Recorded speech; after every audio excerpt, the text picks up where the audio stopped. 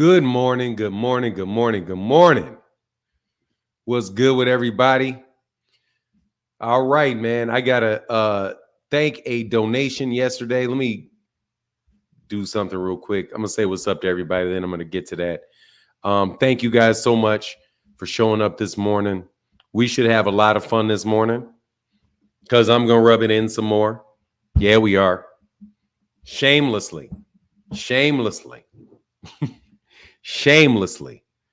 Man, we had some good, man. They got a big fight card, man. That August 3rd fight card looks great.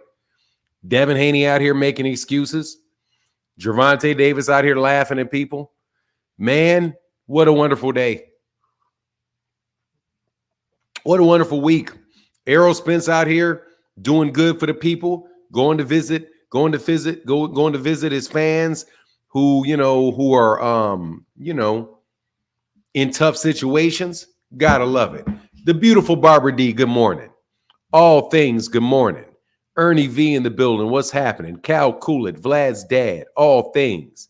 Upper Edward Volaton, just do, what's up, man? You know, I'll be listening to you every day. I jump in and I jump out. I don't want to distract from that great show you have over there. Make sure you guys go subscribe to Just Do Boxing and give him his just due. Give him his just due. Sheena in the building. What's going on? Ray Patterson, always good to see you. Rich L, what's going on, man? DJ OC in the place to be, spinning on them ones and twos. Make sure you guys go subscribe. Go follow my guy, DJ OC, at the Parlor of East Wheaton. On Mixcloud.com, Mixcloud.com/POEW. That stands for the Parlor of East Wheaton, where you can get the best old school dusties. You can get the best house music. You can get the best deep house. You can get the best of the music that you like so much. Definitely some of the most talented DJs in the Chicagoland area. Shout out to the great DJ OC. Cal Coolett, man, what's going on, man? Major supporter there, Cal Coolett. What's happening? Yeah, funny ass dude too. Hoo-wee. We gonna clown today. LaMarcus Robinson, man, what's happening with you, man? Let me go. Sam, what's up, Sam? Nicole, good morning. D Nice, Ken Yu, shout out. War, Keanu, War, Windy City Assassin, shout out to the Shy. Meaty Riley in the building, what's good? Hey, Kentrell LeGrew, what's going on, brother? What's going on down there in New Orleans?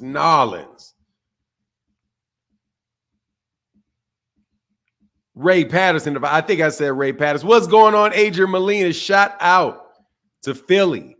Shout out to Puerto Rico. Steven said, what's good for 9 in chat? Great stream yesterday. Well, we're going to have a fun one today because Gervonta Davis out there laughing at Bill. He's out there laughing at Bill. What is Gervonta laughing about? He's laughing at y'all asses. Laughing at Bill Haney's ass. Laughing at Bill Haney. Oh, man, it ain't so fun when the rabbit got the gun. Shout out to Fight Hype. Shout out to the peak. Shout out to my guy, Mill City Boxing. Shout out to Floyd Mayweather for giving me that pure comedy yesterday. I can't lie. I'm still sipping on them tears. You see that? That's them Haney tears. And I got a whole nother big jug of you crybabies tears right here. Okay? Y'all out here cry babying. I heard you.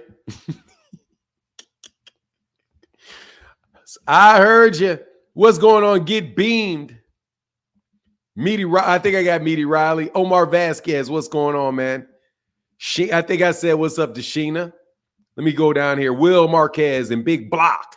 Brandon House. Brian P. Productions. Ramifications and repercussions in this bitch. Shout out to, he said, ramifications in the building. Ramifications and repercussions in this bitch.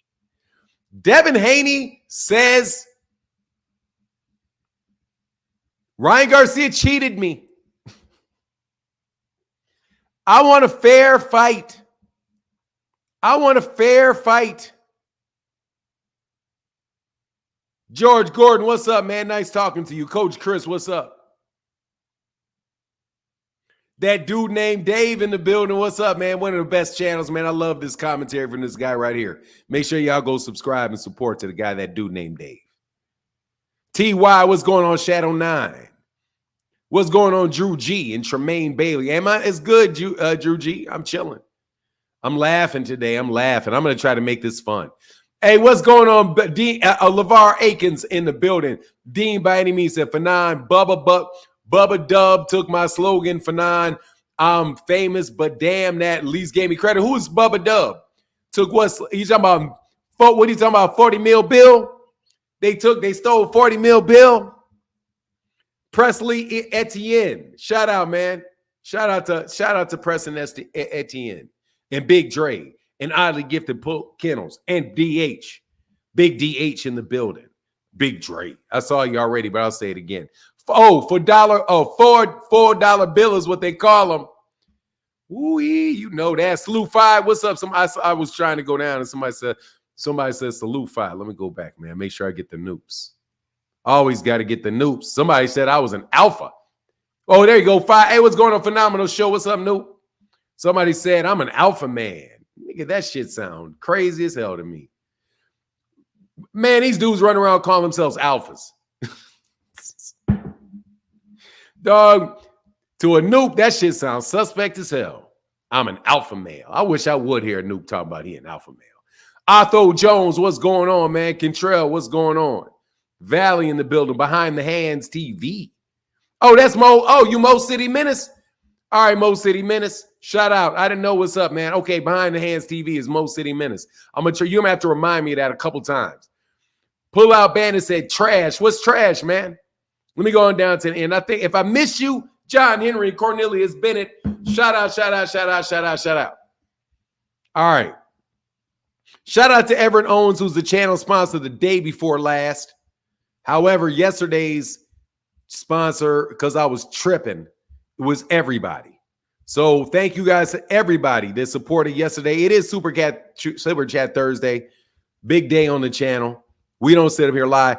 How do you play both sides? You said Devin was going to win. I'm not playing both sides.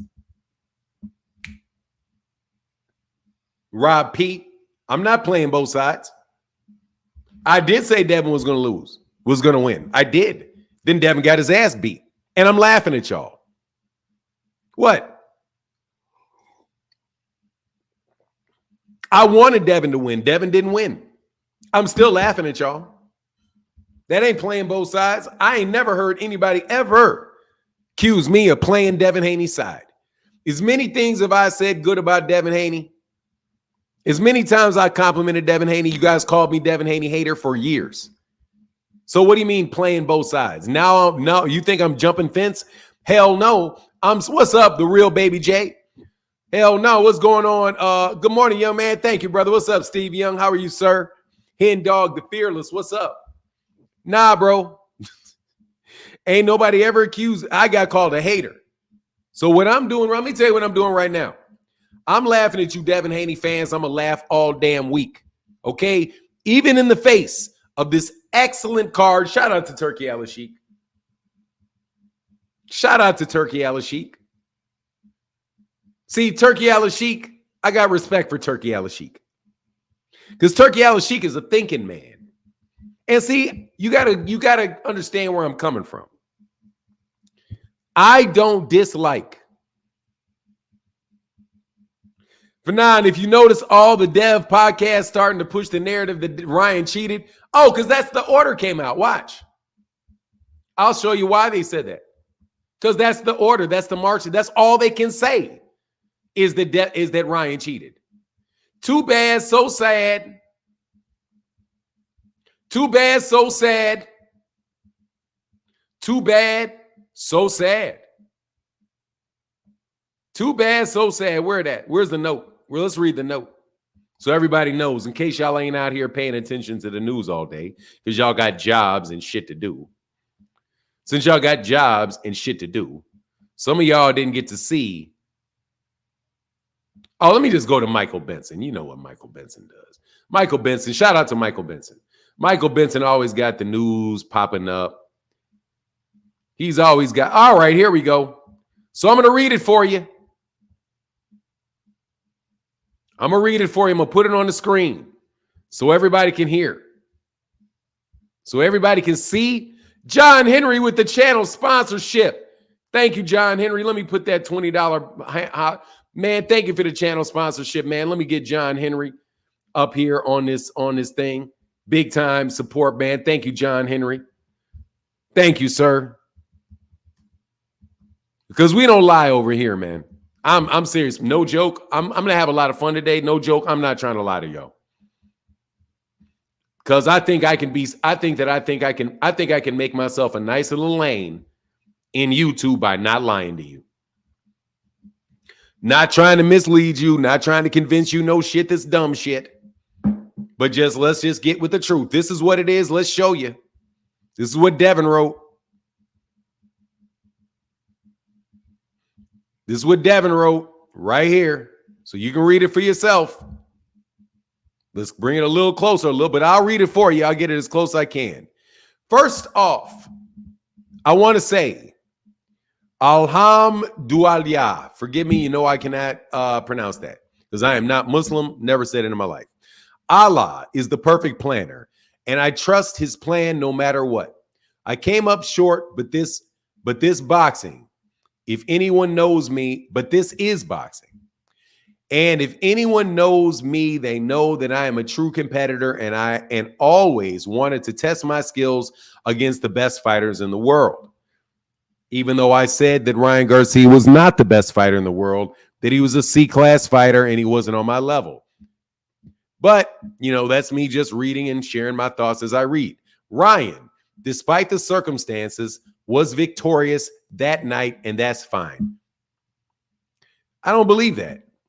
I don't believe you think that's fine. Sorry. I do feel like weight played a role in it, but only Allah knows. I would love to run it back and give the fans a fair, capital fair, FAIR fight within an agreed weight. With that being said, I am currently enjoying time with my family and friends as well as making up my days of Ramadan. Salute to that. Thank you to all my supporters and everyone involved in making this event happen. After I finish making up my days of Ramadan, I will tell you guys what's next. I appreciate everyone that has reached out. I am overwhelmed with love. I will be back better than ever, inshallah. Thank you, Oscar and Golden Boy, Eddie Hearn, and all of Matchroom, DAZN, Mauricio and the WBC, and all DHP. And all of DHP, great night of boxing. Alhamdulillah. And I'm sorry for killing the pronunciation of that last word. So everything, all that is good. But this right here. Fans with a fair fight. I would love to run it back and give the fans a fair fight within an agreed weight. Clearly saying that the fight was not fair. And if the fight was not fair, it was about the weight. What's up, Emmanuel? Let me tell you, that's sour grapes. That's sour grapes. I understand it, though. I understand that. Here's the problem. Excuses are tools of incompetence, used to build monuments of nothingness, which are seldom used. I like Devin Haney, but we're going to go through this again. Errol did not write a note like that, Carol Mitchell. No, he did not. Errol said, if I had an excuse, I wouldn't tell you. And it was only when the fight fell apart that he said, hey, man, I had a cataract surgery. Why do you think I got hit with all those punches? He didn't say the fight wasn't fair. Never said it. And guess what else, too? Even if Errol said it, So what if Errol said it? Errol would have been whacked for saying that himself. See, let me disarm you real fast after I put up John Henry for supporting this chat like that. John Henry in the building. Please, somebody give some flowers. Please, somebody give some flowers to John Henry. Just say, John Henry, put a couple flowers up for him. We're going to go across this because, dog, seriously, that is how we're able to do the channel. No joke. Ryan cheated, but Devin weighed 165 against Regis. Nothing to see here, folks. Iceman Vamp. That's why nobody like crying a river. Cry me a river. But, oh, yeah, that's the default rebuttal. But guess what? If Errol did it, Errol was a punk too. Good job. That does not save Ryan from being one. Okay. Errol did. He's not the only one to ever do it. Guess what? Devin's not the first person to talk shit and get beat up either. Devin ain't the first person to get beat to talk shit and get beat up either. But look, here's the thing. It's not about Devin, it's about y'all. Fanon, do you think Ryan should run it back and offer Haney 20% like he did Shakur Stevenson? It would serve him right. But no, what more than likely was going to happen is he's going to say, sit on that fucking L like Devin did to Lomachenko. Frequent flyer, I got to time you out every time I see you, dog, because you ain't eat your crow. You ain't eat your crow, frequent flyer. You ain't eat your crow. Dog, I can't respect it till you eat that crow. Every time I hear you talk, frequent flyer, that's like somebody squawking. That's like your crow ain't stopped squawking, which means that crow ain't dead. And since that crow ain't dead, that means you didn't eat it. You still squawking. You still squawking. Time to take that L, dog. You talk more shit than a little bit. You talk a little shit, but more shit than a little bit. So anyway,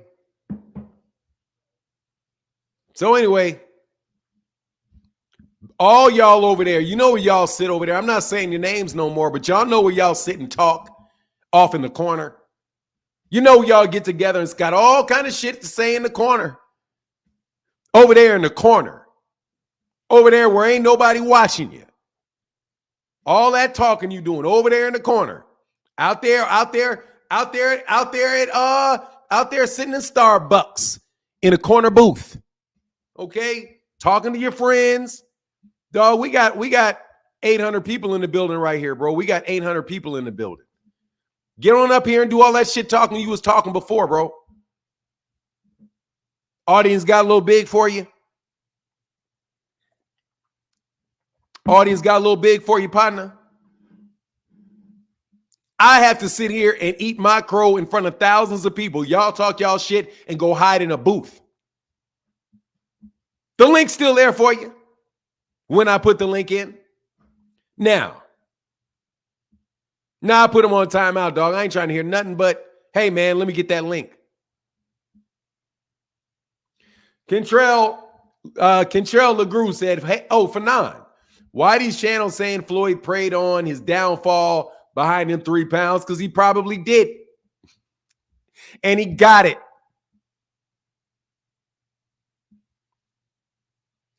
He probably did.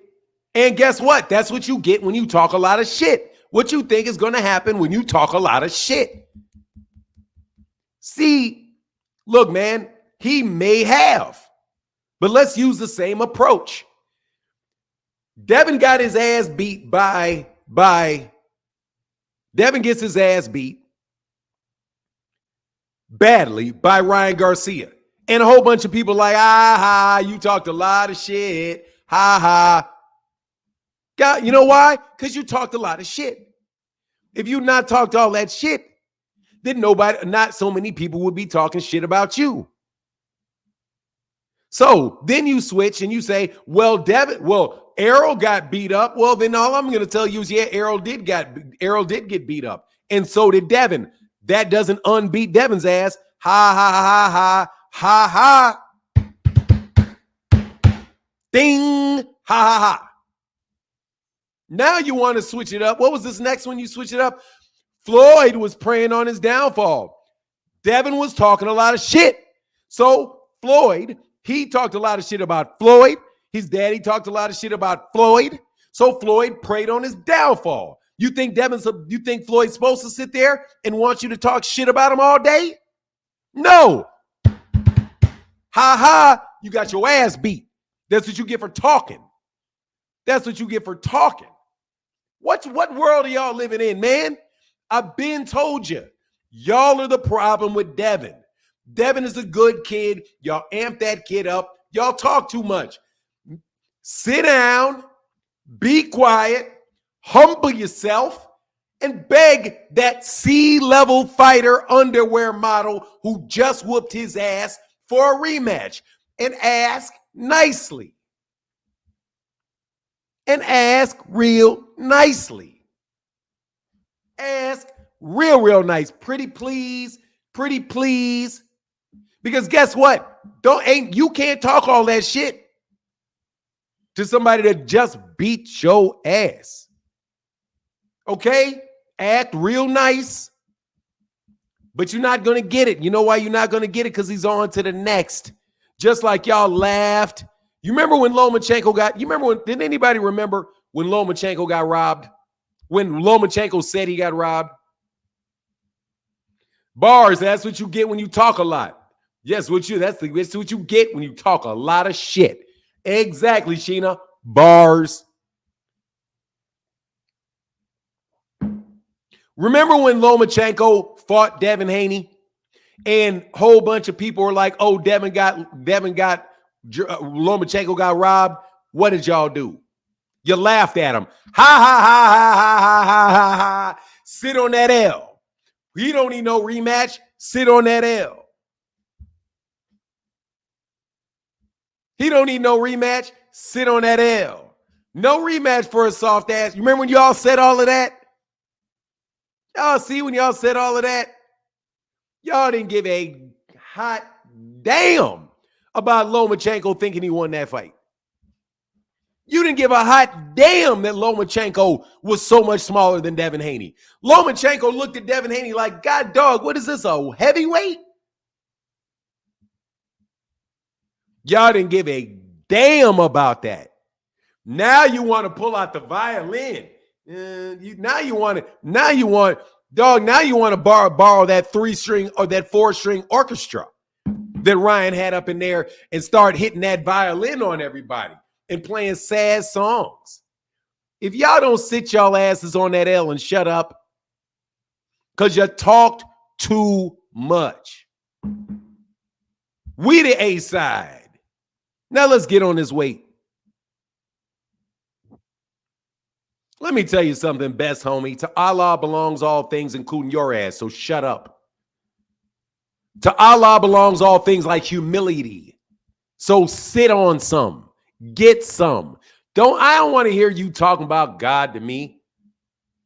Don't try to pull up your guilt trips and let us get. Hey, dog, you still talking, bro. You still talking. Frequent flyer. You still talking. Get your ass up. So let me make sure I didn't miss you. Make sure I didn't miss you. Let me get you. Did I get you? Did I get him? Did I hit him?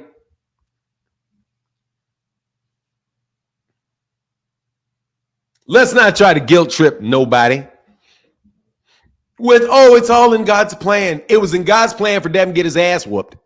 That means it's in God's plan for me to laugh at your ass too. Okay? Because God made humor. And I find it very, very, very, very, very funny. Okay? Very, very, very funny. Not for Devin, because Devin got that ass whooped. Devin's a good kid. I find it very funny that your arrogant asses riding on the back of that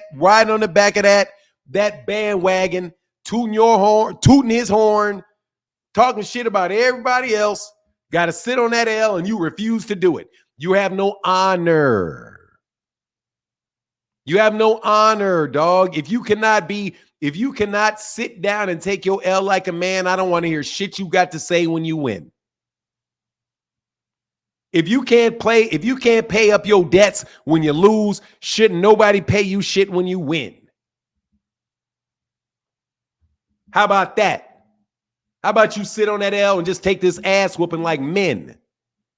That's one thing Devin did that y'all ain't doing. Devin took his ass whooping like a man. Got up, got his ass whooped some more, got knocked back down. Got up, got his ass whooped some more, got knocked back down.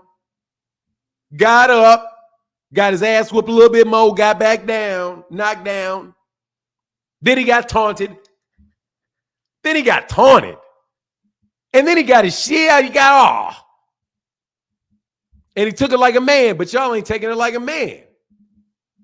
Y'all ain't taking it like a man.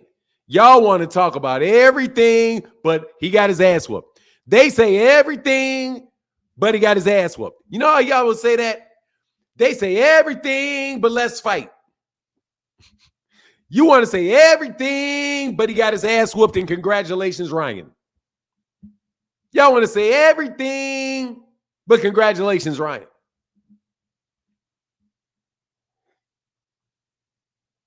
Because y'all sore losers.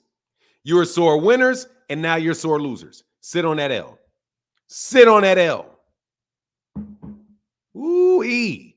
That crow. That crow. It just keeps growing.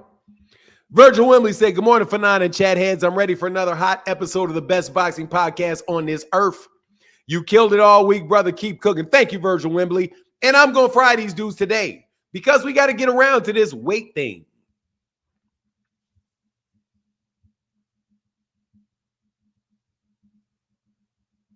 What's this thing? What do I hear now? Devin said that's cheating.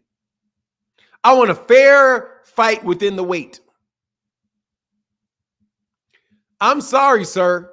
You signed a contract. You agreed to fight that man at 143. You agreed to that. You agreed to that.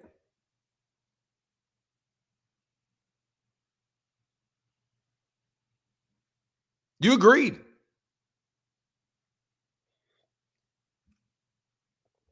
You agreed. You agreed to that. Thought it was dead, huh? Thought it was dead, huh? I thought it was dead, huh? Thought it was dead, huh? Thought it was dead, huh? I thought it was dead, huh? I thought it was dead. What? Get it sexy. Get it sexy. Y'all was out there dancing in that locker room. Get it sexy.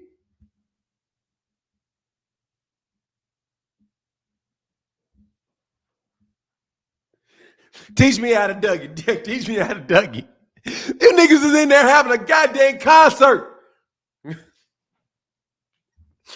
niggas was out there. Y'all was out there partying, holding hands. Thought it was dead, huh? Thought it was dead, huh? Thought, man, nigga, you got this man dancing, you fucking yes men. Meanwhile, Ryan out there.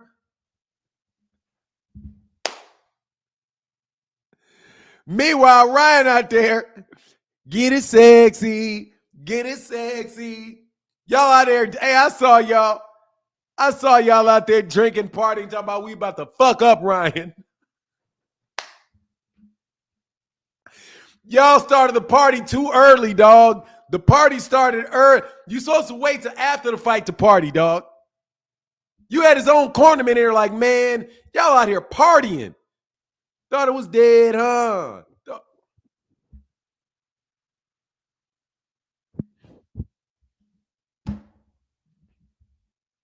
Man, if that don't teach y'all a goddamn lesson, y'all don't like Devin. Banks, the boxing fan, brother. Thank you so much for that support. I think that man right there joins the crew. Thank you, Banks, the boxing fan.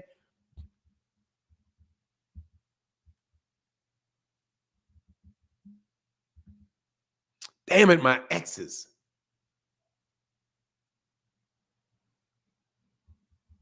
I'm gonna call you Big Banks. If you don't mind.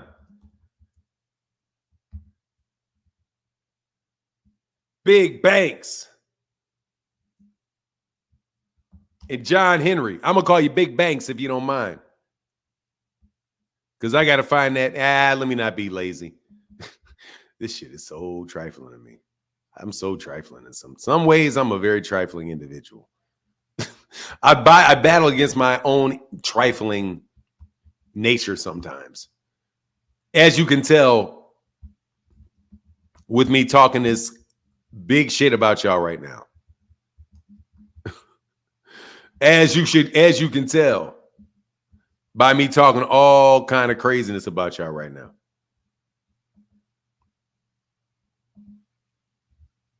Y'all gonna make me learn that dance, bro. Kiki says, Super Chat Thursday. Thank you, Kiki. Rob P in the building said, won't the rematch bring the most money for both fighters? Hell no. Hell no, Rob P. Hell no. It ain't gonna bring no money to Devin because Ryan says, sit on that L, homie. Sit on that L. Sit on that L. Sit on that L, Rob P. Sit on that L. You ain't a draw. You not a pay-per-view attraction. You not a pay-per-view attraction. That's the problem. If Errol Spence Jr. had not been hurt, Errol Spence Jr. would have got that get back with Terrence Crawford because Errol is a pay-per-view attraction. Devin's not a pay-per-view attraction. Y'all acted like he was a pay-per-view attraction. Y'all was doing all that fake it till you make it shit. And guess what? They was faking it. And they didn't make it. Damn. If you fake, trust me, if you gonna fake it, you gotta make it. If you faking it, you gotta make it. Don't fake it till you make it. If you can't make it, you better make it if you're faking it. Now, here's the thing. Let me give you a graphic example of that, Rob P. You think you a big badass dude, you got a lion sitting there right with you, right? Right in the cage with you, and you're staring at it. And you're puffing your chest up. And the lion looking at you like, what the fuck is wrong with this dude? Don't he know I will fuck him up? And you look at him like, ugh. And he said, hold on, man. He looked mighty confident. Maybe he got something up, but maybe he got something to this. Let me slow down a little bit. And then you faking it, trying to get to that door. And so you're like, all right, as you puffing your chest up, you slowly walking to the door. You better hope your ass get out that door. Because if he calls your bluff, that's your ass, Mr. Postman. That's your ass, Mr. Postman. Guess what? Devin was trying to get out that door and try to actually become the big pay-per-view attraction. But Ryan said, let me beat your ass real quick. Let me play you stupid because you think you're smart. Hey, Bernard, what should we do? I'm telling you, I blame Bernard Hopkins. See, y'all want to blame Floyd for them 3 pounds? No. The most likely culprit for them 3 pounds that y'all crying about is Bernard Hopkins. Bernard Hopkins is one of the dirtiest fighters in the history of boxing. Bernard Hopkins is one of the dirtiest fighters in the history of boxing and one of the greatest fighters in the history of boxing. Oscar De La Hoya is the king of the weight class, is the king of the catch weights. King of the catch weights. The number one original king of the catch weights is Oscar De La Hoya. You think they needed to talk to Floyd? Why would he have to talk to Floyd when he's got Oscar right there? When he's got Bernard Hopkins, what did he do? Bill Haney acted like he wanted to throw hands with Bernard Hopkins. Bernard Hopkins would absolutely blister his ass. And he was trying to fake it till he made it because he had a bodyguard in between them. A bodyguard in between them. Other than that, Bernard Hopkins would have laid his ass out on that floor.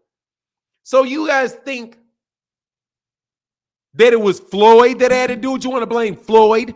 Ain't no need. Because guess what? Those are 3 Hall of Fame fighters right there. that Ryan Garcia is talking to. 3.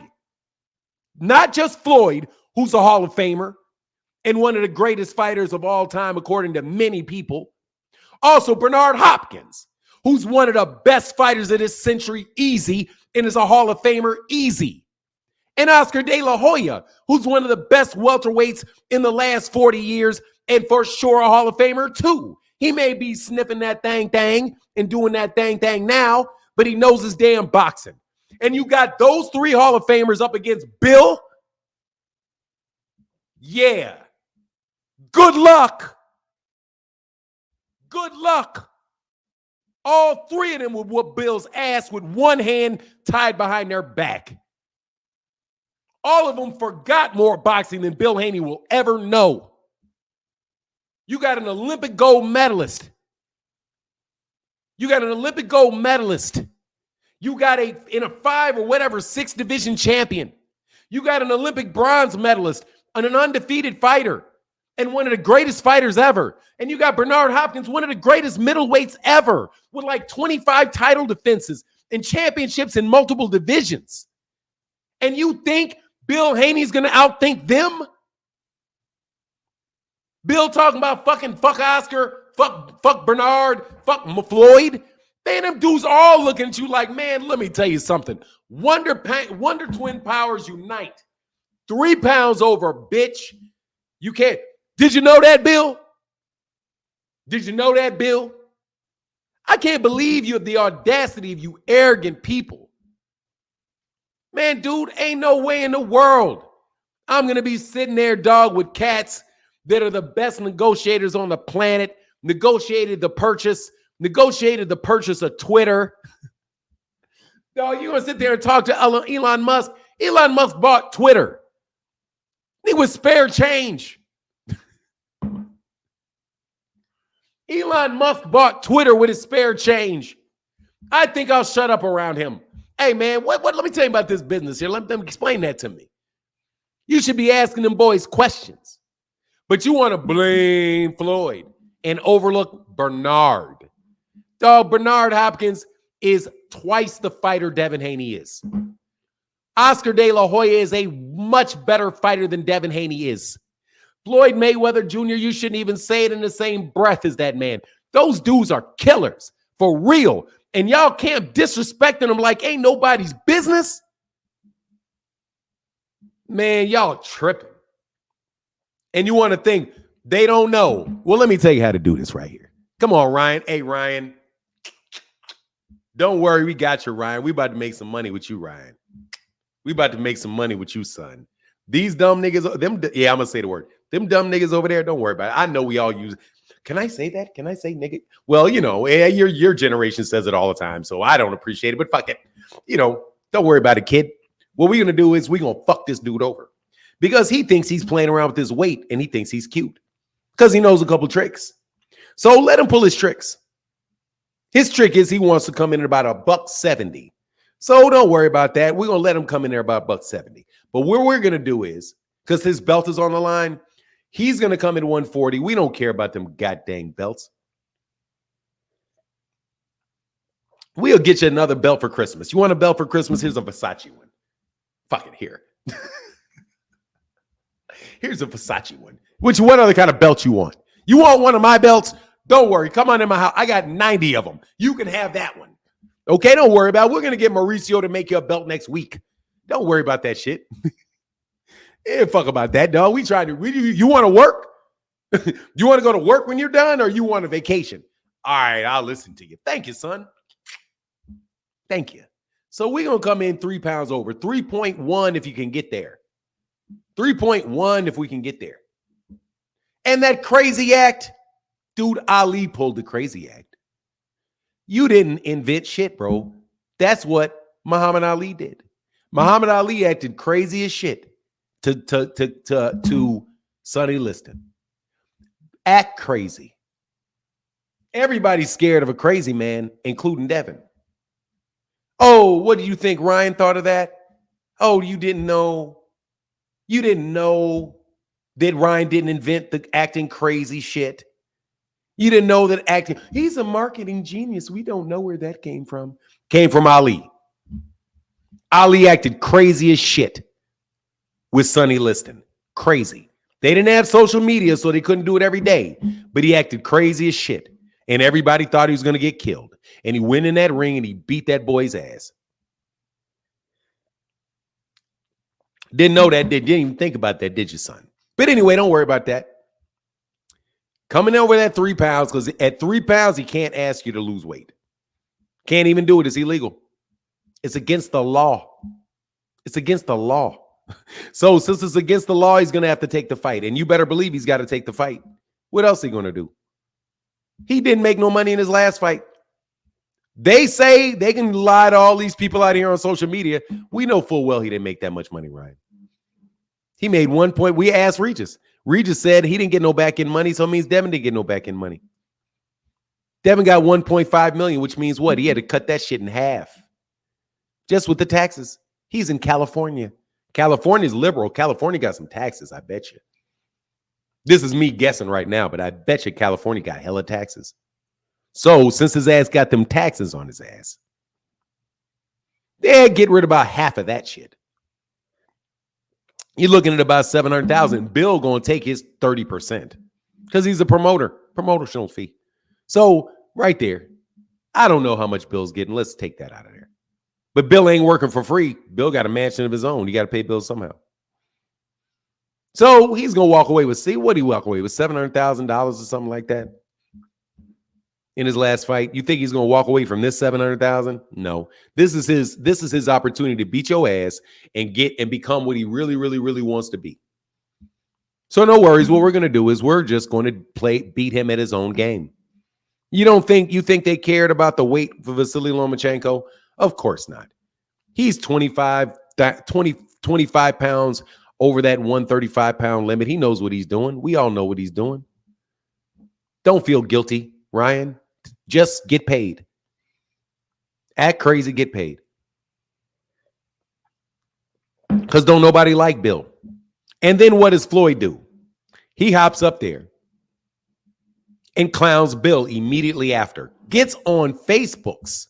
Gets on live streams on Mill City. Shout out to Mill City, the great Mill City.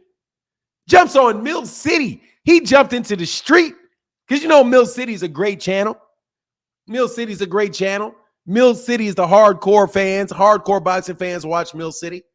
Shout out to Mill City. Endless commercials for Mill City. And then he went on Fight Hype and Ben Thompson. Oh my God. I know y'all don't like this. I know you don't like this. But see, you got to use your brain. Bill got that boy's ass whooped. Because he had if you call cheating, that's because you fucking tried to body check and piss off Bernard Hopkins.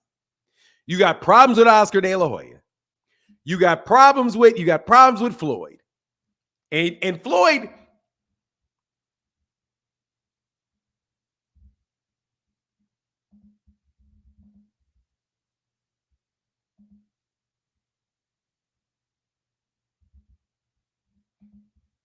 Give me a second. I'll be back to the comment section. I'm telling y'all need to learn this lesson, dog.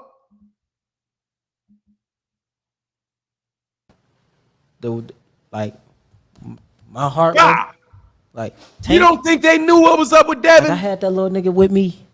You don't think 14, they knew? 13, bro. You don't think they knew what was up with Devin? You don't think they didn't know what Devin's weakness was? He put the tape out beforehand. But who asked for the tape to get put out? Devin did. Devin asked for that tape to be put out. Devin did. So anyway, I hope, Rob B, you got your $5 worth. No rematch for you. Because Bill doesn't want to be a team player. And Bill talked too much. And Bill had an opportunity to humble himself in front of Floyd, and he didn't do it. You should have taken that opportunity. Should have taken that opportunity, man. Telling you, man. I've done it. I said something about Leonard Ellerby that I guessed was true. Leonard Ellerby said on Twitter, that's some bullshit, Fanon. You know what I did? I said, you know what? I'm sorry, Leonard. That's my mistake. I'll take the video down. I'll put a new video up and say, hey, man, Leonard Ellerby corrected the record. I'm sorry that I said that. That was not the case. And, hey, my apologies, Leonard Ellerby. It's that damn simple. But you're alpha males. You're alphas. You're alphas. You're fake it till you make it. You're the I'm the man. It's my way or the highway. Fuck your money. Even though Bill Haney will say to anybody else in a minute, you ain't done shit. Look at all the money Devin made. When it comes to Devin, Devin's a millionaire. He's 25 years old. Look what he's done. He's made all this money. But then when Devin Bill's talking to Floyd, fuck your money. Your money don't matter. Why does Devin's money matter and Floyd's doesn't? Because you will not just admit that you are wrong, man, and sit on your L like a man. That's female tendencies. Now, I don't like to use the word female tendencies, but if it applies, I'm going to use it. That's a female tendency. If you have a woman, you know damn well arguing with her most times is a lot of fucking problems because she ain't going to admit she's wrong. And not only if she not admit she's wrong, she going to make your fucking life miserable. You know she will. She'll go silent on you. She'll just forget to cook dinner. She'll just be like, I don't feel like it tonight. She gonna make you pay for acting like you right. You know how women do. And how did Bill act? Just like that. Not like a man, like, you know, you get in a fight, beat your ass. Oh, man, you got the best of me. Yeah, you won. You know what I'm saying? Yeah, you won. Good game. Shit. Run it back. Run it back. Nah. No, I'm just not going to admit I'm wrong. You cheated. Now that you all want to keep talking about them tendencies, that's a tendency that I guarantee you is very common in women. For all y'all women haters out there. That shit is very common in women. You don't want to admit your ass is wrong for nothing. I'm telling you, I love my wife. I love my wife. My wife is not into admitting she's wrong. I love my mama. I love my mama. I love my mama. My mama is not into telling you she's wrong. I love my sisters. Oh, I love them. I love my daughter. They're not into telling you that they're wrong. My brother will say he's wrong. My dad will eventually admit he's wrong. My son will admit he's wrong if he's really down to it. Now, you tell me what Bill did with Floyd. When he said, it looked like your son needed some help last night. Looked like your son needed some help this weekend. You want some help? I'll fuck your help.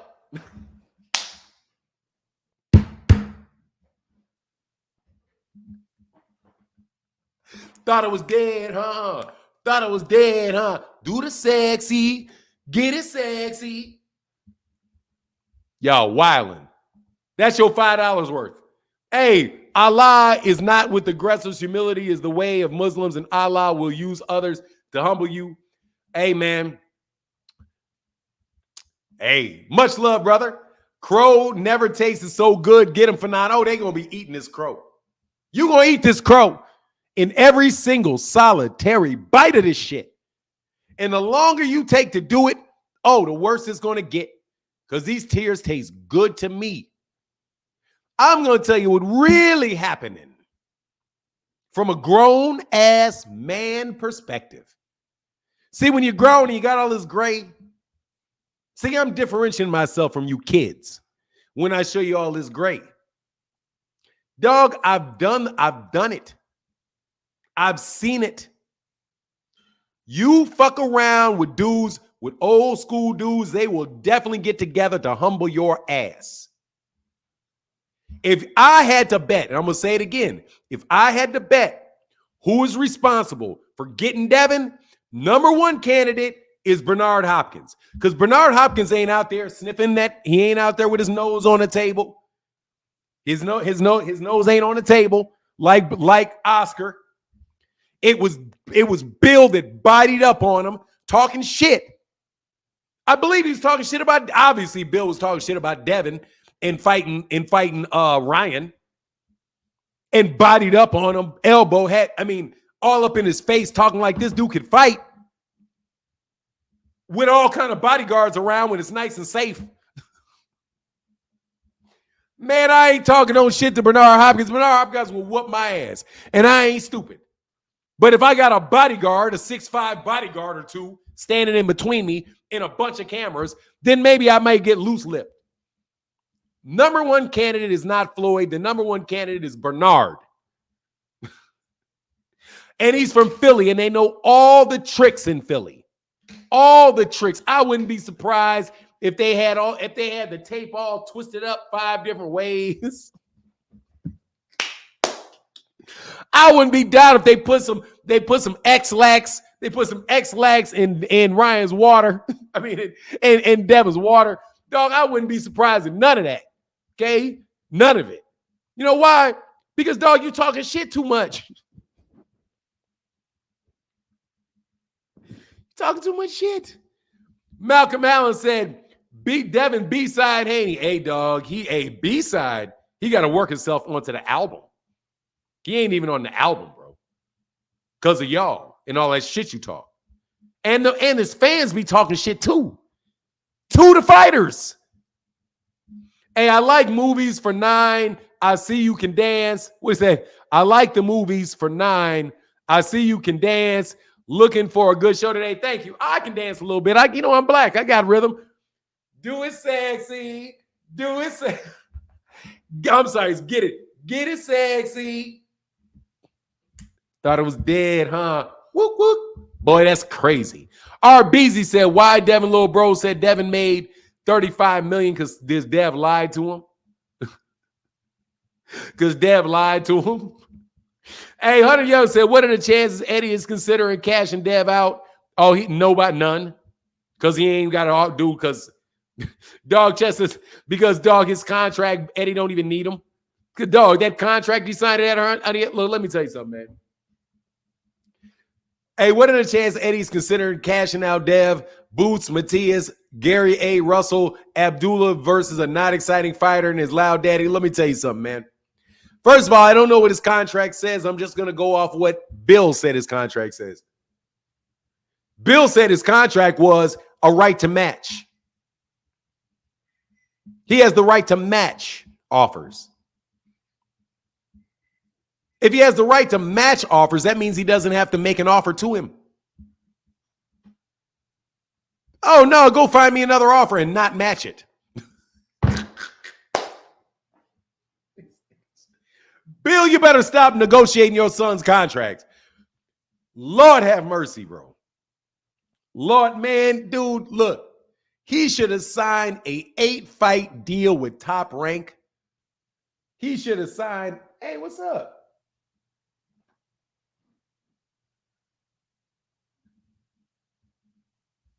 Hold on.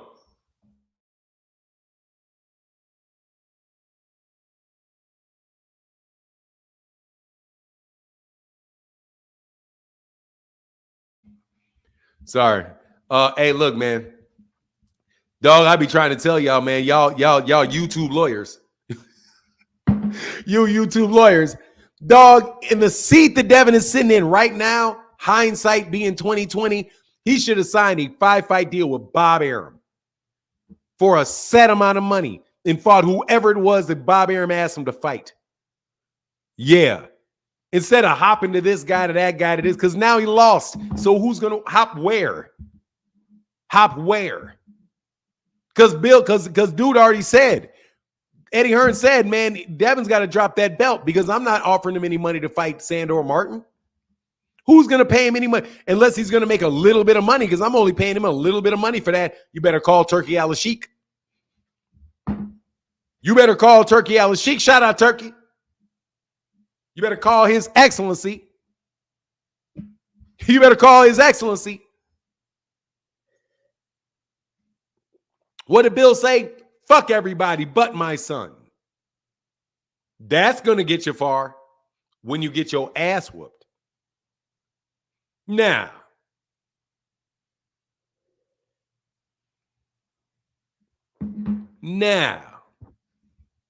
y'all don't like that, do you? I know you don't like that. I know y'all going to say, Fanon, you better never walk outside.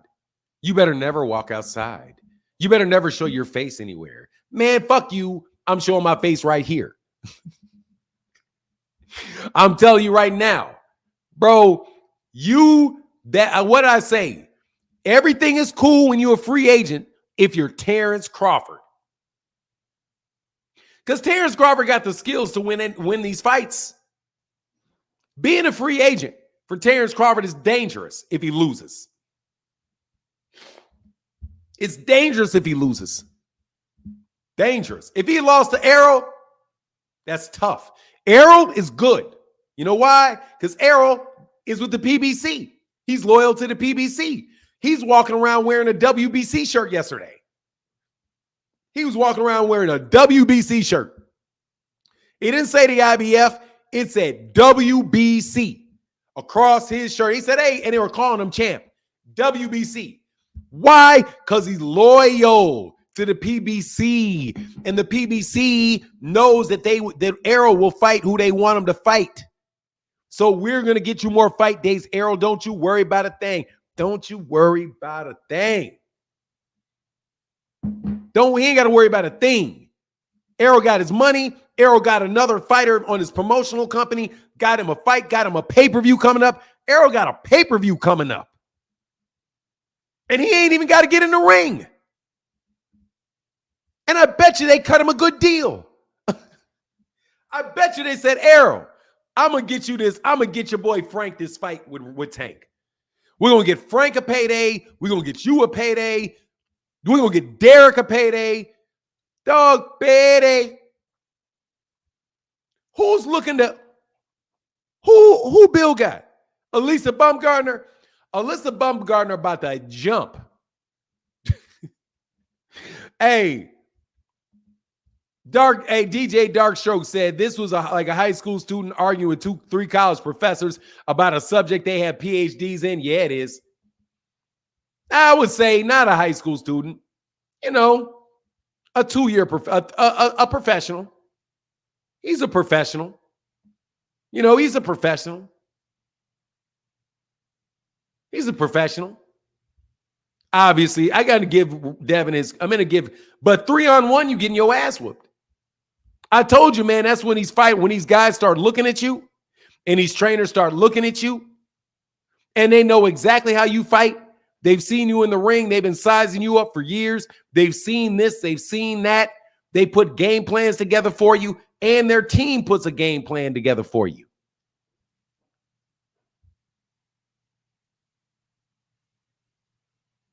Ooh, that ain't easy, is it? Hey, man, thank you for being a channel sponsor. Joining with the $20 hollers, DJ Dark Strokes in the building. Let me go ahead and put that up there, man, because no joke, man, we need the support. We're not going to lie and say I'm making $30 million. I'm not. You know what I'm saying? Oh, no, I don't need nothing. Man, y'all pride becomes before the ass whooping.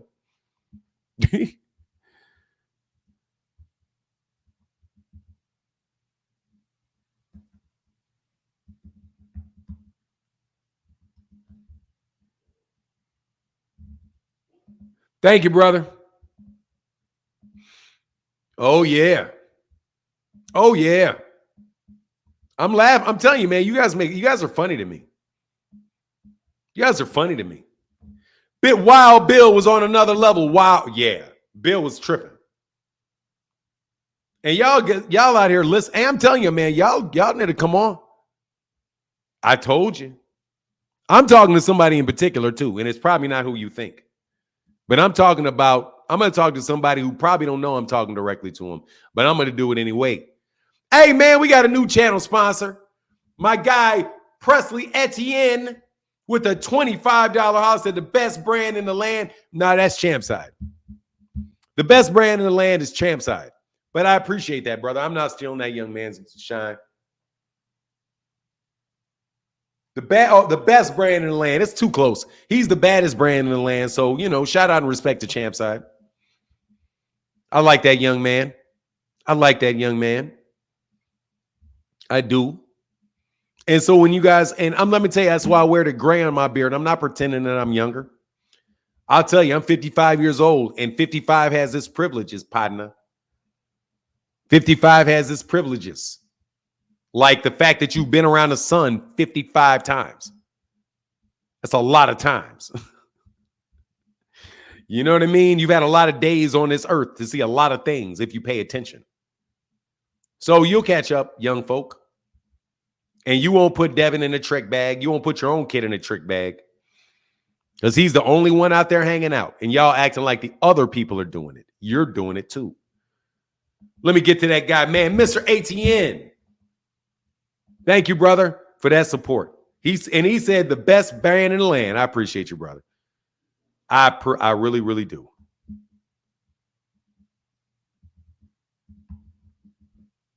But you know what you know how you got to give people their respect. Because if you don't give them their respect, who knows? That shit may come back flying on you. Come flying, it might come shooting out, Paul. It might come flying back at you. You know what I mean? Might come flying back at you. When you least expect it. Y'all didn't expect it. Y'all was out there bragging. Y'all was partying. Gervonta, man, you better be training, brother. Barbara D said, Devin, suck it up. Barbara D in the building. Thank you, sister, for that support. That's huge. Thank you. Beezy Baby said, did you see the cartoon Ryan posted of the fight? Yeah, well, we saw it. It was hilarious. I played it on the channel. Yeah, that's a guy on YouTube that did that. I forgot his name already, man. Please forgive me, but he did an excellent job. That was funny, man. Much love. Yes, I did. I saw that, man. Ryan's out here living his best life, bro. Ryan out here hanging out with dime piece snow bunnies, chilling. Master Eden supporting the greatness. Thank you, man. Master Eden with the $10 holler, brother, on the Super Chat Thursday, on the day that channel sponsors and all of that really try to help me out and keep the lights on, because ain't no joke. That's the only way we can do it. And Daryl Hennon said, hey, pillow-fisted and need a chin snack. Oh, poor Devin. With the $20 holler, rubbing it in. Can everybody say rub it in? And then you got all these dudes out here talking about, how dare you rub it in his face? Man, he's just a kid. You're not a kid. How dare you rub it in their face? Devin's just a poor 25-year-old kid. Please don't make fun. Please don't make fun of the circumstance. Devin's just a kid. Ain't Shakur just a kid? Isn't Shakur just a kid? When you were dogging Shakur? Yeah, he was. And I don't care that Shakur was noble because he likes Devin and he's a nice kid. He's a nice kid. Even Gervonta, not even Gervonta. Gervonta said, hey, that's why Tank flashed on B-Hop when he was touching him. He said something shady was going on. Hey, man, get your hands off me.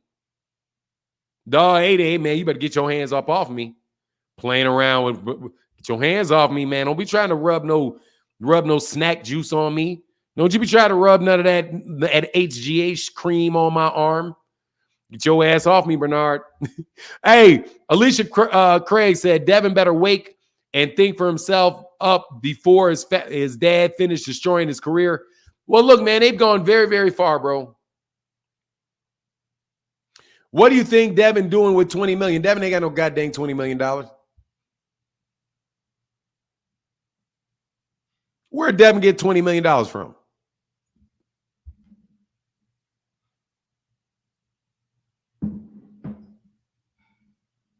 Where'd Devin get $20 million? Is that what you're going to do now? You're gonna point at his wallet? Here's another problem. If we said that somebody made more money than him, what would you say? You would say you're pocket watching. Now you want to point out how much money he made? Devin said, didn't Bill just say your money doesn't matter? Fuck your money. Money doesn't matter. It's your street credibility. Man, his brother, he ain't getting no goddamn $20 million from that fight. I don't care. Man, his brother's like 15 years old. $20 million and the fight didn't sell out and they were giving out tickets. Man, dog, man, they can tell. Dude, we know they lie. Anyway, whatever, man. Sit on that L. Fuck out of here. Hey, get the fuck out of here. Now he made more money than Gervonta did.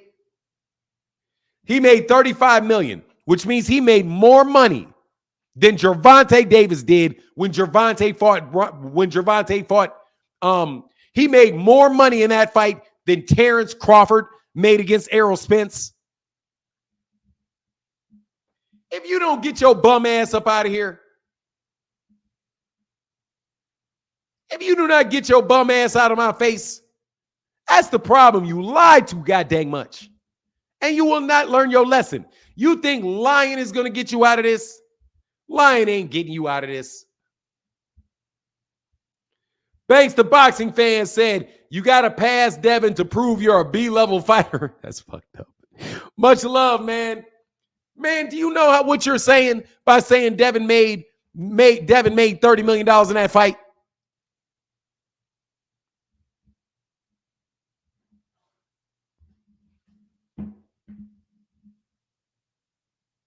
You're telling me that Ryan Garcia, first of all, we know why he didn't make that much money because his team said he doubled his money when he got 1.5 extra. When he got 1.5 extra.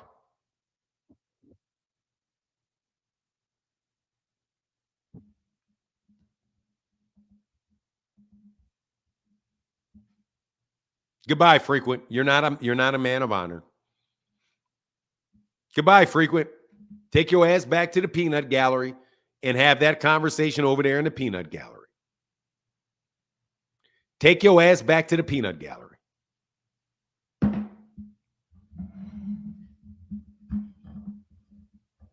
Y'all some lying sacks of shit. Y'all some lying sacks of shit. Y'all some lying sacks of shit.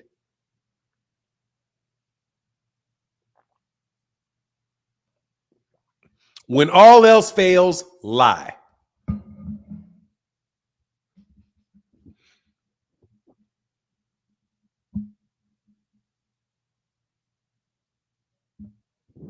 You're not going to sit up in this and sit up here and lie. You don't want to eat your crow.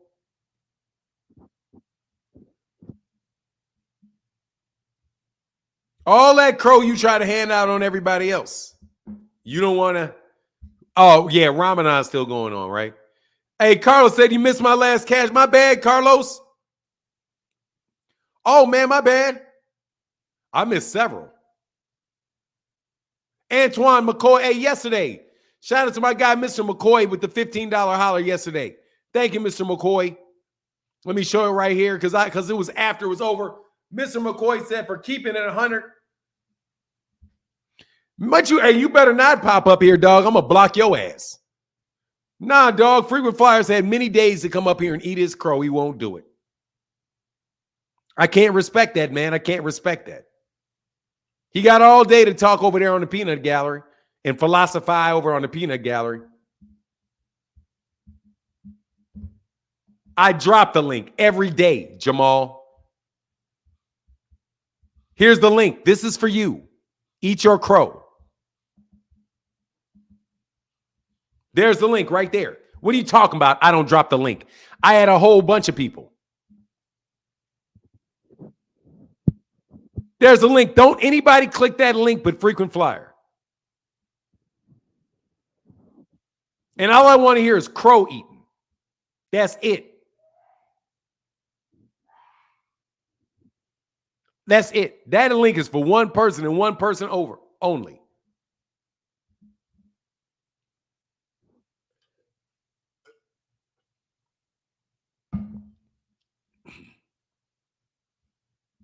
Hell no, eat that crow. You don't eat, man. You got to eat. That's the problem with y'all.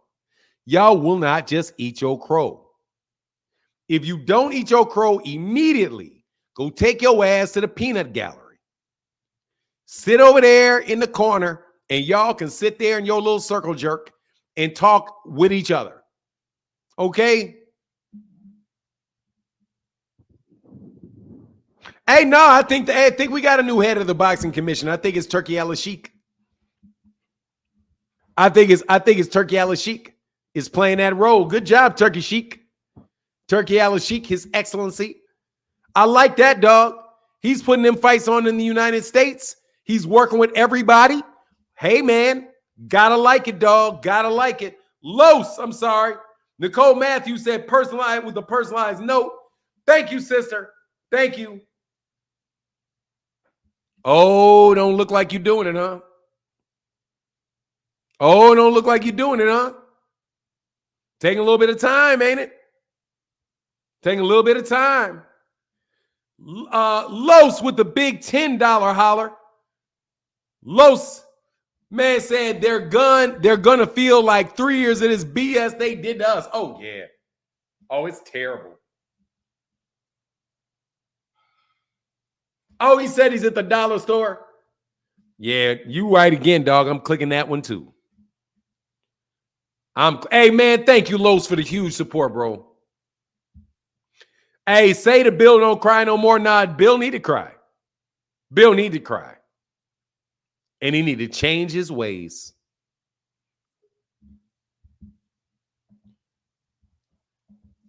Here for the crow. Salute, Fanon. What's going on? I'm waiting for you to eat that crow. Man, I was up here like 3 days straight. And you kept saying, hit the link. I was up here the first time. You were skipping people. I don't want to hear that shit. I don't want to hear that shit. I don't want to hear that shit. Eat the crow. I don't give a fuck about you not eating it. And you explain to me why you didn't eat it. Eat the crow. Fanon, what did you say to us? Eat the fucking crow or get out. This is eating crow. My boy got his ass whooped. No excuses. That's it. Any conversation other than that, go. Any other conversation, go.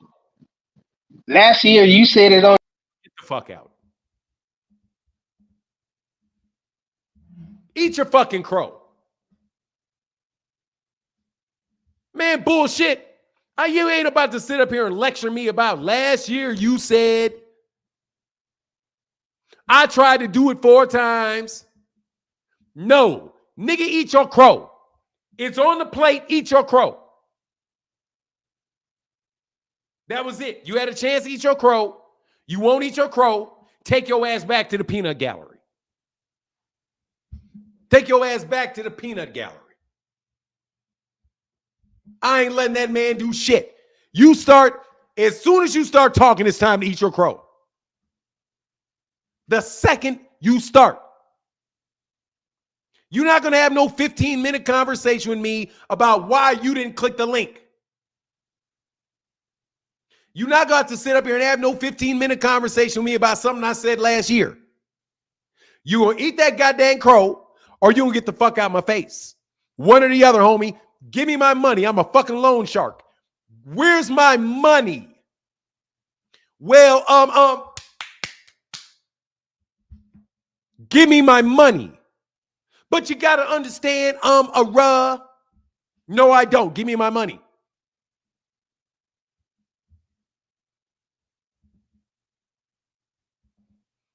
I would, but your mama's back. Your mama's on menopause.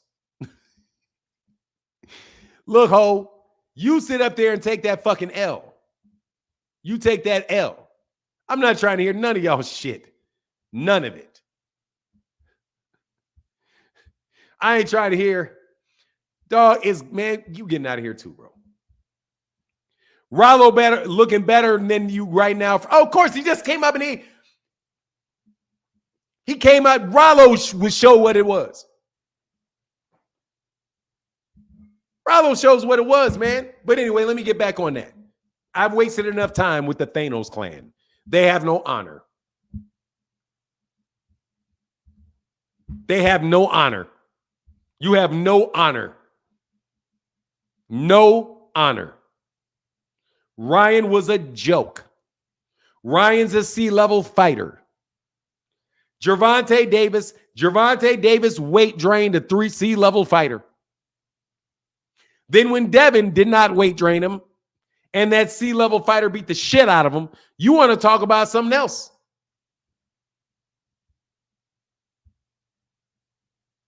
Lowe said, you missed my last I got you now, brother. Thank you, man. Get back on your meds. I ain't ever on no meds, homie. Was never on them. Hey, I'm high on life. You better believe that. Eat that crow. Hey, for the truth. Trey, thank you, brother. Thank you, Trash Talk. Thank you, sir. Oh, man, I know y'all don't like it. You thought you were going to sit there and waste my time? You're not going to. My time is valuable, homie. My time is valuable. And I set up with y'all and let y'all waste my time. I let y'all get up anytime y'all wanted to get on. For months and months and months. I let you keep getting on. Over. Hey, dog, not quite yet, Curtis Hendricks. That link was only for a dude that was going to eat crow. I got about another 15 minutes, Curtis, before I let anybody else up. I'm going an hour and a half before I get callers.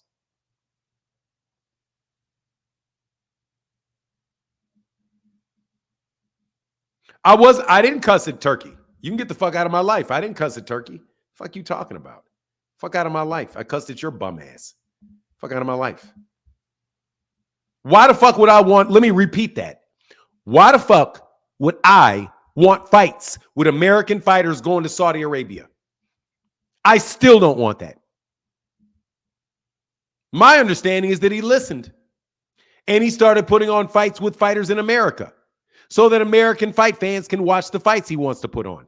And I respect that because this fight is in LA and this fight got every promoter on it. So unlike you, let me tell you something. Unlike you PBC haters, I don't blindly hate anybody. I'm not blindly hating anything Turkey Al-Sheikh does. I'm not blindly hating anything Matchroom does. I'm not blindly hating anything Oscar De La Hoya does. I'm not blindly hating anything that Frank Warren does or Oscar De La Hoya does. Or I'm not doing that.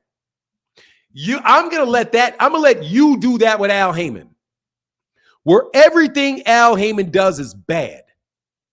Anything that he does, he's going broke and he's bad. If you tell me that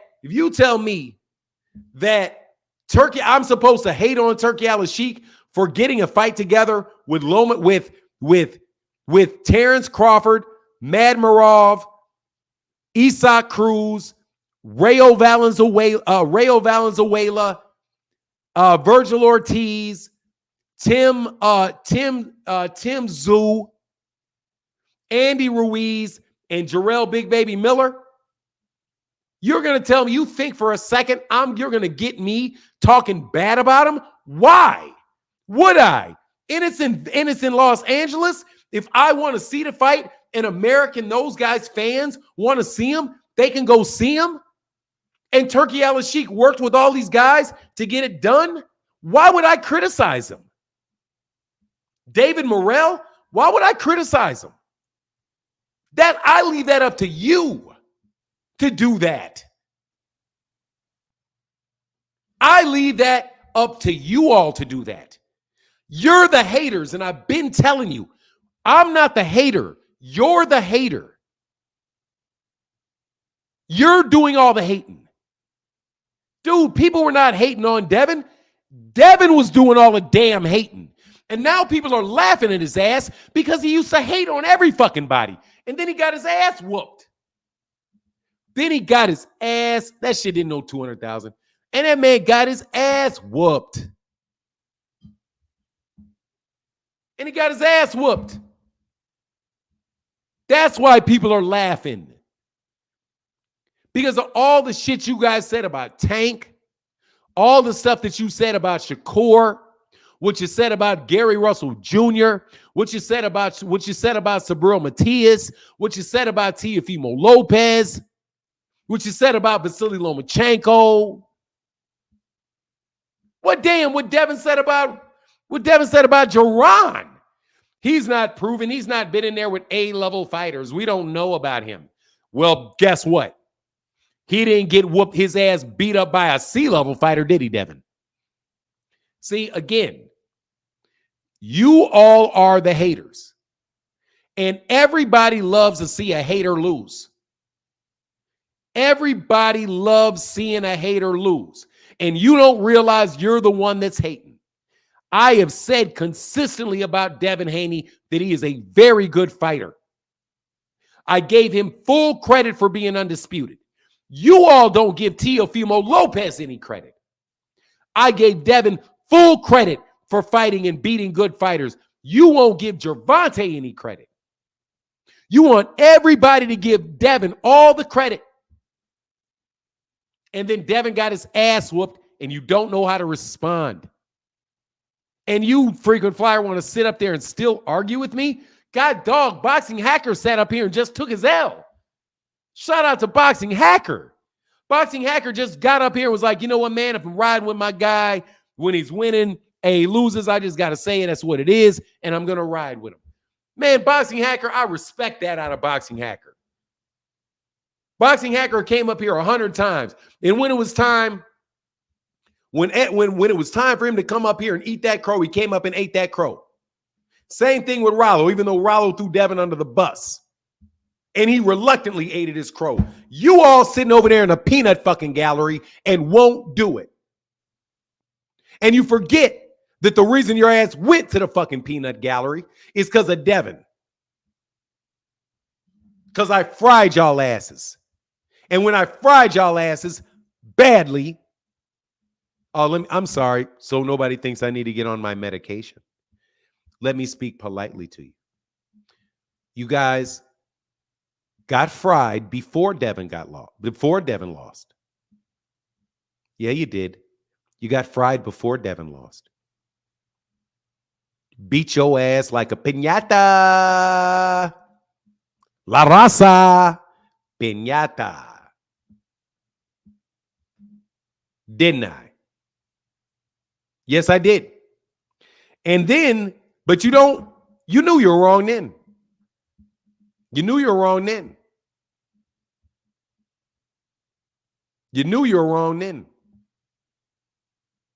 But you didn't want to take the L. Shout out to La Raza. Shout out to La Raza.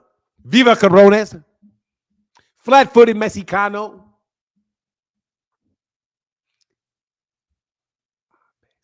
ABC. C level. Flat-footed Vato. La Raza. Oh, yeah.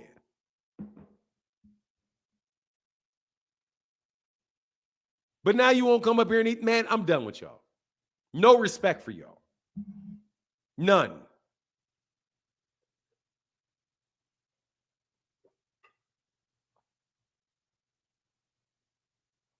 None.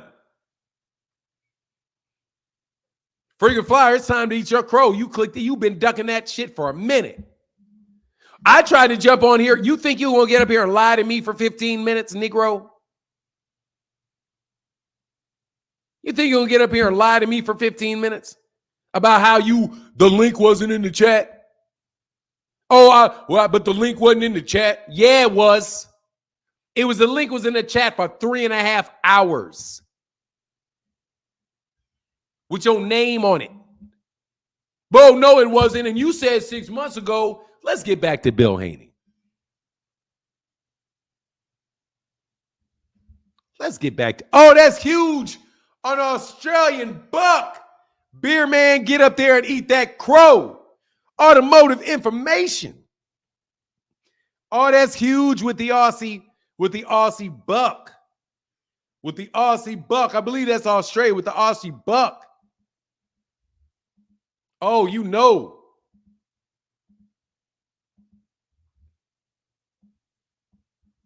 Then you don't want to eat the crow when you get up here. You want to talk.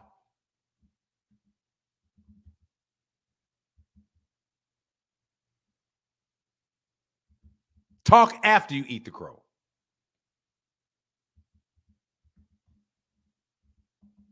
Oh, and if you try to click that link again, it's not going to work for you. Just so you know. Hey, man, automotive beer man, get up there and eat that crow. Won't do it. For 9, you need a missing. Oh, no. Bill ain't missing. Dude, you cracked that joke yesterday, dude. You cracked that corny ass joke yesterday. That shit wasn't funny yesterday when you said it. Tareed Harry said, hey, I'm eating my crow too. I was hating on Ryan. I'm sorry for hating. And congratulations for your win towards Haney. Won fair and square. Hey, yeah, Ryan, I'm sorry. Towards Haney. Ryan won fair and square. Yeah, man, he cheated fair and square. He cheated him fair and square. Cheated him fair and square. Fair and square. Man, y'all sold y'all soul for a seaside. Y'all sold y'all soul for a also ran. Bro, look.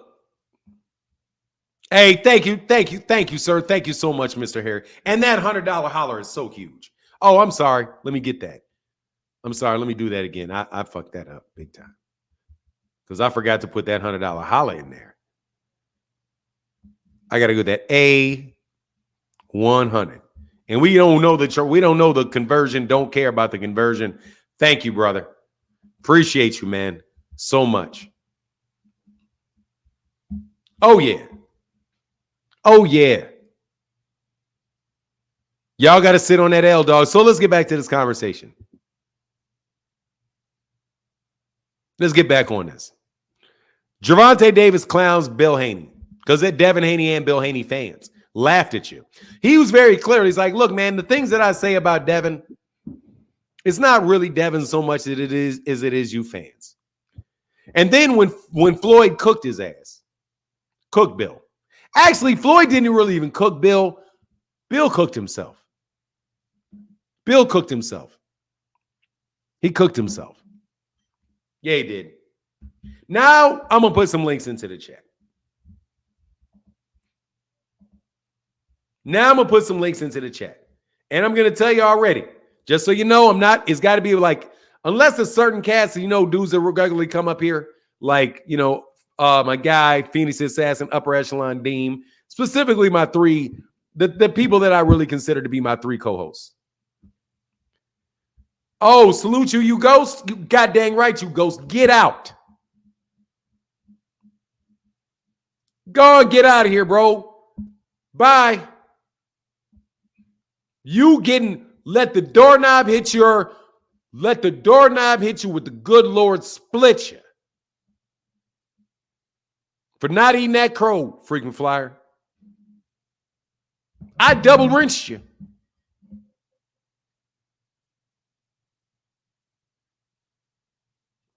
He laughed. He had a bunch of laugh emojis. He laughed. Ha ha ha ha ha ha ha ha ha ha ha.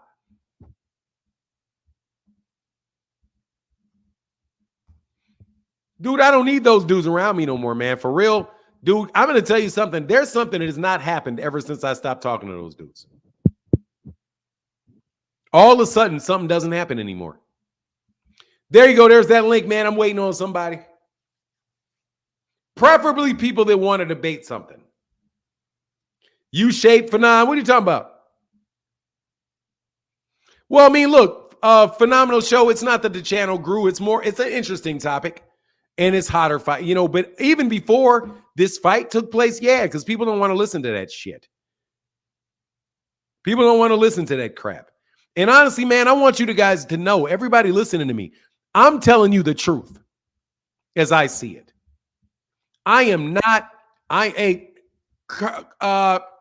Hendrix Curtis, how can I help you? Hey, Fernand, I want to talk to you about and get your input about this thing when they say the weight drain. Um, I can understand what they said about the weight gain, but they try to take the win away from Ryan, like that was the reason why he won. That ain't got nothing to do with the man's skill. You see what I'm saying? It's like they say that the 3 pounds. Okay, so 3 pounds made a difference in his skill. And if Devin was so-called weight gain, he need to go up to 147. I mean, that's a problem that he had to deal with. But people just they don't want to. They make up every type of excuse to justify the loss. So I wanted to see what you thought about the 3 pound difference and the weight gain. Okay, so this is what I think about it. I think that it was definitely an advantage for Ryan Garcia. Mm-hmm. And I tend to believe that Ryan Garcia did that on purpose. Oh yeah. So my take on it is that Devin Haney had a choice to make. He had a choice of not taking the fight, or he had a taste of taking that money, the money that he got paid for it. Because please remember, Ryan Garcia, Devin knew that he was going to come overweight. He knew it. And you know how we know he knew it? Because he bet him $500 per pound. Mm-hmm. He said per pound, 500,000 per pound, and he shook on it, 500,000 per pound. So Devin knew that he was going to make weight. And Devin didn't think it was a big deal when he agreed to it because he laughed. All the Devin Haney fans joked about it. They joked about it. Is that real Floyd Schofield? If that's Schofield, shout out to Floyd Schofield III. If that's the real Floyd Schofield. They laughed at it. And an honor if that's the real Floyd Schofield. And make sure you follow that kid, man. That guy's a terrific fighter. They laughed at it. And he took $1.5 million and bragged about it on Twitter. About he got an extra $1.5 million and he's going to whoop his ass too. So I don't want to hear the shit because he bragged about it. So you can't complain about something that you didn't complain about when it happened. You laughed about it and act like you knew it was going to happen. So once again, your shit talking backfires. Don't want to hear it. But that's my answer. I got about 3 more guys behind you, brother. Okay, later. All right, man. Thank you, Kendrick Curtis. Later. Roknov Yavdov, how can I help you? What's up, brother? Basically, I'm good, man. How are you? So the dude was saying before, like, do you think if Ryan came in at 140, he would have done the same thing? If was a fifth, we'd all be drunk. If was a blunt, we'd be high as a kite. Because that 3.2 pounds, takes a lot out of you. It can take your soul just to cut that weight. I don't care. You know what I'm saying? Shouldn't have took the $1.5 million. Not only did Ryan come in heavier, he also came. I don't care. I know you keep talking. I'm telling you over and over again. I don't care. Devin Haney got paid he bragged. Get the money. He bragged about it. About $1.5 million. He bragged about it.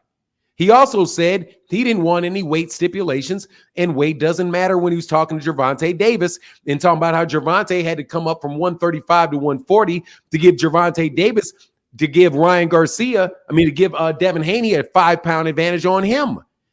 Devin and Devin fans and Ryan wanted Gervonta to give Devin a 5-pound advantage. So why in the world should I care about Devin giving Ryan a 3-pound advantage when they complained about Devin? They complained about it. They didn't complain about Ryan when Ryan got a 1-pound advantage over Devin, over Gervonta. He said no stipulations. He got his ass caught. Who got his ass caught? Devin did. Do you think? But do you think it made a difference? Dog, I don't know because I'm not a future teller. I'm going to tell you this. No, but do you think it made a difference? Let me tell you what I'm not doing. I'm telling you what I'm not doing. I'm not talking and going off on tangents about shit I don't give a rat's ass about. The fact of the matter is this is what happened. Devin Haney weighed in at 140 because he was the WBC champion. Mm-hmm. Ryan came in 3 pounds over. Ryan did not have to get down to that weight. Devin bragged about it and bragged about getting $1.5 million. When he got that $1.5 million, he had a choice whether he went off and fought Arnold Barboza. He had a choice. He made the choice to not fight the replacement fighter, to fight Ryan Garcia. So and he bragged about it. So do not, let me tell you something, man. Yeah. You're not going to jump out there fighting somebody bragging about how it doesn't matter. And then when you get your ass whooped, change up and say it did matter. Nor am I about to sit up here and try to tell you that I think Devin would have won if Ryan had come down 3 pounds lighter. So I don't know that. So our issue isn't with the fight itself. Our issue isn't with the fight. Who's us? No. Who's us? Your issue. Let's just say your issue. That's not my issue. Okay, no, but I'll tell you what my issue is. I don't have one. Okay. So the topic of discussion isn't about the fact that it was a disadvantage for Devin. Ryan did come in. Not only did he come in 3 pounds heavier, he also came in with 3 pounds of energy. It's not about that. It's about what we're more concerned about the decision. I don't give a rat's ass. So we only care about the decision. The matter is, Devin Haney took $1.5 million and got in the ring and thought shit was sweet. So that's how Devin Haney said this was a C- fighter. If he's really a C- fighter, does 3 pounds make a difference? No. If it's a 3, let me be really clear. It makes a difference. No, it doesn't. Not if he's a C-level fighter. If you're fighting a C-level fight, dog, stop this. If it's a C-level fighter, 3 pounds does not make a difference when you're an A+ level fighter and you're fighting a C+ level fighter.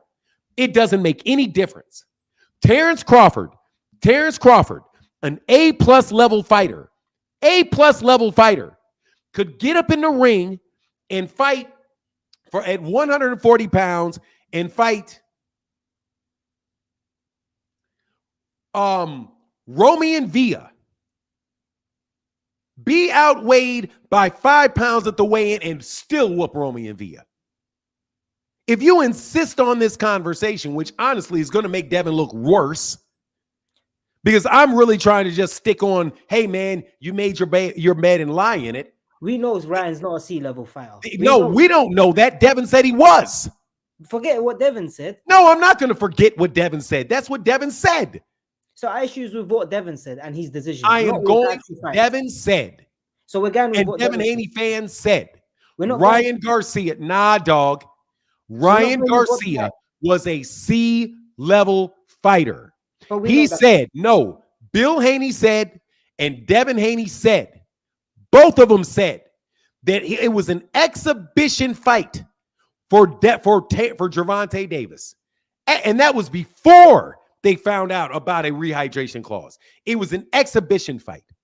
I think the highest likelihood of the reason that Devin got beat up is because he underestimated, either did one or two things. Or both. He either underestimated Ryan Garcia, overestimated himself, or both. We're clowning his decisions. What? We're clowning Devin's decisions, not the actual fight. Not that I'll claim the actual fight. Floyd Mayweather Jr. said, why is Devin Haney holding his hands out like this? He said, Floyd Mayweather Jr. said that Devin fought like an amateur. He said, when you're fighting the left hook and your hands are in here, you're shooting it from here. You're shooting it from here. Right? In here, tight. But Devin's hands were out like this. That's not what you do against a left hook. So that's the fight too. That's what Floyd said. And then Floyd asked Bill, hey, you need some help? And Bill said no. Of course he's gonna say no. Why would he say no? Because Floyd's being disrespectful. He ain't being disrespectful. He's not being disrespectful. He's telling him the truth. Nah, it's shady. He's just playing. He's playing. How old are you? Hey man, what's your age range, son? How old are you? Age 30. range. 30. You're lying. No, for real. Yeah, for real, you're lying. No. The way you said it and you're laughing, you're lying. How old are you, man? For real? No, for real, 30. No, for real, you're not 30. I'm 30, for real. No, bro, you're not. I know you're not. Look, man, just sit on down. Okay, can you agree that it seemed like two dudes from different weight divisions fighting that day? No, it didn't. It looked like two different fighters from different weight divisions fighting. No, it didn't. No, it didn't. No, it didn't. To me, in the ring, are you talking about in the ring? In the ring. No, it looked like Devin was bigger than Ryan. No chance. Yes, it did. We can. Do you know what Devin rehydrated to against Regis Prograis? Sorry? Do you know how much Devin Haney rehydrated to in the same day weigh-in? This is the issue. Both fighters. No, dude, it absolutely is the issue because you said who was bigger in the ring. Okay, let me hit me up. Do you know how big he was? Do you know? I gotta let you go, man. If both fighters come I gotta let you go if you're not gonna answer the question. Then I gotta let you go. What's the question? Do you know how much Devin weighed the morning of the Regis Prograis fight? I don't. He weighed 165 pounds. Okay. So did Regis not have the opportunity to blow up? Bye. You're not real, bro. What do you need? Faggot. Oh, Sean, how can I help you? Hey, what's going on, my guy? Can you hear me clearly? I can hear you clearly. Hey, man, I ain't trying to come at you sideways, none like them other characters. Hey, look, I just wanted to know, I'm like 95% in agreement with everything you've been saying. You just kind of lost me with the one thing. It was like you said Garcia cheated. Help me out with that. I said he cheated? I think you said that. I might have misheard. Okay, well, let me be clear. Okay. When I say he cheated, I'm being sarcastic with them. He didn't. You're being facetious. Yes, I'm being facetious. The truth of the matter is he really didn't cheat because he came in at 143. 143 means that Devin Haney cannot ask him to lose any weight. And so he can't lose any more weight. It's not allowed. So then Devin has a move to make. Like you said, $1.5 million, he'll accept that agreement, right? He'll accept that 1.5. You cut me off, bro. Let me finish. Okay, my bad. Go ahead. Yeah, no worries. Because I appreciate it. Yeah. No, he didn't. Technically speaking, he did not cheat.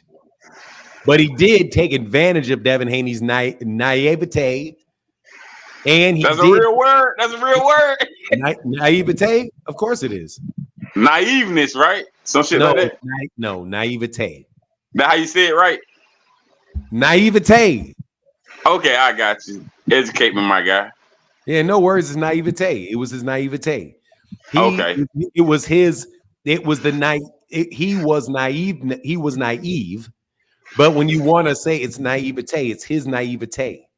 Okay, I got you. You taught me a new word. All right. Yeah, no worries, man. It was his naivete. So, okay. And he got him in a trick, put him in a trick bag. He put him in like a chess game. He put him in a trick. He put him in a trick bag. He finessed him. Yeah, finessed him works too. Like I say, I ain't trying to call in and try to go against you and nothing like that. Like I said, no worries, man. I appreciate you. I appreciate you giving me the opportunity to clarify. Yeah, that's all I need, a little clarification. I was like, nah, he ain't cheat because the dude signed a contract, man. And he also got paid directly. No, he didn't. But he said it wasn't fair. Now, the problem is that Devin said it wasn't fair. So if you're saying it's not fair, you're basically saying he's cheating. And that's the whole cap. If it's not fair, if you're doing something to make it unfair, that's typically when people refer to as cheating. But thank you, brother. I appreciate you, Sean. Let me ask you a question. Hey, did you think that it was an occasion of one weight bully running to another weight bully? No, I think it was a case of see a fool, play a fool. Okay. See a fool, play a fool. They're both in the 140-pound division. See a fool, play a fool. Is it who played better, huh? Yep, and talked his way into an ass whooping. And I also think, and I think it was also, I think there's many reasons why this thing took place. Probably the biggest one is that Devin Haney underestimated Ryan Garcia. Yeah. But thank you, brother. Yeah. Thank you, Sean. All right, have a good one. All right, man, get back. T. Wells said, Tank is an athletic black man, not a flat-footed Mexican, and that will be the excuse after he wins. Salute, Uncle Martin. Salute to the chat. Yes, sir, brother. Thank you, man. Thank you, T. Wells. Thank you, T. Wells. And Nate Jeff said, good morning, Fanon. It was all a dream. I used to read Word Up magazine just a week ago. Tell him, eat crow. The moral of the story is keep humble in life. Oh, yeah. And stop lying. And stop lying. And stop lying. Yeah, bro, I don't have all day to talk to y'all like that, man. For y'all to try to find a way out of that. It doesn't matter. And I want to tell you something here so you guys understand why I say I don't care. Sometimes I'm willing to go back and forth and debate you guys over hypotheticals. Sometimes I'm in the mood for that. But at this particular moment, it is not in my best interest to debate hypotheticals with you. You know why? Because reality will do. See what I mean? Like, it doesn't do me a Terrence Crawford fan any good to argue with a Errol Spence Jr. fan and say, well, hey, Terrence Crawford fans, shout out to Blessed 365, who I miss very much on the channel. Blessed 365. I know full well you're no Letitia Crawford, but I still miss you. Even though I know you, Letitia Crawford. I like Letitia Crawford. I like Terrence Crawford. I like that whole crew, even though they don't like me. Zena said, Devin, the WBC champion, beat Regis Prograis with the same weight cut. If the cut wasn't a problem, why is it now? Haney had a weight advantage his whole career. So if Haney fight was unfair, then so was all the 31 of Devin previous fights. You don't understand, Zenith. You don't understand, Zenith. You don't understand, Zenith. They're mad that Devin couldn't drain Ryan.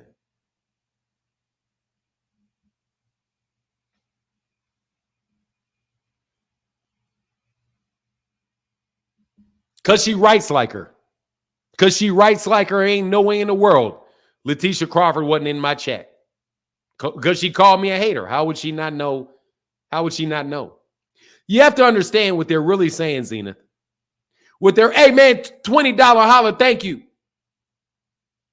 Oh, King can fuck off. I'm not talking to King anymore. King don't get to eat over here no more.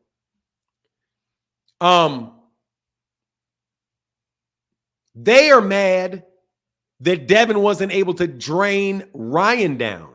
Because he said his 3 pounds of, listen to what the last guy said. Listen to what Ryan said. Listen to what the last guy said. That's 3 pounds of energy that he has. Why do you want him to have 3 less pounds of energy? If Devin can make 140 and it's no problem for making and he's strong at 140, he's only fought at the weight class one time.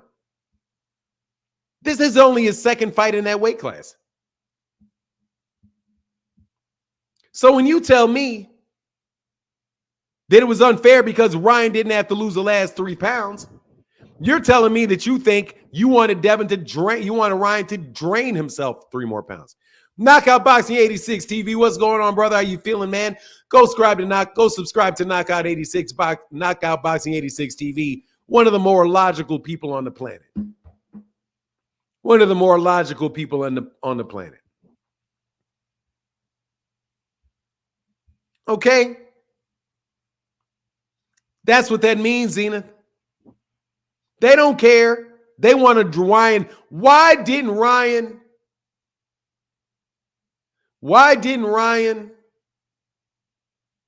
drain himself?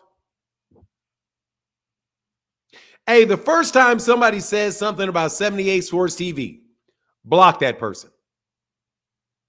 The first time somebody says something about BFTB, block that person. To all the wrenches out there, if the person that says the name 78 Sports TV or BFTB, the second they say something, block them. I don't even need to see it. I'd appreciate your help. If you can say whatever you want if you got a wrench. If you don't got a wrench, you try to start shit with people. If they're mods, and let it be seen, and then I'm definitely gonna take that wrench from you. Okay? Let me tell you something. I like 78 Sports TV perfectly well. Respect the man, respect his channel, respect everybody over there. BFTB, got nothing but love for BFTB, respect BFTB, will support his channel, all of that. Okay? See, Carol Mitchell, that just got your ass blocked. See, that just got you blocked. See? But anyway, I don't need I don't need all that naggy shit. Y'all take that over there to him.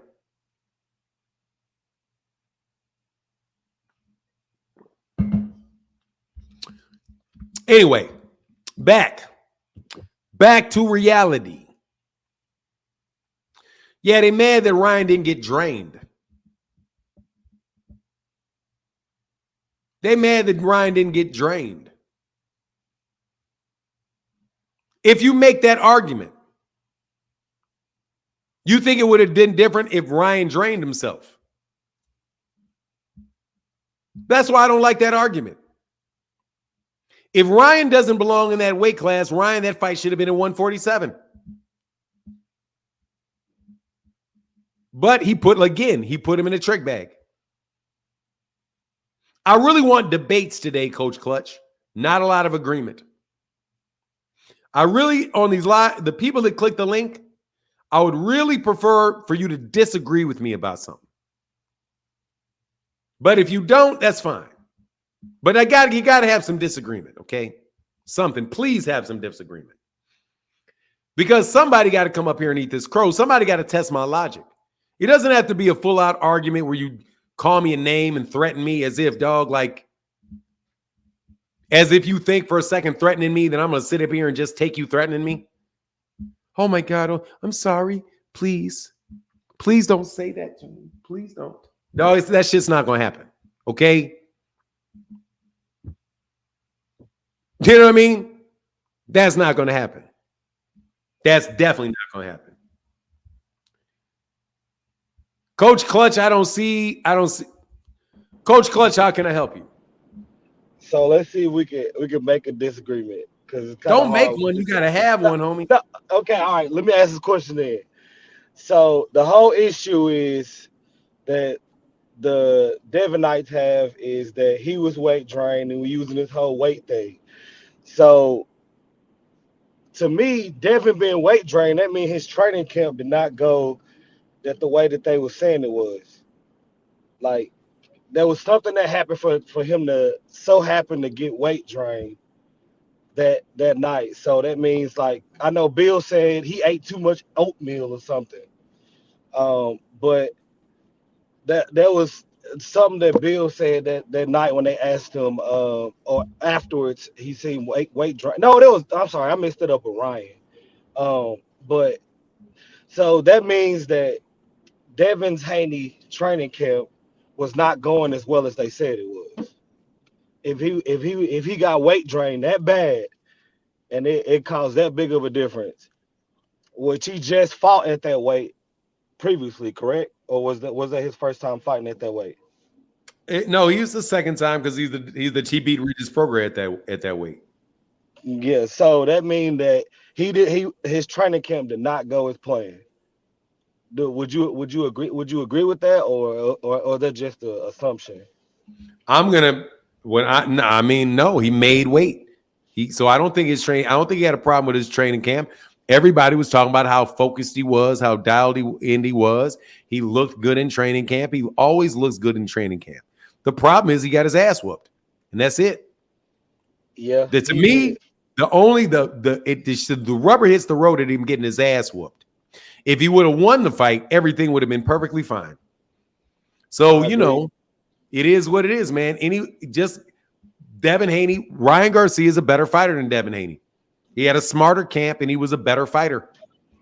And then also with the weight is so against Regis that night, Devin Haney had got up to 165, correct? Yes. And Ryan, that day, actually, that was the morning of the fight. He probably got up higher before the actual fight. all right, so that's why they didn't want to do the whole weight, the day of weight thing with Ryan, which Ryan went on this other show and said that he got up to 160.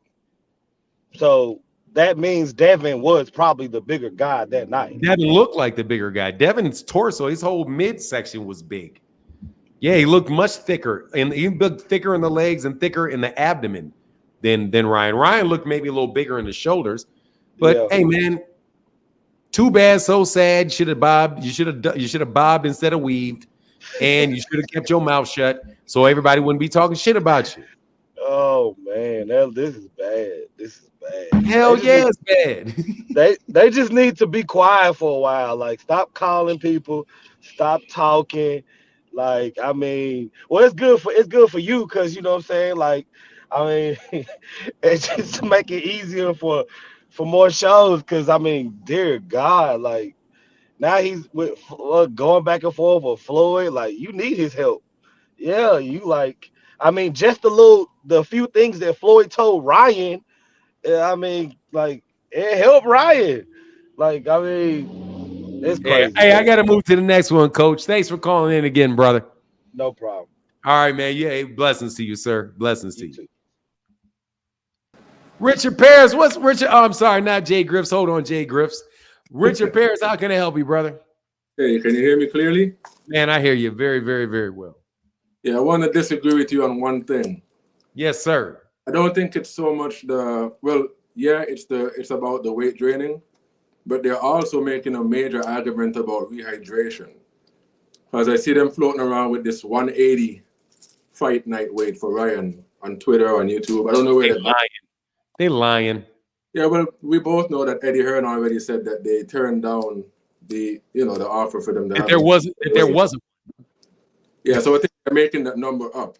But my thing is, what I think they probably did or tried to do is that they may have went a little crazy with the rehydration for the next day, trying to make sure that Devin was as big as or bigger than Ryan, seeing that he already got a 3-pound head start. You know what I mean?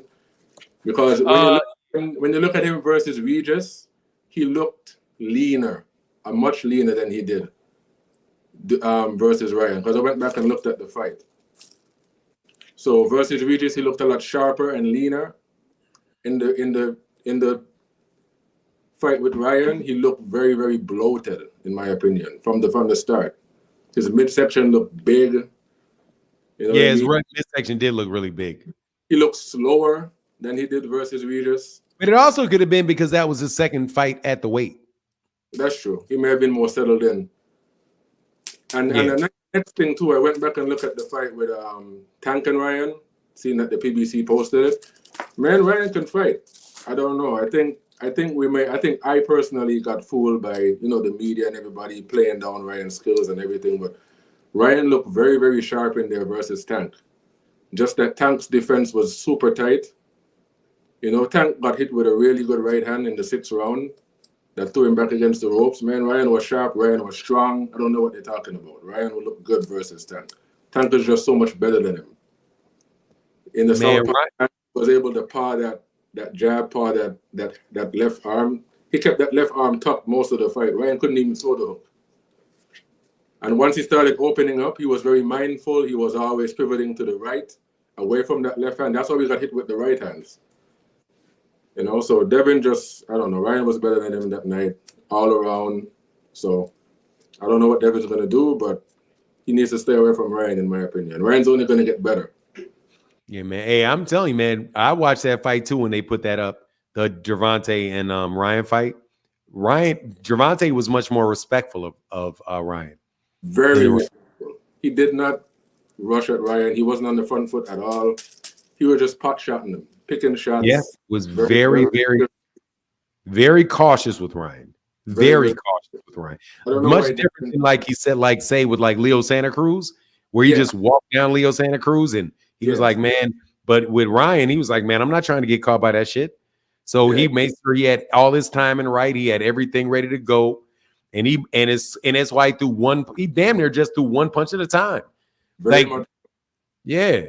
But hey, I appreciate you, man. But yeah. I've been, but again, you know, this is the motto, man.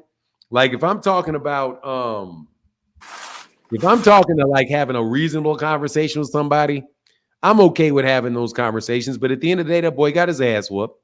Mm-hmm. Devin and his fans got to sit on that L. And people would feel a little more sorry for you if you guys weren't just such assholes all the time. Yeah, man. I think Devin just got away with fighting smaller guys, man. That's it. Because usually being the bigger guy plays into his fighting style. You know, he's mid-range to outside, no inside game at all from what we've seen.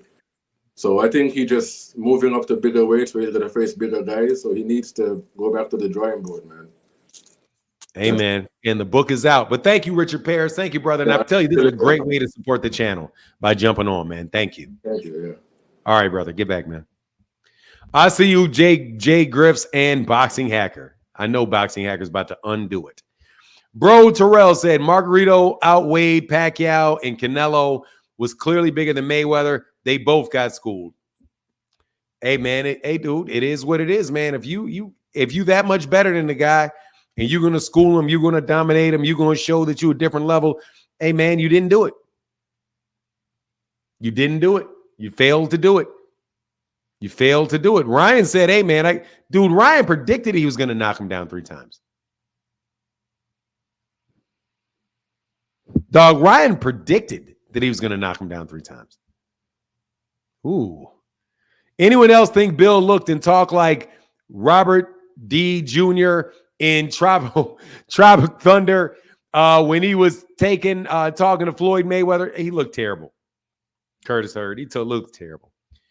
Jay Griffs, how can I help you, sir? What's up? How you doing, my brother?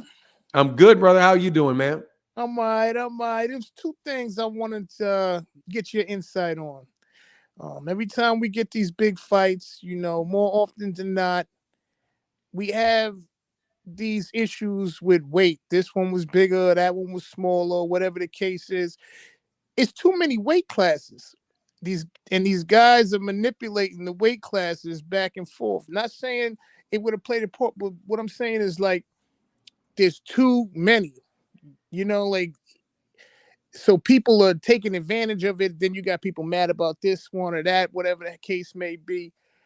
Do you feel like there's too many minor weight classes in between, and that's why we having these issues? There wasn't so many weight classes. We don't got to worry about these draining. Oh, he's drained. Nah, he made weight. That's it. You know. Yeah, I do think fewer weight classes. They should get rid of half of these weight classes, and they need to have. But the quicker one is same day weigh-ins. Yeah. That's the quickest one. Same day weigh-ins. You don't got to worry about rehydration clauses and all of that stuff. If it's the same day weigh-in, the more rules, the more avenues there are to manipulate it. But yeah, that's my thanks. Thanks. Hey, thank you, Jay Griffs. I got a couple dudes right behind you. One more thing. Yes, sir. All right. So let's say as far as the 2 fighters, like I always looked at Devin Haney. He really didn't have much power, but he was real tactical. He made good decisions in the ring. Ryan, I thought he was very skillful. The way he fights, he's very skillful. But after that Tank fight, what was in question was his heart. So I believed that was going to be his weakness. But the problem is, you got Devin. You got to be strong enough to test a man's heart. You know what I mean? or at least hit it hard enough to put him in that position. How you feel about that? I think Ryan is extremely, extremely dangerous. Mm-hmm. And Gervonta had what he needed to do and did what he needed to do with somebody that dangerous. He limited the punch output. The fewer punches, the math of it worked for Gervonta. The fewer punches you able to, that you throw, the less that he can counter you with. True. And the more power you have, the more your punches count. Mm-hmm. I think Gervonta Davis is incredibly underrated as a fighter. That's why I have Gervonta Davis as my number 2 pound for pound fighter behind Terrence Crawford.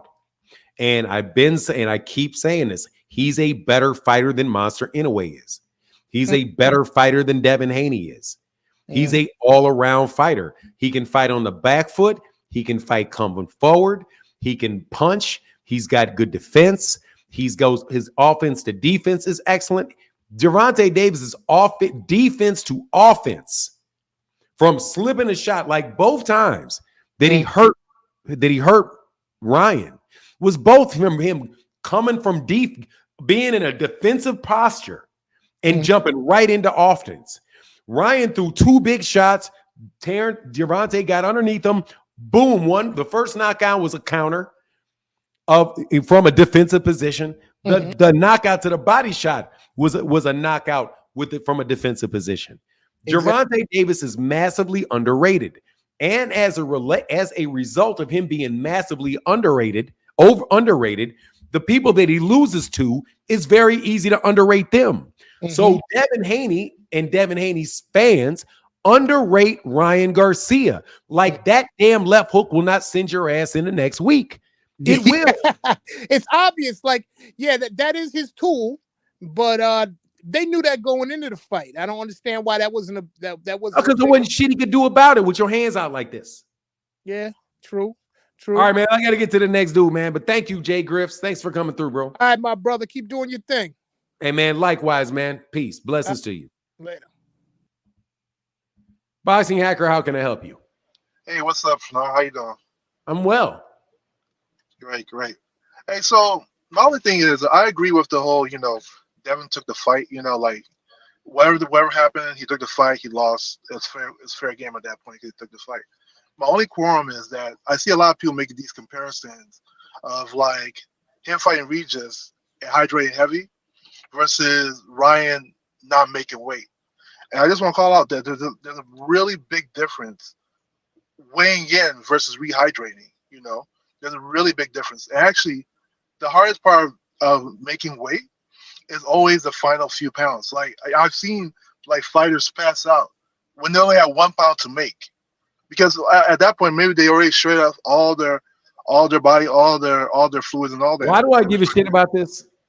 So what I'm saying is that people are trying to say, well, Devin rehydrates heavy, but that doesn't really matter when you compare it to somebody when at the end of the day they both have to come in at a certain weight. It doesn't matter what they rehydrate to.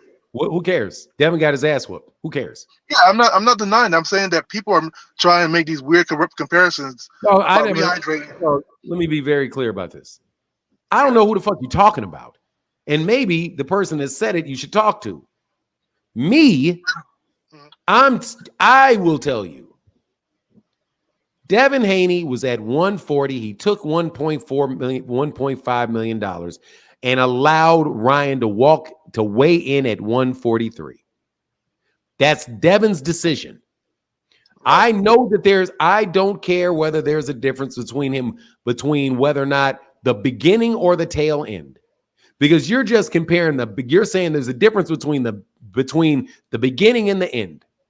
There's a difference between weighing in at 140 and rehydrating to 165 and weighing in at 143 and weighing in for the next day and not even having the next day weigh in because you didn't have to lose that last 3 pounds. We understand. That's a decision that Devin made, though. Yeah, I'm not denying that. I'm not denying. I'm just saying that when people compare this,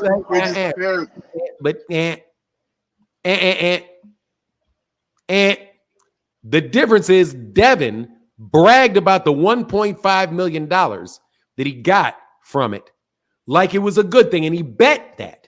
Now, you know what happens when you bet? It's not an obvious answer, so let me tell you. If I bet you that I flip a coin and it's going to land on heads,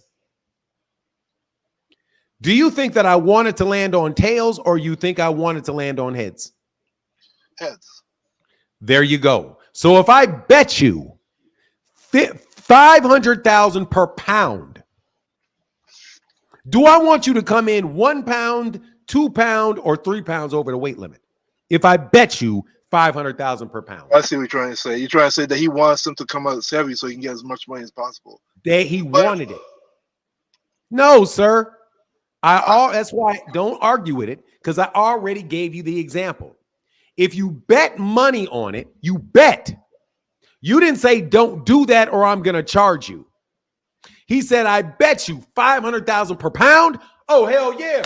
And he jumped across there to shake his hand. Devin didn't give a shit about him weighing in at 143. And he wanted him to weigh at 143. That's why I can't say it verbatim. Because I can say he wanted it for the same reason that I know that if you bet me a coin will land on heads, that you want that coin to land on heads. You don't if you look bet, no, but there's another argument to that, right? And you do not bet on things you don't want to happen.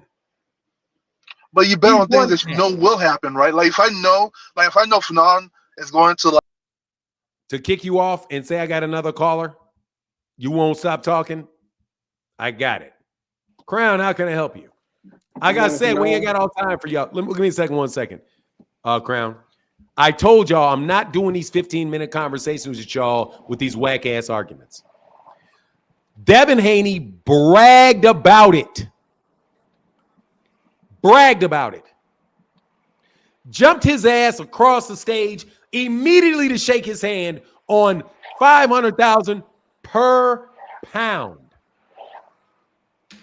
Got slick because I did a video. Watch this. Give me 1 second, Crown. What? I did a video on it. I'm gonna show you the title of my video. Y'all like to tell me the video, right? I'm gonna tell you right here.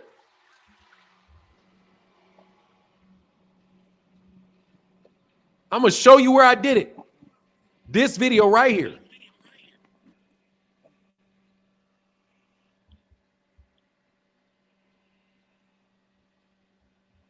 Where'd it go?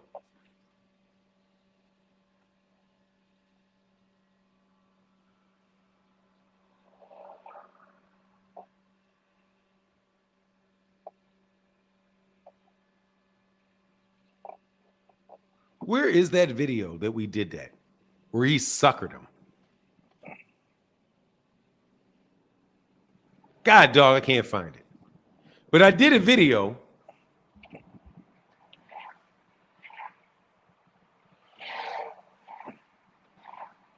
where I said that Devin Haney it was a live stream. Oh, I'm sorry. It was a live stream I did it.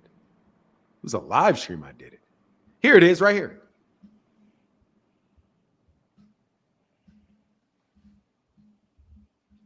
I'm going to show you right here. This is when it happened. I want y'all to remember I did this. I said this. This is why I know this. And I knew y'all were bragging about it.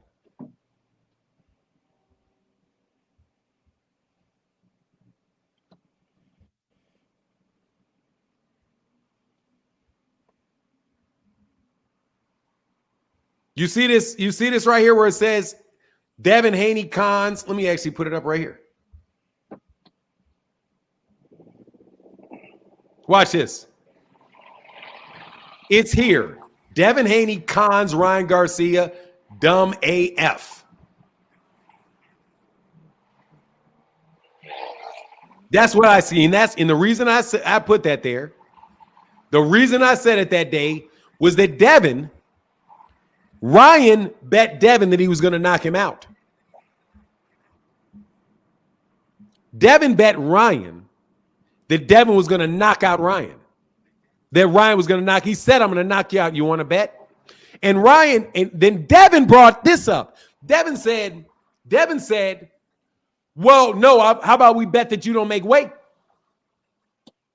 And he said, okay, we can bet that. And then he said, per pound, he added to it. He said, per pound. And he said, oh, yeah, per pound. And then when he came in underweight, y'all bragged about the 1.5 million that he got, which neutralized the 55-45. You bragged about it. So now you want to point to something that he asked for and he wanted, took money for, agreed to. Now y'all want to pull out the violins. How can I help you, Crown? What's going on for now? How you doing this morning? Man, I'm frying these dudes. Yeah, we can't. People stop complaining about that. Like him and Ryan and Tank went through the same thing for the fight. They were at the same weight. They went through drained the same and all that. So I don't want to keep hearing that argument. But I came on here to disagree with you for now. Good luck. Knockout had a good point as far as to the Floyd and Bill argument. Floyd beat him with the argument. Stop. Go ahead. Give me your argument. Do not give me knockout boxing's argument. No, I'm not. So I was just saying. You mentioned his name, which makes it sound to me like you're going to present to me his argument. I don't want to argue with Knockout Boxing 86 TV. Those guys do what they do on their channel. I don't do that. Okay. But go ahead. We'll let it slide this time. Go ahead. My bad. All right. So, yeah, as far as to the life thing, like he definitely was schooling him. As far as to Floyd talking about, all right. So yeah, now I can't go with that. I don't want to go with that. Go ahead, man. Just say what you're gonna say, dude. Start from the beginning, please. Seriously, we're already here. Okay. So just go from beginning. Say what you were gonna say. It's fine. Go ahead. All right. So Floyd was schooling him as far as the boxing argument. Schooling who? Bill. Floyd was schooling Floyd when it came to the boxing argument, but when it came to the argument about taking care of your kids and making sure that you were handling your business as far as the life, I feel like Bill won that argument. What was the argument that Bill? First of all, Bill, they weren't even having that argument. So we can kill that shit. We can kill this shit right here. The argument was not about what you do for your kids. So you can't win an argument that nobody's having. That's just Bill deflecting and trying to guilt trip. That's a guilt trip. Okay. So that's just a guilt trip. Floyd isn't talking about his kids. Floyd is literally talking about boxing. Floyd is literally talking about the sport of boxing.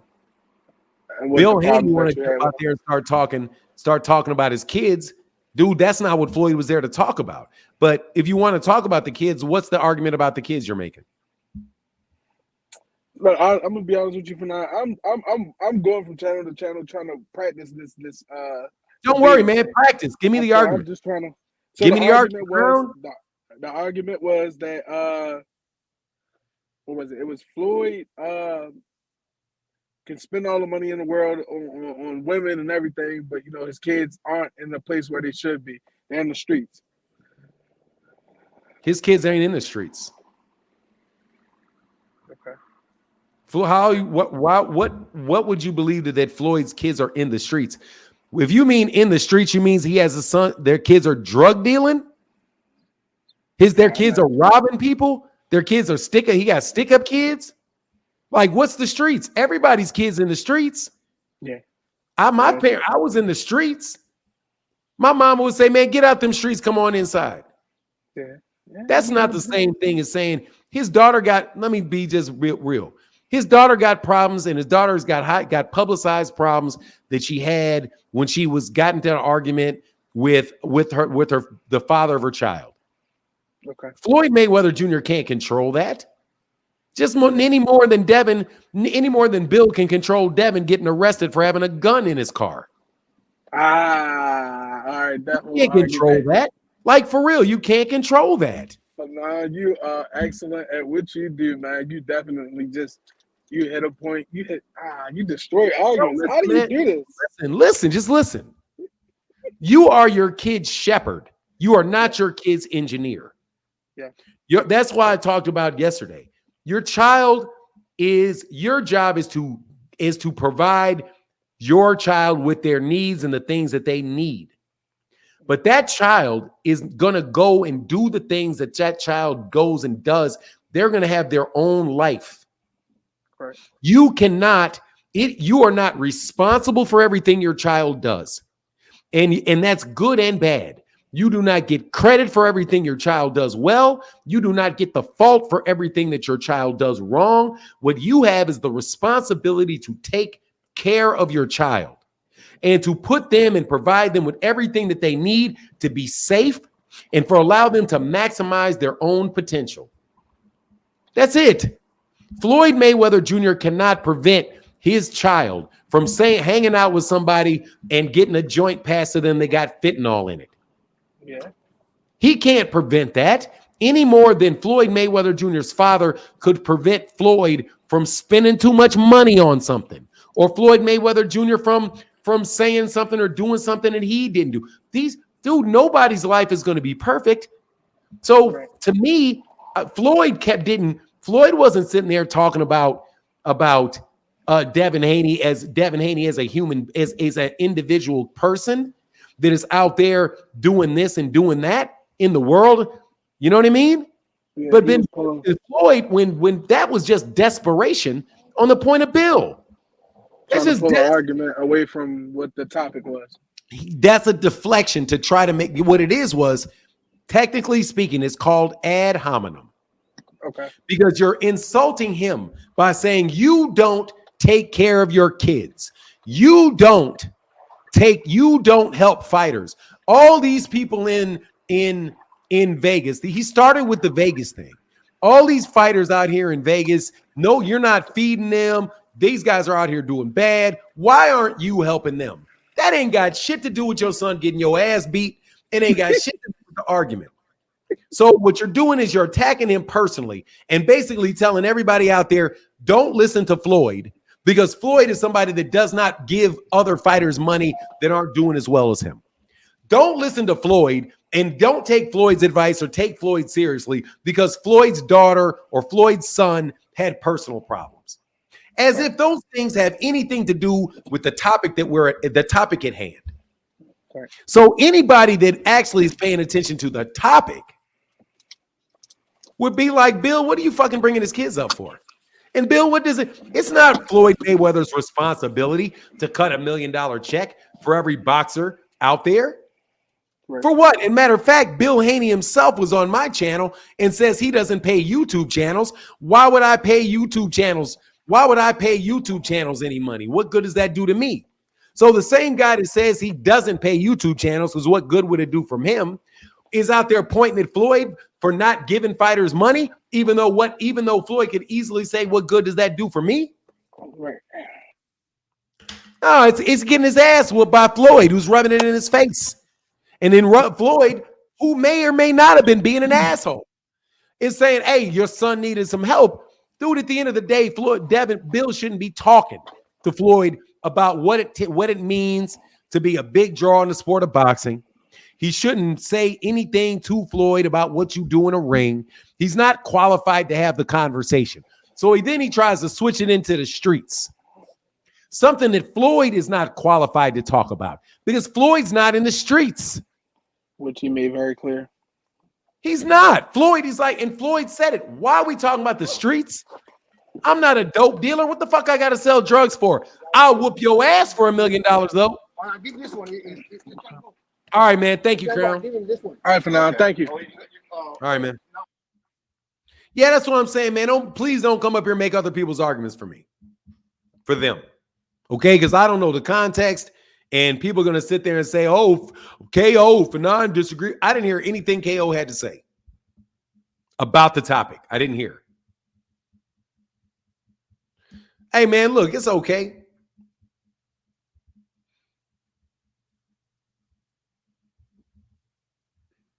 But I know why I said it. I can break down the structure of an argument very well. Very well. I listen to what I know Bill Haney's tricks. Bill tried that shit with me. Easy tried it with me. He was like, what did he say? No, hey, Crown, you're good. Hey, look, what Bill Haney say to me? Bill said, what did he say? What's that belt that you mean that JV belt? Oh, you're trying to be funny, huh? I don't give a fuck. When right, Devin, Richie Baby, my bad, Richie Baby. I said Richie Baby. Hey, Richie Baby said, man, this where I get mad at how you gonna say another man won an argument about talking to somebody's kid. You don't know what's going on in somebody's life. Life is life, and why you do it. Hey, man, look, dude, you lucky your kid gets home at night. You are lucky and blessed if your child gets home at night. And your child, without a doubt, is going to have pain in his life, pain in her life. Your son, your daughter is going to have losses in their life. Okay?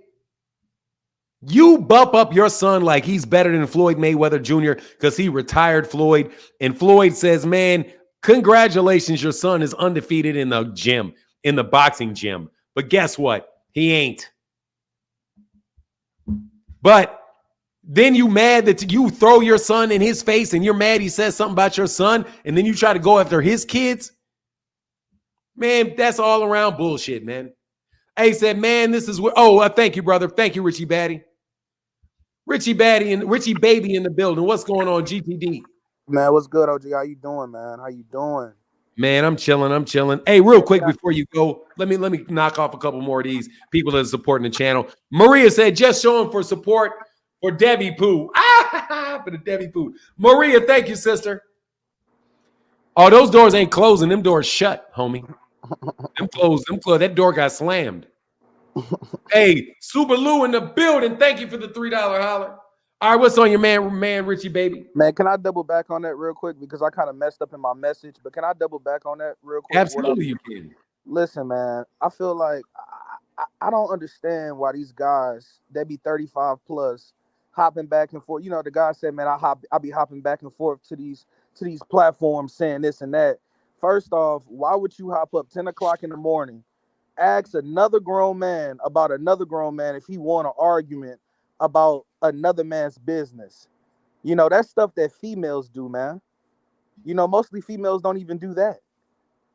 You know, this is why these guys be failing as a society in their life, because they too. Hey, hold on, man. Let's cut that, babe. Let's cut that. All right, because look, I was finna go in, man. I mean, because look, man, I know the dude. Let me talk about Crown.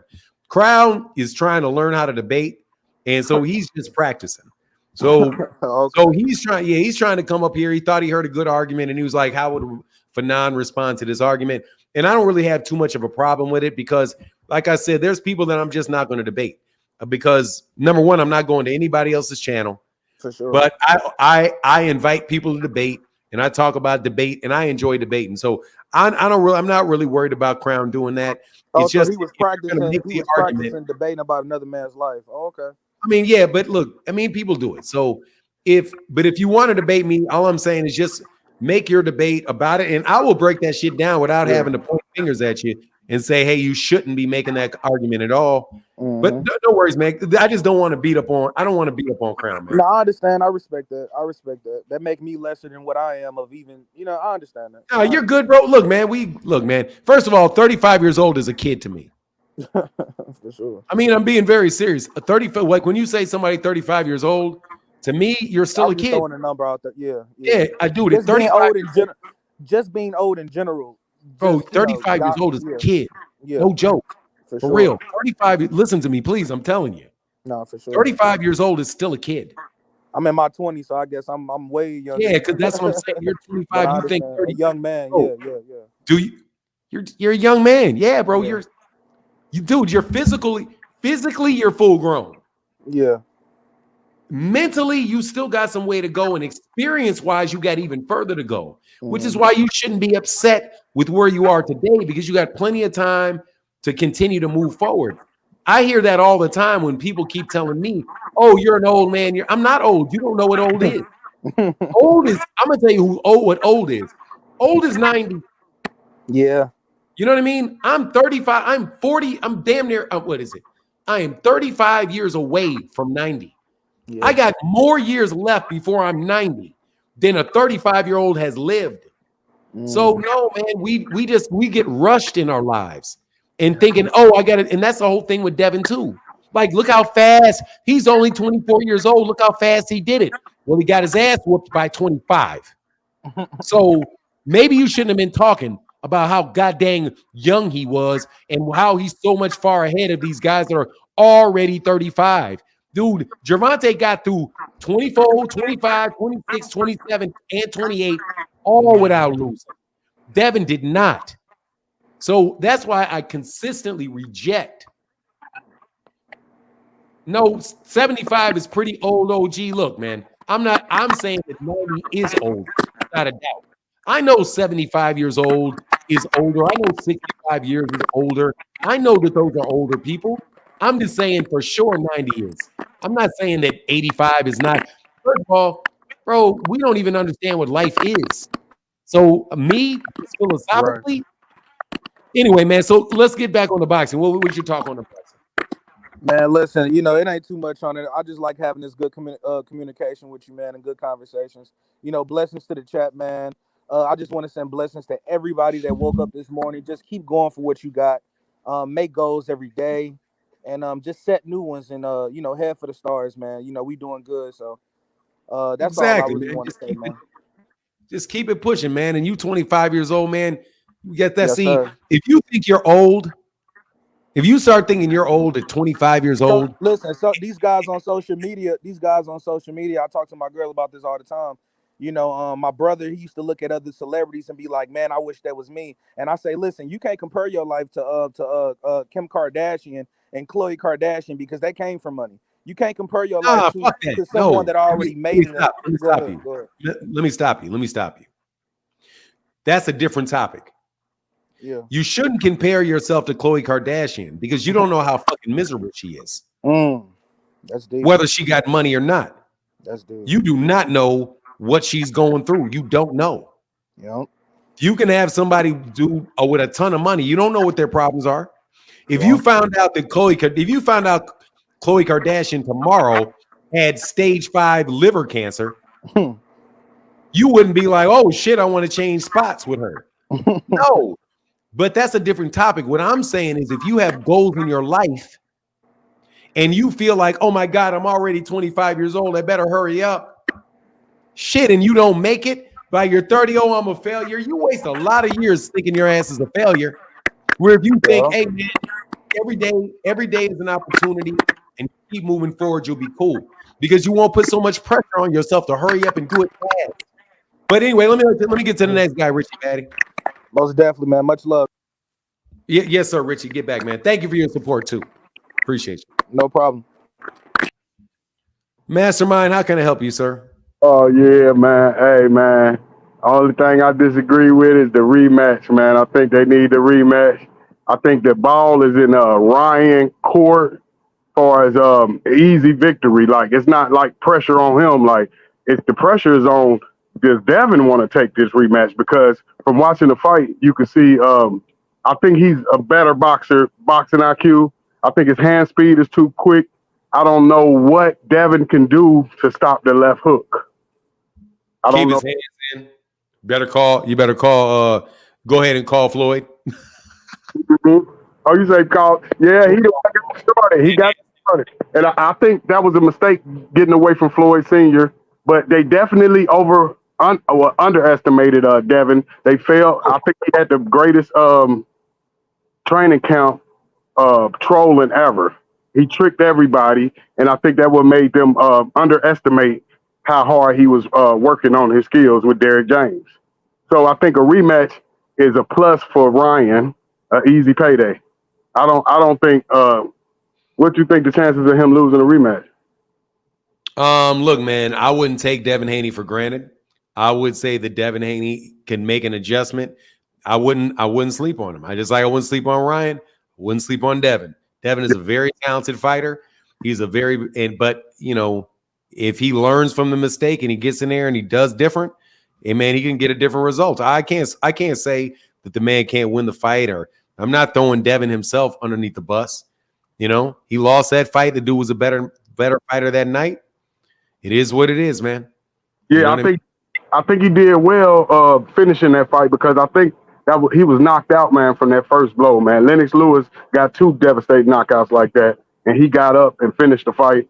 5 knockdowns, man. That man, he definitely, a lot of fighters would have folded before then. So I give him credit. And the streets is what lost the fight too. Bill Haney, don't forget, he brought the streets up before. He brought up the Rolling 60s. He brought up Big Meats on the No Jumper show. This was ridiculous. And then he brought it up with Floyd. So the streets, if you streets, only reason we know you're not streets because you're talking about it on the internet. Because no street dude talk about the streets on the internet. That's what labels you as a fraud. You know what I mean? So I think that's what hurt him. Just like he lost the argument yesterday to Floyd, because of the street argument. Don't bring the street to. He didn't lose that argument with him. Well, let me get to John, man. I'll address that in between. Thank you, Mastermind. I appreciate you, brother. Thank you, sir. Nick McKnight says, support to the best facts. F your feelings channel in boxing business. Salute to Team Crawford. Shut up, Bill. Yeah, y'all just stop talking. Like, that's the best. That's the number one thing he can do. Just stop it. Shamar Ogden said, Oscar said no rematch. Good luck with Eddie, a European promoter trying to make it in the U.S. Pure comedy, but true. Yeah, dog, because, he got relegated, man, by Turki Al-Sheikh. He got relegated. Turki Al-Sheikh relegated. In the United States, dog, the backbone of that shit is Al Heyman. I promise you it is. The backbone of that shit in the United States is Al Heyman. Ain't no way in the world Turki Al-Sheikh is not going to talk to Al Heyman and come across with like, oh, this dude is the man. Now we see. Now I got a chance to get Canelo. Turki Al-Sheikh got a chance with Canelo now. He got a chance with Gervonta. He got a chance to make his fights, to make money, because he's dealing with somebody that knows what he's doing in the United States. If he wants to do that in the UK, he can do that in the UK with Eddie Hearn and them. And I ain't gonna lie, dude, Eddie Hearn, is good at his job. Turkey called out. Like, he got some goddamn sense. John, how can I help you?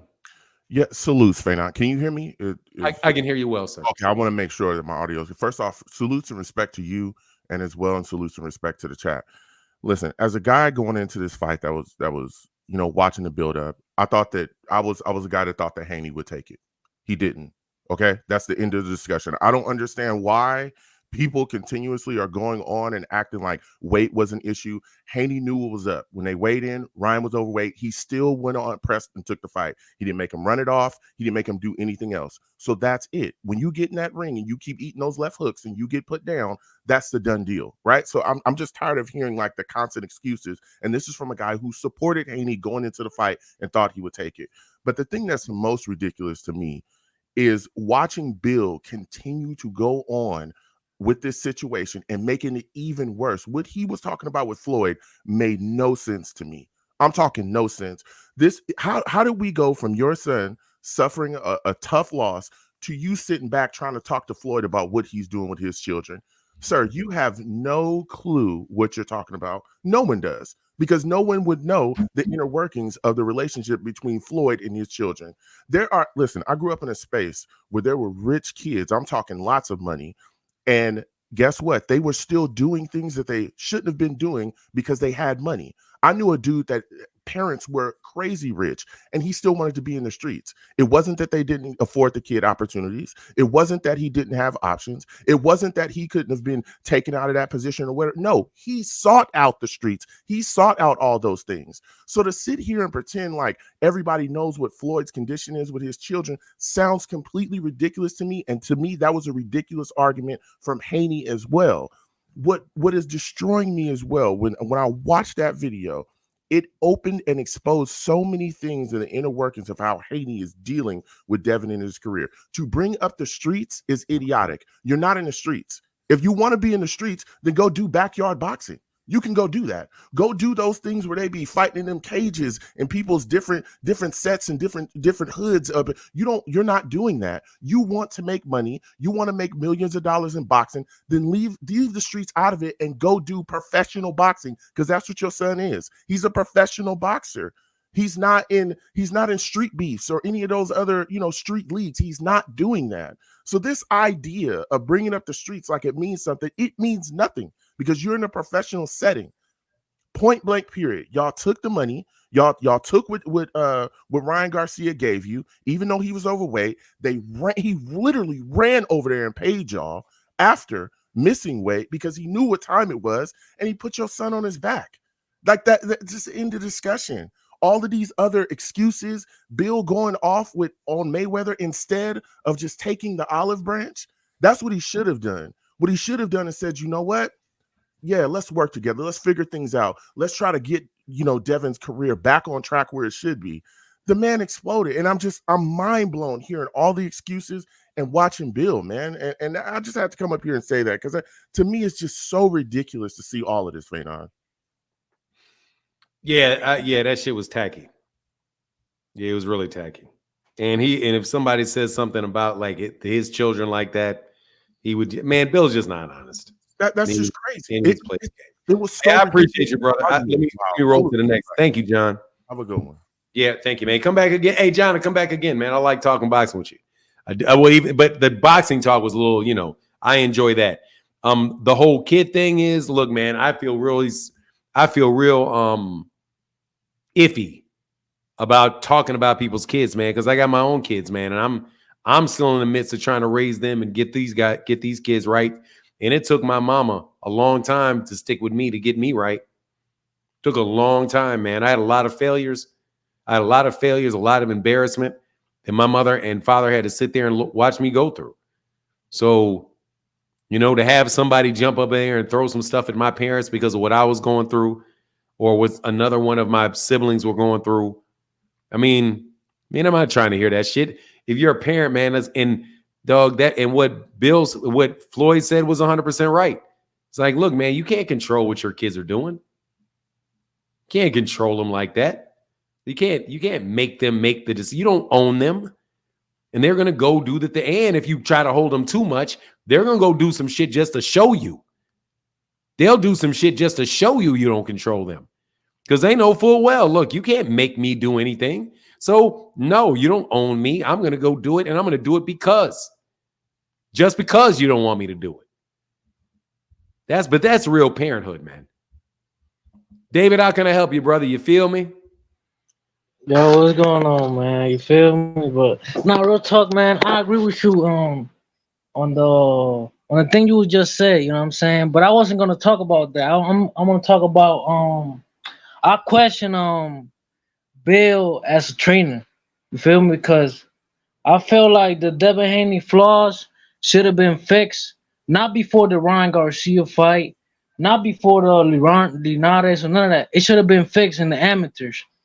You feel me? And I feel like if Devin really wants that rematch with Ryan, I think he should leave Bill, man.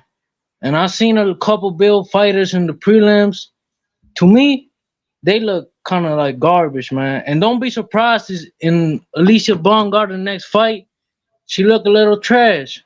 Because in my opinion, Bill's not a great trainer. No disrespect, it's just my opinion. You feel me? I'm not no expert. I used to box in the amateurs and shit. But me, I'm not no expert. And I seen flaws in Devin Haney games. You feel me? And Bill thought that Derek James wasn't going to see that. Bill thought that Devin Haney could go fight the elites with them flaws.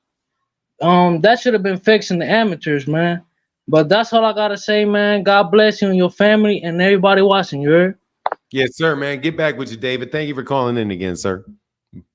Real quick, I see my guy Hunter Young and I see Rashad Richards.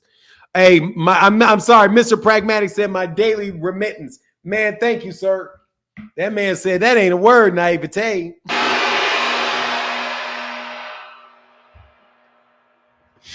That man said, is that a word, naivete? Yeah, that's a word, naivete. Hey, that's hilarious. That shit was funny. Hey, man, shout out to you, dude. Hey, thank you, Mr. Hey, thank you, Mr. Pragmatic, brother. Thank you for your continued support. And because I don't think I got that before, man. I don't think I got that before, but if I did.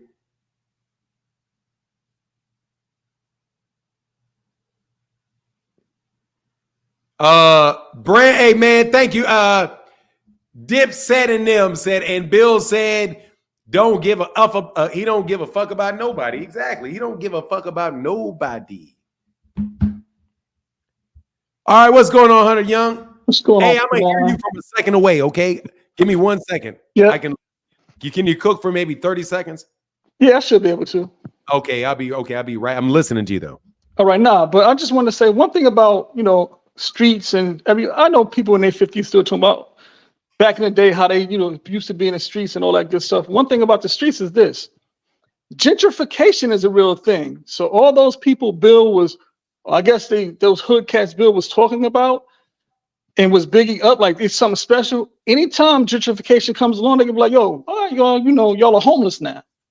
So I don't understand why Bill keeps trying to glorify that, he was from the streets or whatever the case may be. That's cool and all, but business controls the streets. Politicians control the streets.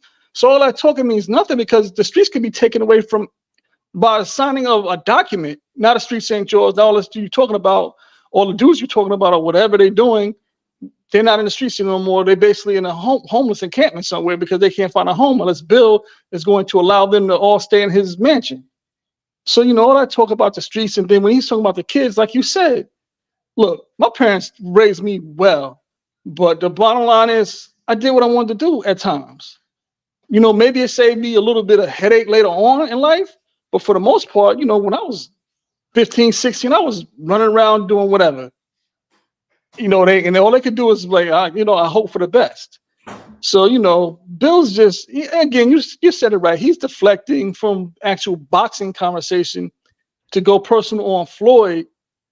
And that's crazy. But I need all that streets talk to stop because, like I said, the signing of a piece of paper in the streets are no longer theirs. It's I'm going to say Procter & Gamble, IBM. It's anybody who decides to come buy them up and kick them out. It happens every day, all day.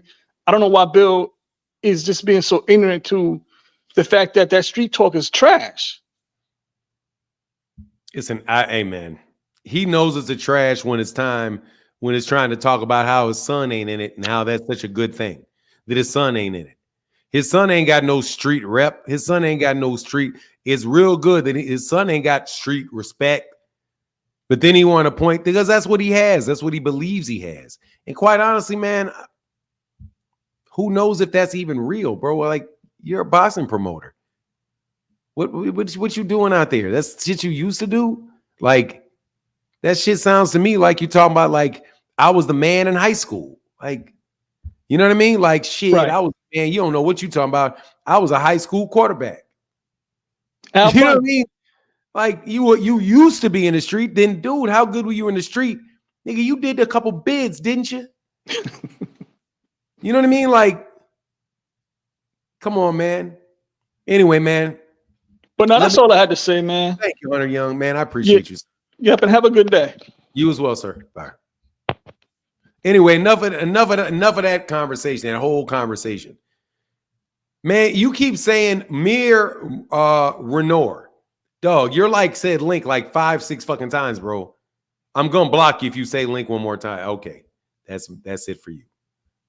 Okay, the link will be there when the link is there. Rashard Richards, how can I help you? How you doing, Fanon? I had a quick question. Well. All right, I had a quick question. I wanted to know whether or not promoters are going to be is there going to be a Shakur Stevenson or a Devin Haney that's going to be receiving money in the future since they're trying to be like Floyd, but are power punchers more profitable right now? Is that where the industry is going within boxing? Well, they're all making money. Okay. So let's get that straight. Devin Haney is definitely not broke. Devin Haney made a lot of money on made a lot of money on last Saturday. He made a lot of money in his last fights. He's been making a lot of money for years. Devin Haney, if Devin Haney ain't blow all his money, should be a rich man by any normal person's standard. Definitely at that stage in his life. You know, he should have enough money if he wants to start a business. You know, he ain't getting minimum wage. But I think that, yeah, there's a lot of things that really equate, you know, that equal that. But I would say the best person to ask that question to is somebody like Leonard Ellerbe and Floyd Mayweather Jr. and Al Heyman. Bob Arum would know those, you know, because those are the guys that have done it before. They've grown those fighters. I think that their fan bases have a lot to do with it. Fan bases have a lot to do with it. Right. And, you know, being like, it definitely does not hurt Ryan that he's Mexican, that he's, you know, generally considered to be, you know, easy on the eyes, that he has a mouthpiece and he can keep people's interest and he can make people want to see him fight. But I mean, I wouldn't tell you that I got the perfect formula. I can tell you that, you know, if it's there for you, it's going to be there for you, because there are big guys that were really big attractions that didn't do all that talking, and other ones that did. And, you know, I just think it's just whatever it is that can get the attraction, they can get the attention, attract the attention of boxing fans, and a good number of them that are willing to pay to watch you fight. But the formula, again, man, I don't like to get out of things that I'm not an expert in. And I think everything that there's a lot of different things that come into play. Timing comes into play, you know. That's my take. Hey, well, thank you, Rashard. I got a guy right behind you. All right, thank you. Yeah, man, anytime, sir. Nice to talk to you, young man. Thank you. Yes, sir. What you need this time? Yes, sir. I was just listening to the previous conversation where you were saying Bill Haney was wrong for what he said to Floyd Mayweather, talking about what he does with his money, etc. I don't think anybody. Okay, yeah. So what about it? It was a heated argument because this guy Floyd, he bought up 50-0, rubbing it in his face. And who called who? No, he didn't. He did. No, he said, you've been blocking my son. My son beat you. My son beat you in sparring. Floyd then responded, okay, great. Your son is undefeated in the gym. What's my record under the lights? That was a response to Bill Haney. Who called who first? Bill called him. No, he called him. No, Bill got on the line and called him. Floyd said, get Bill on the phone. I would like to talk to Bill. Then Bill called in. As far as what you just said, it was Floyd responded to Bill talking about how his son beat him in sparring and how he was hating on his son.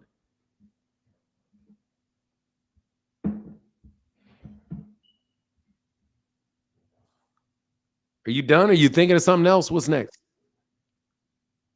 All right. No, I that's fine. That's cool. Is that it? Is that it? That's it.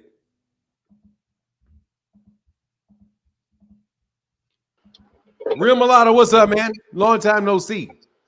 Yeah, man. How you doing? Been a while. I'm happy that you'll show up. Yeah, because I'm sort of like one of those, like, go ahead. There's certain other people that used to show up that won't show up no more. Yeah, I had to show up even after what happened to Devin. I was so disappointed. I'm sure you know I'm a Devin Haney fan. Yeah, what's on your mind? Well, I mean, do you think Devin can come back from this? Because it was really, really, really bad. I mean, I'm a fan of Devin. I'm a fan of Ryan and Tank, but I think that he just got beat up so bad, like similar to the Errol Spence fight, that I think he's like his confidence won't even be the same because his style is just based on defense, most of, like, in pop shot, and like they're gonna know, like you said. I think you said the other day they got the the book is out on him or something now. think you said that recently. Man, look, I think he'll come back just fine. And but hopefully the fans will come back and will not keep blowing smoke up people's ass. I don't have it. I think Devin's a very, very good fighter. He got beat that night. Look forward to seeing what he's going to do next. I don't know what he's going to do next, but I don't have an issue with him. And I think is the book out on him. I mean, I think that, like I said, when I said the book is out on you, man, when you have when you are talking about you're the best fighter in the boxing, you're the face of boxing, you put a target on your back. You have a lot of trainers, a lot of professional fighters that are getting ready to fight you. They're watching all your fights, watching all your tendencies, watching all your technical flaws, talking in the locker room or talking in the gym about what happened to you here, what happened to you there, and they're going to come up with a game plan where they think they'd be able to crack that game plan. And so, yeah, I mean, Devin ain't making Devin. Nobody was afraid of Devin to begin with because Devin's not a big puncher. So it wasn't like you were looking to get demolished. You had a bunch of people thinking out there, like now you got guys that are big punchers thinking, yeah, definitely want to get with him. I see Milty Music and the other guy that tried to hit. Yeah, but that's the answer to that. I don't think Devin's food. And I'm not saying I think that Devin can't come back. Just like Arrow. I mean, like I said, I want to see him come back. Yeah, I want to see Arrow come back too. Yeah, I didn't want. I'm not talking about Devin. I didn't want Devin to lose that fight because I was like, man, he's a Ryan Garcia. First of all, I didn't want to have to deal with all these Devin Haney fans who are going to be Devin Haney fans were going to be so upset. And I knew that I was going to have to put down a whole lot of excuses if he lost because these dudes are crushed. Yeah, I was one of them. I couldn't watch your show for like a week or two. I just couldn't. I just watched. I didn't see anything. Yeah. Hey, man, let me get to the next dude. Thank you, Rio Mulatto. Good to see you, brother. Man, I'll see you next time. Good to see you. All right, man. Sorry, I said, Milty Music. How can I help you? Hey, what's going on for now, man? I just had a quick question for you, boss man. Yes, sir. All right, so Ryan had a hell of a performance. What would you like to see next for him if Haney isn't on the rematch next with Ryan?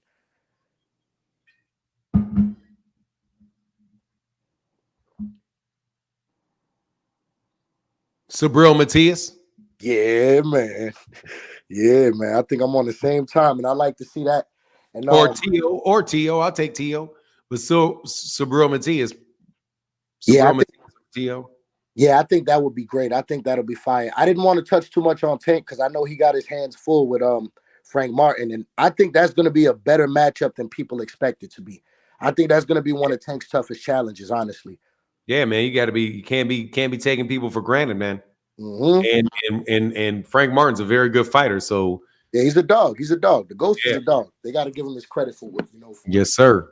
But yeah, I just wanted to stop in and say what up, man. I love the channel, but I'm gonna head up. Appreciate you, man. All right, word, no doubt. All right, man, get back. All right, peace. Ox Steel in the building. What's up, man? Fernand, how you doing this morning? Well, you know me. I'm about to make a cup of coffee because I know you about to cook. I ain't gonna do it like how I did last time, and they were saying I was talking too long last time. Hell no. I got a question. Man. Hey, look, man. Look, man. There's a lot of people that come by the channel, a lot of people come by the chat, but there are a lot fewer supporters. And right about now, I still, as much as you support the channel and as much as you around, and I know you got some cooking to do, I'm just gonna go fill up this cup of coffee, put my volume up, and I'm gonna let you have at it, let you go at it, brother. Hey, well, can I ask you a question before you get that cup? Absolutely, man. Okay, from a business standpoint, from a contractual standpoint, what would be the most plausible move for Devin moving forward as far as he and his father parting ways? Like, would he have to retire to get out of that contract with his father as his manager, promoter? I doubt he has one. Okay. I doubt it very highly. You don't think it's actual contract? Doubt it.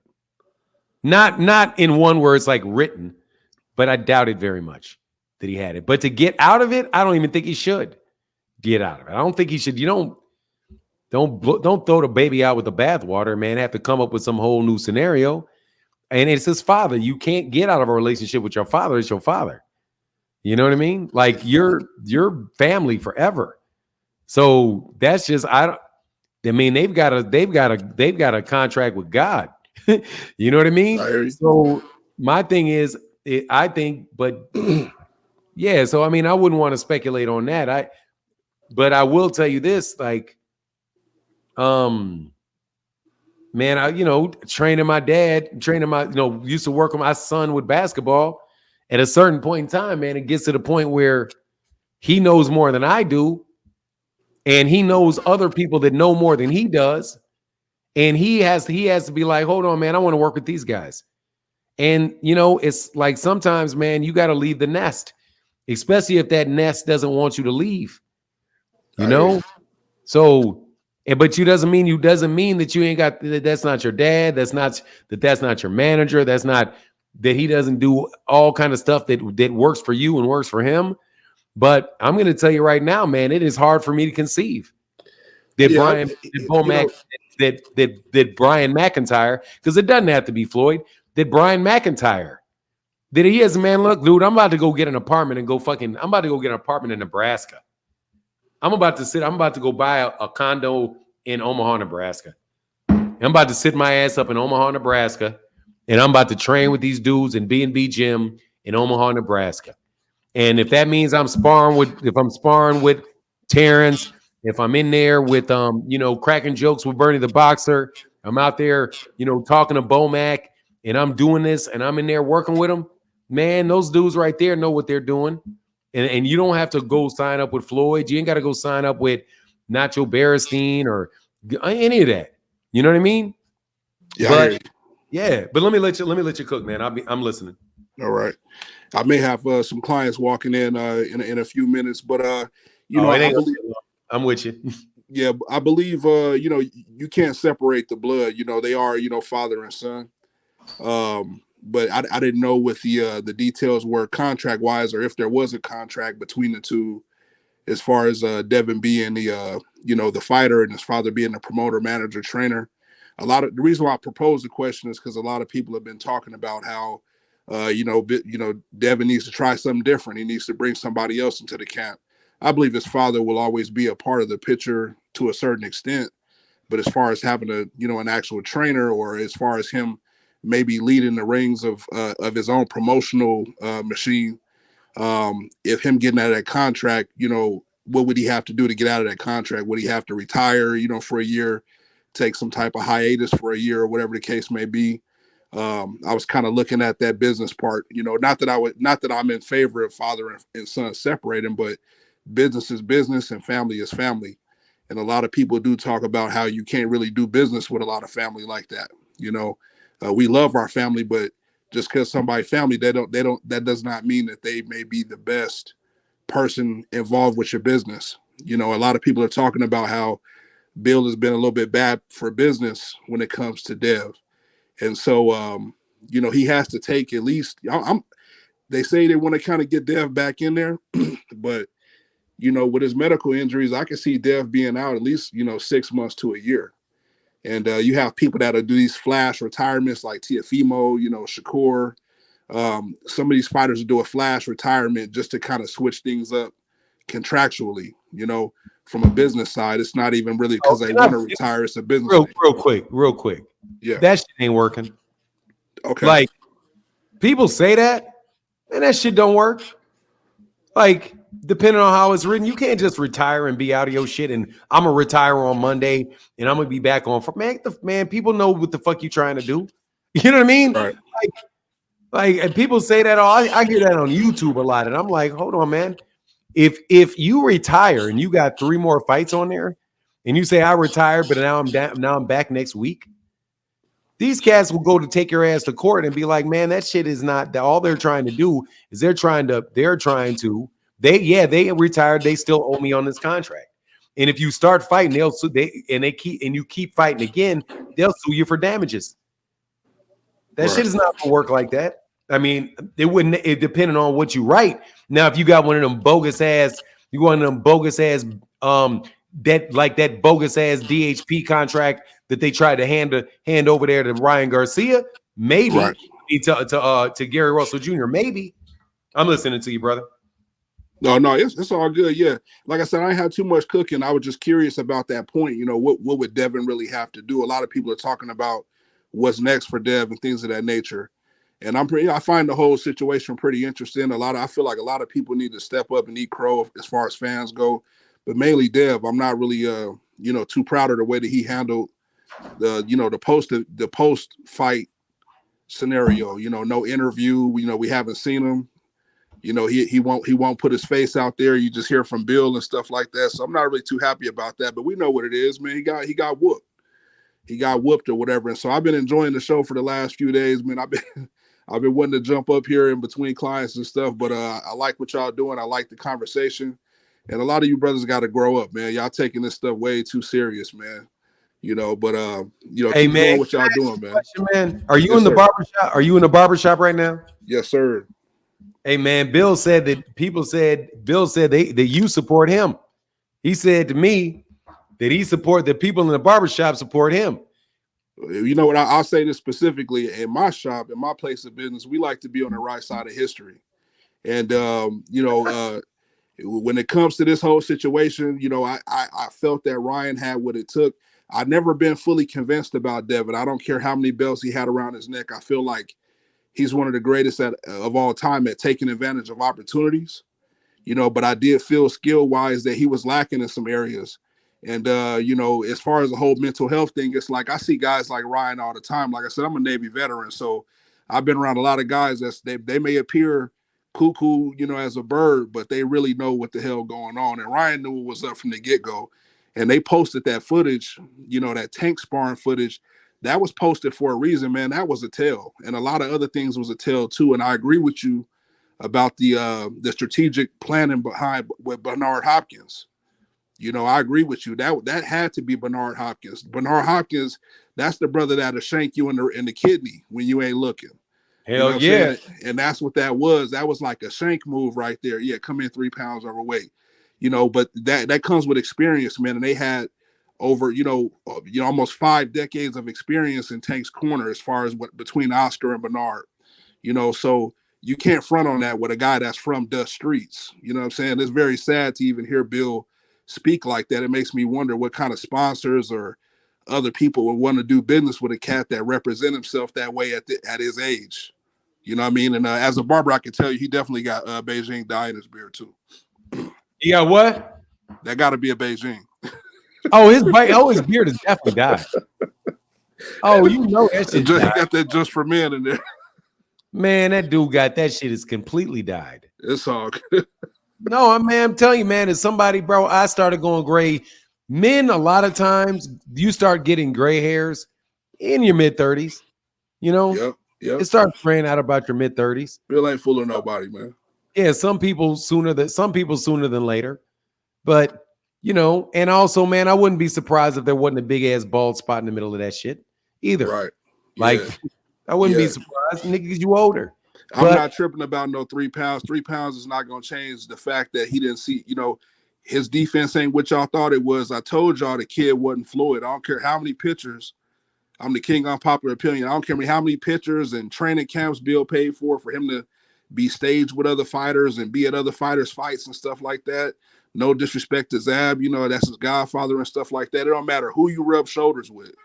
It got to be in you, not on you. You know what I'm saying? And so I always kind of felt like Devin wore boxing like a t-shirt, and I'm not going to front on all his skills because he got to where he is now, but I don't feel like he got it out the mud like how some other fighters are, and I see some guys that's coming up, in the ranks now, like your Abdullah Masons and stuff like that. That dude would be a problem for Haney right now. Boots for sure would be a problem for Haney right now. So it's like, you got a lot of fighters, man, that really got it out the mud. And it don't matter if you was born in suburbia or if you're from the hood. It really don't matter. It's about what you really got on the inside. And it's like, I watched this dude take pleasure in mocking sparring partners. He took pleasure in defaming and discrediting other fighters for years, him and his father. And for all of this to come around full circle, it's like, well. You know what I'm saying? So that's what I'm on. And I'm not gloating that the brother lost. It's just like, I like to be on the right side of history. And I knew Dev wouldn't really like that, you know. And I always thought it was kind of weird. He jumped around from Floyd Sr. to Roy Jones and to all these other cats and stuff like that. You know, who's really training this dude? You know, and what really is his style? Like, you know, you want to be like Floyd, but you guys despise Floyd at the same time. You want to be like Tank, but you despise Tank at the same time. And it's just a lot of contradictions. You can't, you know, I don't even want to get into the religion side, but it's a lot of things that I saw that contradicted itself. You know, you guys mentioned something about, you know, the creator of this universe and respecting his children. But then you turn right back, you praise the creator, but then you turn back around and you disrespect his children at the same time in the same breath. You got to be careful with that. Ryan got to be kind of careful with that too. You know, so this has been a very, you know, very entertaining scenario, man. I said I wasn't going to cook, man, but that's all I got. Man, look, man, please cook. I enjoy it, man. I listen to you. I like listening to you, Oxteal. I do. Appreciate y'all, man. Like I appreciate y'all. You, somebody else that comes through, man. Like, who's the other dude, man, that I really like talking to you? Obviously, Upper Echelon Dean, Phoenix the Assassin, Ashley's Corner. I like cats that keep it real, man. It can be like, and I mean, keep it real. I mean, like, keep it real logical. We don't have to agree, but if you have a thought process that you're going through that makes sense, bro, I respect that, man. What I don't respect is that shit that you just did, Frequent Flyer. You out here waving pom-poms and shit. Like, you know what I mean? That pom-pom shit gets on my nerves, man. And y'all took up a lot of time with that pom-pom waving. And when your shit caught on fire, you don't want to come around and take that talking to. Take that talking to that you know you need. Next, you'll think about it the next bandwagon. Cyrus Pierce said, Bill let basic boxing tactics beat his son. He fell for the money trick. Floyd made Madonna change the gloves for the fight off boxing experience. He paid him to change them gloves because Marcos Maidana tried to get over. The Real Infinite said, Cap, please let me know what's Cap. I'm undefeatable. You guys can't fade me. You guys going to take this ass whooping, but you don't want to take this ass whooping. And let me break your hearts. Dog, anybody can do it to you. Anybody can do it to you. Because y'all were full of shit and you knew it. AB said, Martin, off topic. Who do you have winning? Fury, Usyk? I don't know. Up in the air. Wilder, Zhang, man, don't even get me going, bro. I don't know. I hope Wilder. I don't know. Based off what Wilder looked like last time. Bivol, Beterbiev, I'm rocking with Beterbiev. Ruiz and Miller, I'm rocking with Ruiz. Oxteal, what up? Hey, my bad, man. Client walked in. Oh, no worries. I figured that's what it was. Were you saying something? Oh no, man! I was listening to you riff, man. I'm gonna fall back in the background, and I'll catch up with you guys on the next live. All right, man. Get back, man. All right, appreciate you. Oh, what's the name of them clippers again? For the trimmer, it would be the Wall High Viz. Wall High Viz. How do you spell that? HI -VIZ. That's what I'm rocking with right now. And it's a wall HI-VIZ. Yeah, it's a trimmer. Right. You know, you can edge the beard up and knock the bulk down. And then for clipper wise, I use the Wall Senior. All right. You talking about for the top of the head? Yeah, for blending and stuff like that too. You could edge and blend with both of those. Yeah, I ain't the best blender. I'm just going straight from bald, man. Hey, man, I'm gonna pull up out there, man. I'll take care of you one of these days, man. Appreciate you, man. If I catch up, would you teach me how to blend a little bit? I would appreciate it. Easy day, easy. We'll get that done in one day, one session. All right, man. Hey, thanks, Oxteal. Get back, brother. Peace. Why are you lying, Adrian Hartsfield? Why are you lying? Why are you lying? Why are you lying? That man did not rehydrate 37 pounds in a day. Why are you lying? Why are you lying? There wasn't a same day weigh-in. Why you lying? That's all right, though. We know you lying. Keep lying. All right, are you guys dead yet? Are you done? Are you Devin Haney fans finished or are you done? Are you finished? Have you decided you found a way to skip out yet?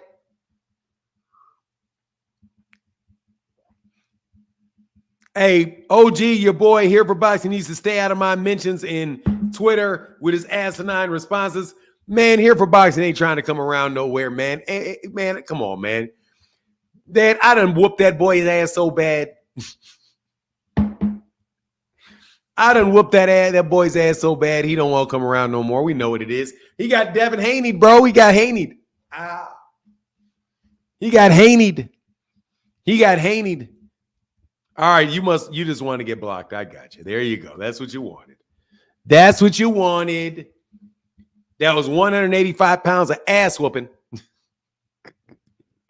That man said he came in at 185.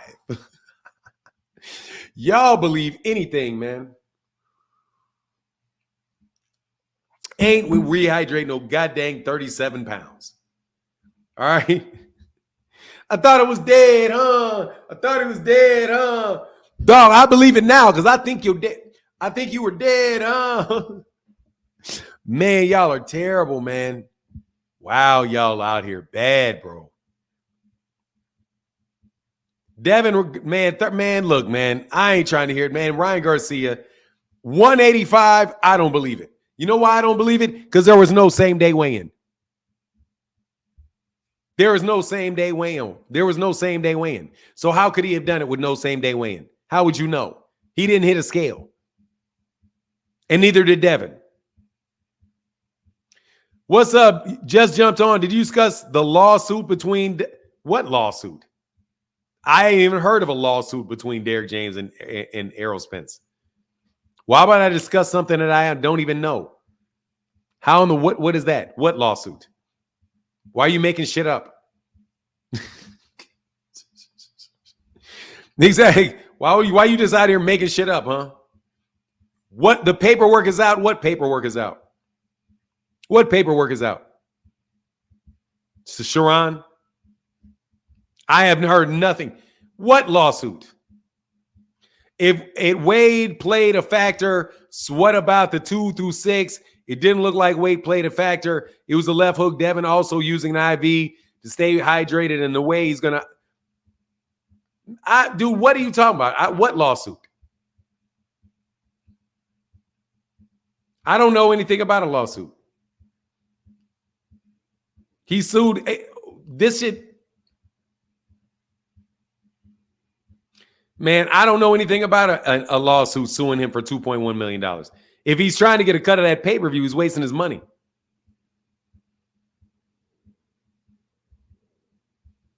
And he's working with Errol right now.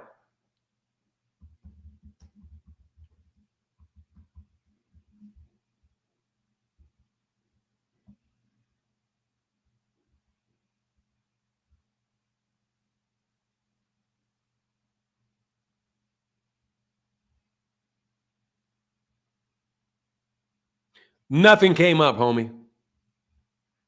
So I don't believe it. Nothing came up. Bro, look, man, he's training Errol's fighter right away, man. Stop that shit. Suing him for $2.1 million for what? Y'all out here hating. Devin got his ass whooped. Let's bring it back. Let's bring it back. Devin got that ass whooped. Let's bring it back. Oscar came out and said no rematch and told Devin to enjoy working with his European promoter, Hearn. Hey, man. Eddie, he ain't got, man, Eddie here, he doesn't have a promoter. I wonder what Devin's going to do with Devin next. I wonder what Devin is going to do with Devin next. Here's this link. I know y'all don't want this smoke. I know y'all do. The smoke is over. Y'all knew Devin was going to lose, though. You knew Devin was going to lose, though, didn't you? You knew Devin was going to lose. Where's Devin in your pound for pound? Where's Devin on your pound for pound list now? Come on, Hanos clan. Of course, yeah, man. Rock KU. Baby. We a KU family around here. My wife got her undergrad and her doctorate from KU. So you know, KO helped pay the bills. I rocks with KU.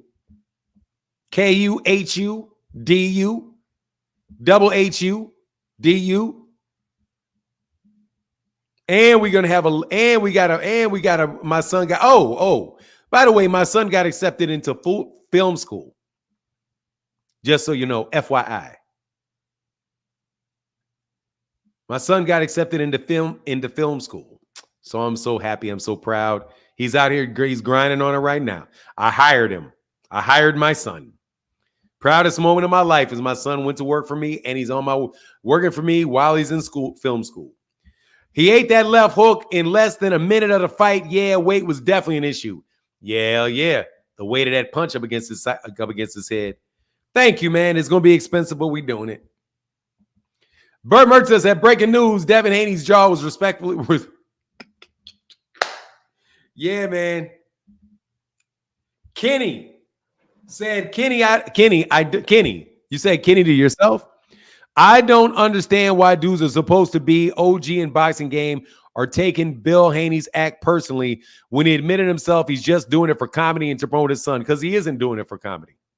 That's why, Kenny, because he's not doing it for comedy. You thought that dude was joking? Bill Haney ain't joking. Amir Ak, my bad. I missed it, sorry. Amir Ak says, did you see Bronner say Devin need to fight him now? Yeah. Better call Don King. Dude better call Don King. You better call AICU, Richard Paris, and DC for nothing. You better call Don King. You better call Don King. Hell yeah. Hey, didn't Devin do the weight bullying to Regis? Hey, man, you know, that's what Regis say. That's what Regis says. I them, Danny. Thank you, Kenny, for the support. Thank y'all for that support, for real. Richard Paris and then DC or nothing. What's up, man? You there, Richard? Richard. You're not on mute. I can't hear you. I'm going to let you come back. This should be fun. DC or nothing, how can I help you? Just coming to say what's up. It's still Team Haney. You know, after a couple days, we doing better on this side. But what I'm coming to ask you, do you think Devin do you think Devin needed a different trainer from Bill? Man, I'm going to say to continually continue. If I do not know what he needs, because I am not a trainer, I will tell you this, though, that there's the guy in his corner that worked the corner that is on Devin Haney's team that did that interview was very politely killing Bill by saying Bill didn't know to put water on Devin's face. He didn't know how to. You got a bunch of boxers and trainers saying that Devin needs somebody with experience in the corner. So, and they said it didn't look like Devin's corner knew what they were doing. Not a lot of men want to get in the middle of a business between a father and a son because, you know, a lot of guys have sons and everybody has a father one way or another, whether they're around or not. Everybody got a father. So I can't say. I won't say. I can tell you this. He damn sure got his ass whooped. And there's a whole lot of people saying it. Do you still think Jermaine Ortiz could beat him? No, why are you trying to get back to that? Why are you trying to get back to that? No, I'm asking you a question. Do you feel like that? Or like I said, bro, we're sticking on topic. I don't even remember what I said about Jermaine Ortiz. I said I thought Jermaine Ortiz was a good fighter. I don't even remember what he would beat Devin Haney, clear cut. I did not. Easy. I don't know if he would beat Devin Haney or not. Okay. I know I didn't say that because I don't know that. No, you did say that. I didn't say that. No way did I say he's going to beat Devin Haney. Man, you was arguing about it. I swear. No, we did not argue about that, dog. Stop, dude, man. Don't play these cornball ass games. I ain't playing no cornball game. Bro, I do not know whether Devin Haney will beat Jermaine Ortiz or not. I know Jermaine Ortiz is a very good fighter. He may beat Devin. I don't know. I know that Jermaine Ortiz is a damn good fighter. Yes, sir. I never said that I never said that Jermaine Ortiz will beat Devin Haney. Okay, it's a misunderstanding. My bad. I apologize. I got one more question, and this for you and the chat. Dog, you don't get no chat questions. Okay, you get me questions. That's it. All right. Okay. I want to know why you guys was on Bill neck. But let me ask you a question. When has Floyd Mayweather ever did an Instagram live after a fighter lost? Like the day before yesterday. Yeah, when Devin Haney lost. Ain't that a coincidence after Devin Haney lost? Hell no, it ain't no crazy that everybody doing all these celebrations for this young dude losing. Hell no. It ain't no coincidence. That's not though. It is, man. All you Tank fans and shit. It's crazy. Sit on your L, dog. Just sit on your L. You ain't doing no better. You ain't doing no better. You still I ask you a simple question. Why Floyd go live after he lost? Because he wanted to rub it in their face. Okay, so that wasn't petty? It was petty. Okay, so why y'all have a problem with Bill coming at Floyd the way he did after Floyd did? I don't have a problem. He looked like a buffoon. I don't have a problem with it. He looked like a buffoon, though.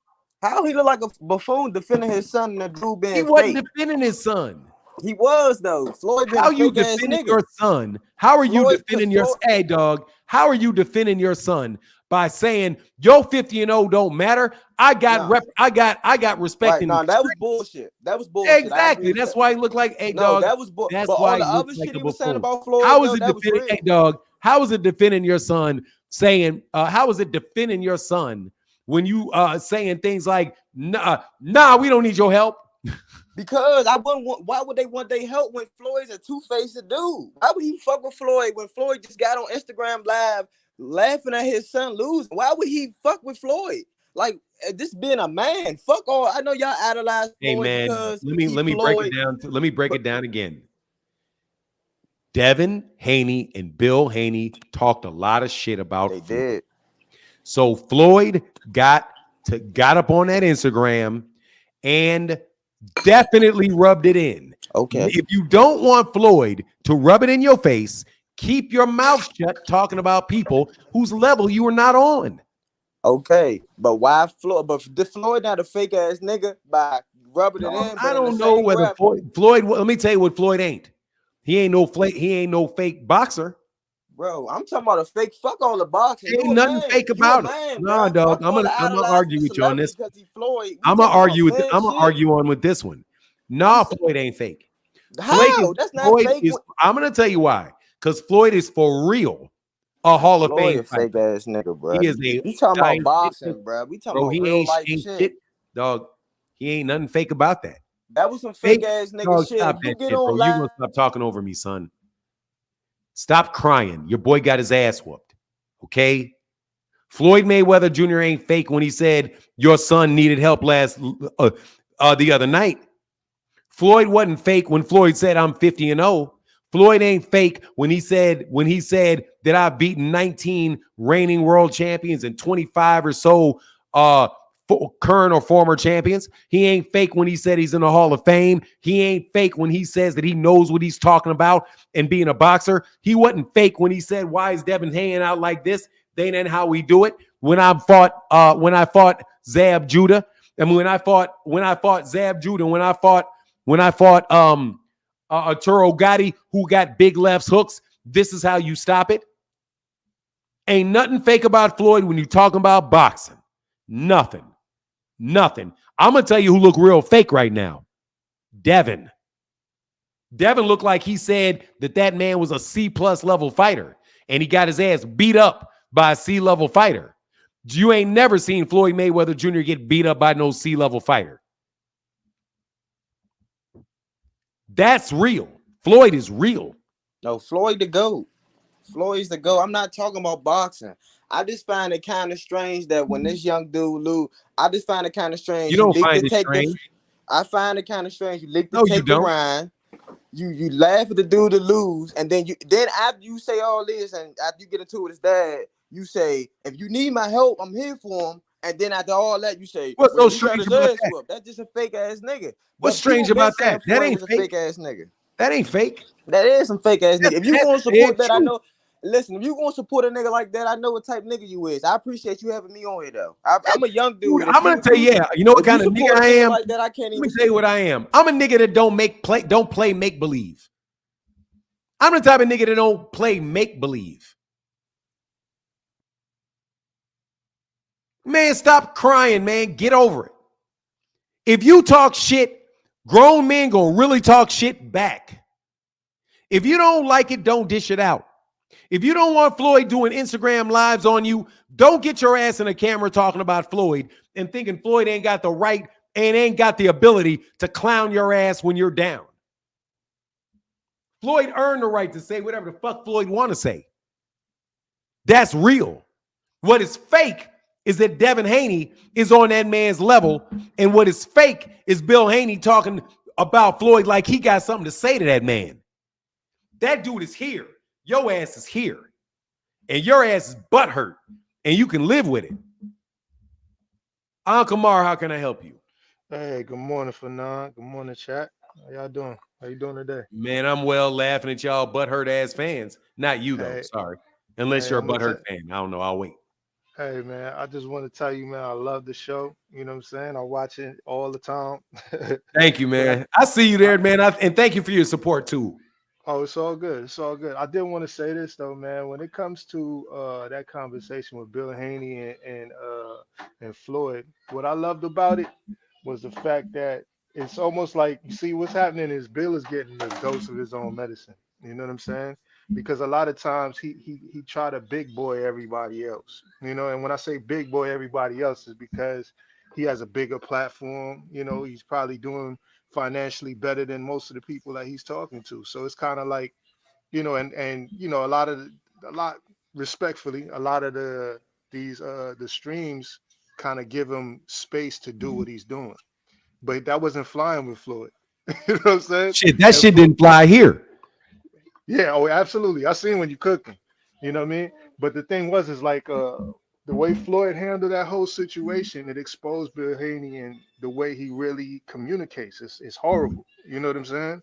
And I think that that I appreciate the way Floyd dealt with that situation. The second thing I want to say is when it comes to Bill Haney being in the corner of Devin, you know, I think that the father and son relationship is awesome.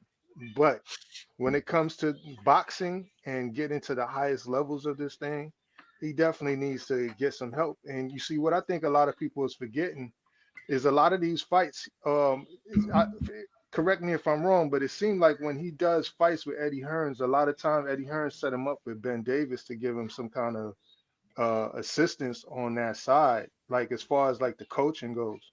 And then it looks like he just kind of grabs the wheel by the time the fight comes or whatever. But I mean, to me, it's like with Devin, yeah. When I watched the Loma fight, it looks like he ran into the same issue there. He's like, oh, he figured it out. And Bill didn't really know what to say. You know what I'm saying? It's like, we've seen this before. And now it's like on Front Street. It's undeniable now. You know what I mean? You can't hide it. You can only hide it for but so long, you know? Yes, sir. Yeah, but I just wanted to point that out, man. And you know, again, love the show, man. Appreciate what you're doing. And everybody smash that like button. Thank you, man. Appreciate you, Alkamar. And hey, man, appreciate you coming up. And again, it's way better the people that support and talk, man. Y'all the best. Thank you. Appreciate you, man. Have a good one. Yes, sir. You as well. Man, look, man, y'all can keep all this. Look, man, it's always easy when it's a person you do like doing it. How you gonna sit here and call Floyd a boy? Let me tell you something, young man. I'm not gonna call you boy. I'm gonna call you young man, DC or nothing. How you gonna say a dude that Floyd Mayweather Jr. is fake? Floyd Mayweather Jr. showed and proved over and over and over and over again. You got a young boy out here that just got his ass beat up against a guy he called a C-level fighter. Everything that Devin Haney risked, everything Devin Haney has gone through, Floyd Mayweather Jr. went through way many more times. Way many more times. Bill Haney ain't accomplished, don't know shit about boxing compared to Floyd Mayweather Jr. And you ain't got to like him. You not on his level. Man, that man didn't do no goddamn 200,000. Y'all act like, man, maybe he did. If he did 200,000, I'll be shocked. But anyway.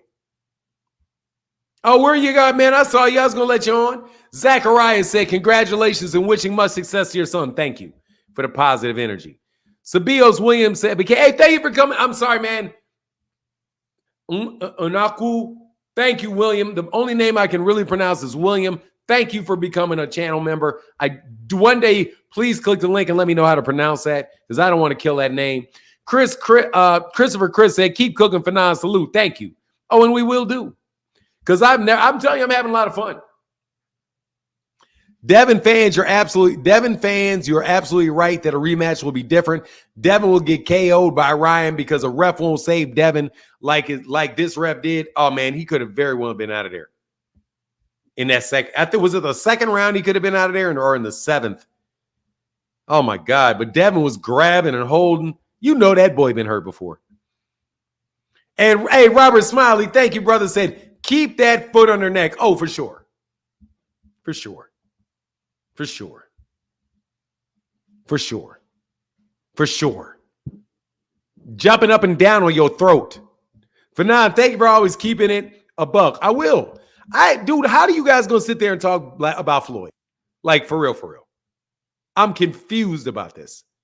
What do you guys know and what experience do you have? Tank the Mexicutioner, thank you, brother. And shout out to Southpaw. Hey man, for real, for real. How many of y'all got enough nerve to sit here and act like you know more than that dude does? I can understand Mike Tyson. I can understand maybe Terrence Crawford. I can understand Sugar Ray Leonard. I might even understand Oscar De La Hoya. Y'all asses, though, Floyd, you hate that fake ass nigga. That fake ass nigga. Man, that dude, what's fake about Floyd? What lies you caught Floyd in? I don't like that Floyd out there giving money away to, to that whole thing over there in the Middle East. I don't like all those moves. I don't like every move that he makes, but fake? Nah, Floyd real as shit. Floyd is a real deal. More of a real deal than any other fighter living right now. But y'all talking about Bill ain't fake. Bill said, man, for real, see, I'm not from the streets, but I know this. Man, don't talk to me about he don't know the rules. I don't think he knows the rules. I must be a Floyd fan. The block bleeder. Why would I not be a Floyd fan? Why would I not be a Floyd fan? Absolutely, positively, I'm a fan of Floyd Mayweather Jr. I'm a fan of Manny Pacquiao. I'm a fan of Terrence Crawford. I'm a fan of Devin Haney's. I support all those fighters. I'm a fan. There's very few fighters that when I see them, that they're top-level fighters that I'm not a fan for.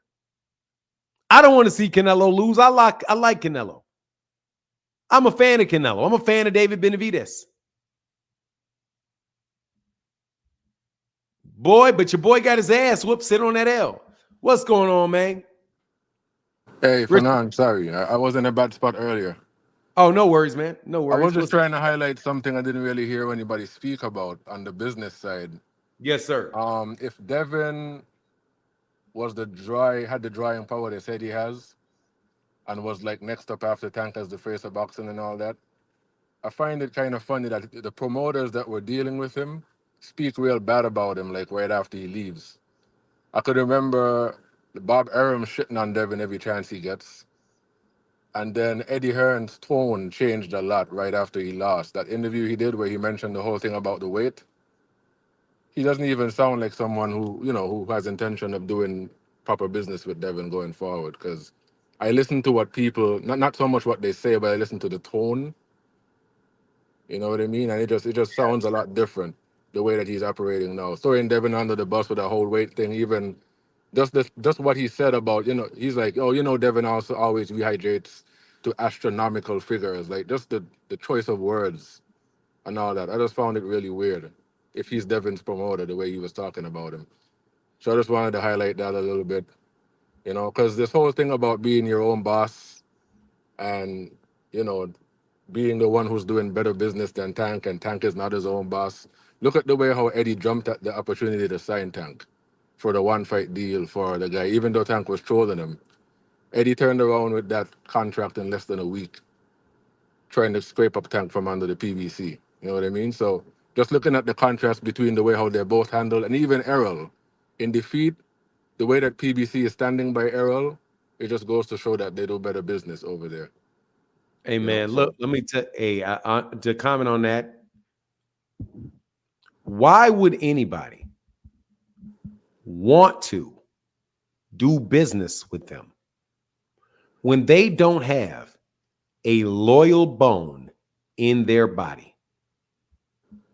Yep. You can give Devin Haney and Bill Haney the biggest opportunity in the world, and they will not only not reciprocate, they act as if that was their right given by God to get it.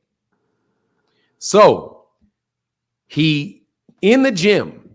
First of all, Roger Mayweather and Bill Haney did not like each other because there was an article written way back in 2010 where there was a beef between Roger Mayweather and Bill Haney because Bill Haney owned another gym in Las Vegas.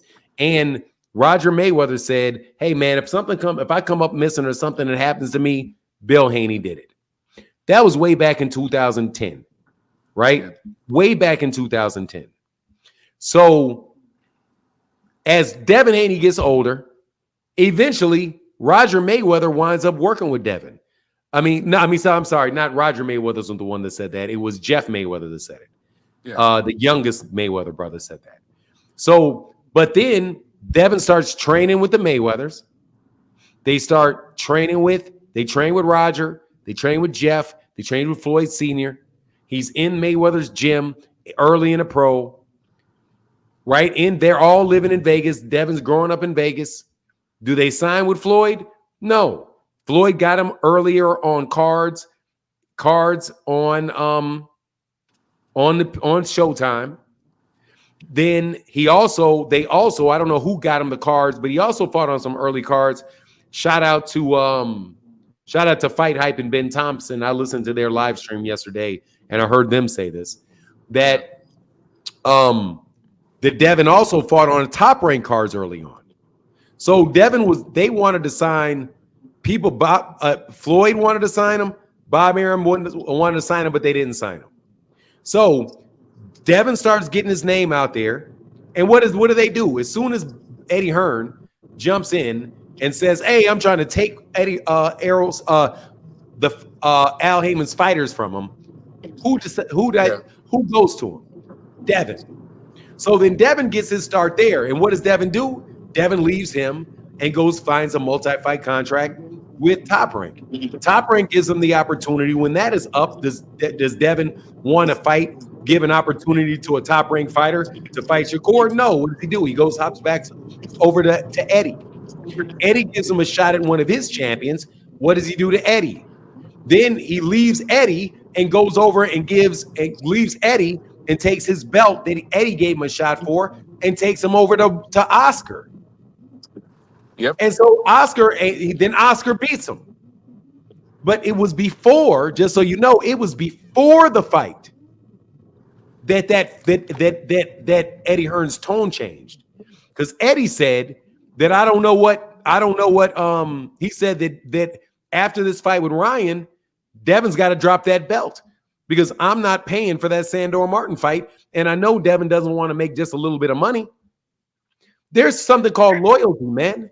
And like, for real, like you listen to the way that Bill Haney was talking to Floyd. Dude, this dude don't give a shit about burning bridges for Devin. Hey, like, not to cut you off, right? What did you make of that point in the talk with him and Floyd? What? Remember during the conversation with Floyd when Bill said, "You're always telling me about what you were going to do with Tank, blah, blah, blah." And he said you were trying to sign Devin. We didn't want to do that monthly shit. Devin wanted to be his own boss. So what did you make of what Bill said about that part? You think he was trying to, like, Floyd is putting him on for a salary? Let me tell you what monthly is. Yeah. Monthly is because most fighters do not have money. Okay? So what he says is, look, man, I'm going to pay you so you don't have any upfront costs.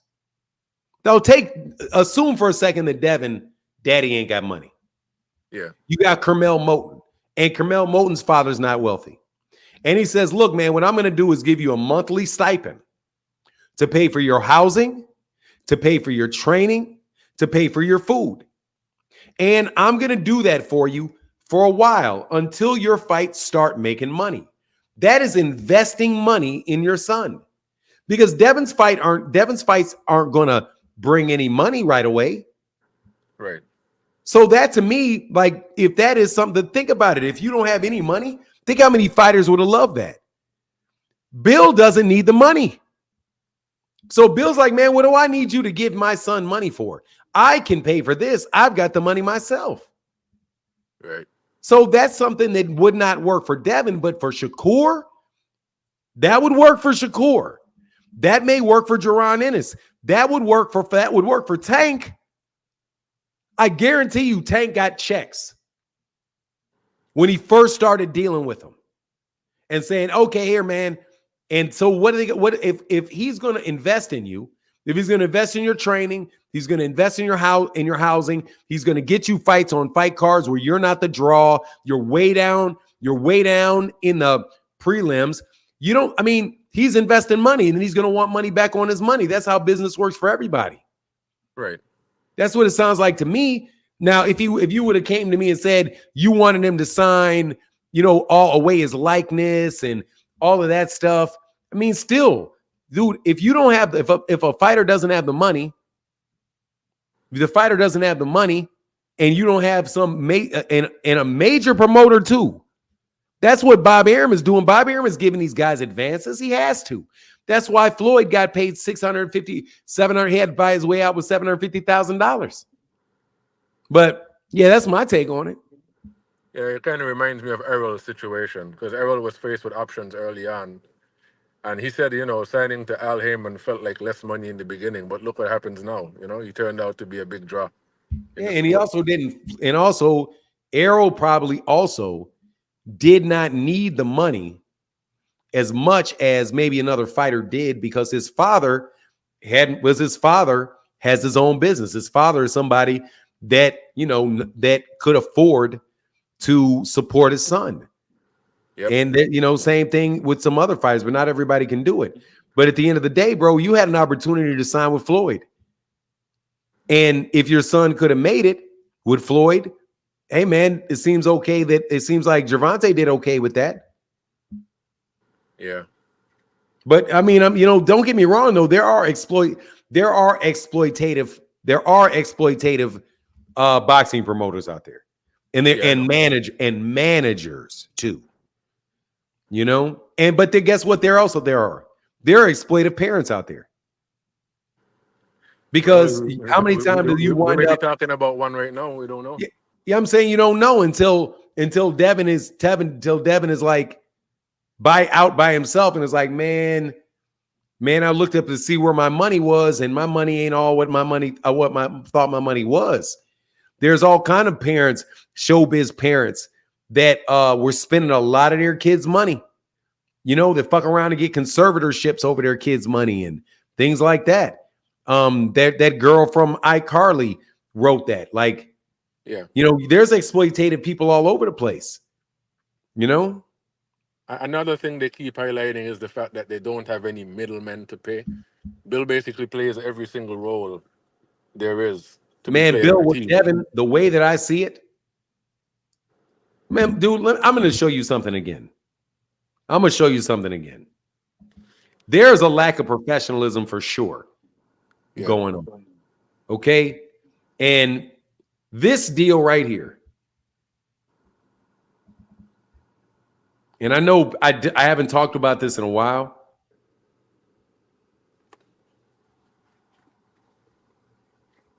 but this deal right here, and I see you, Rick Timms, I see you, Crown. This shit right here,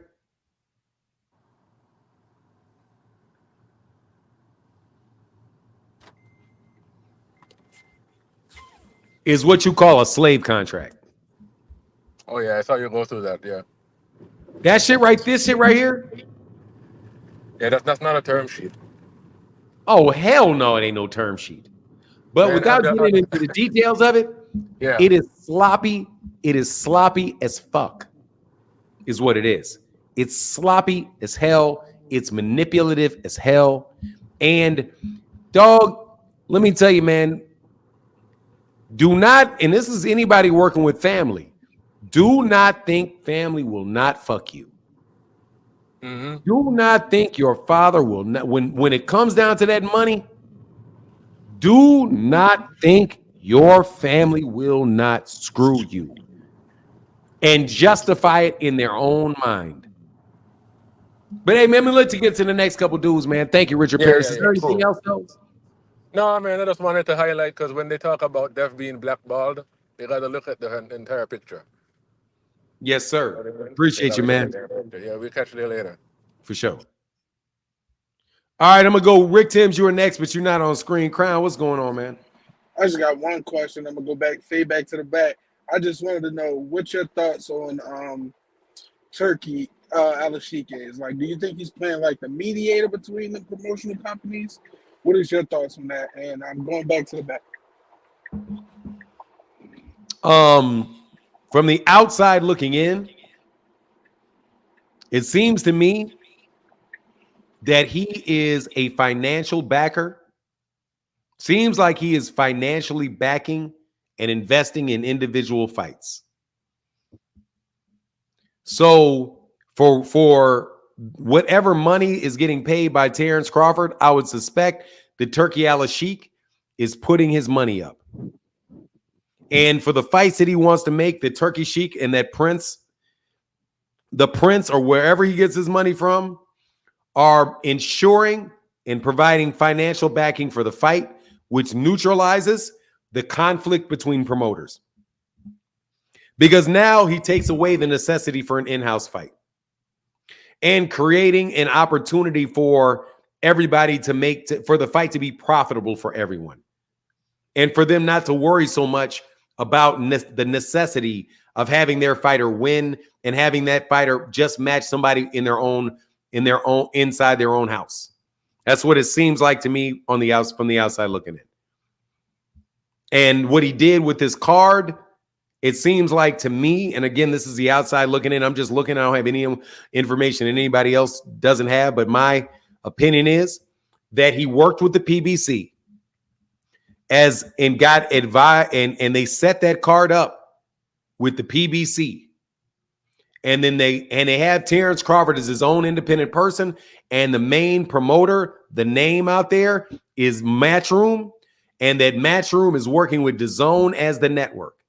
So it appears to me that the PBC has fighters that did not have fight dates and made those fighters available to Turkey Al-Sheikh, who was guaranteeing the money that's going to be put up, and then allowed them through the promoter TGB to bring those fighters onto a card that will probably be televised on DAZN, which for the PBC allows them to get more fight dates for fighters that they have, because they have a finite number of fight dates over there on Amazon. So what I said about Turkey Al-Sheikh, and I'm telling you, man, you guys are some fucking bums, okay?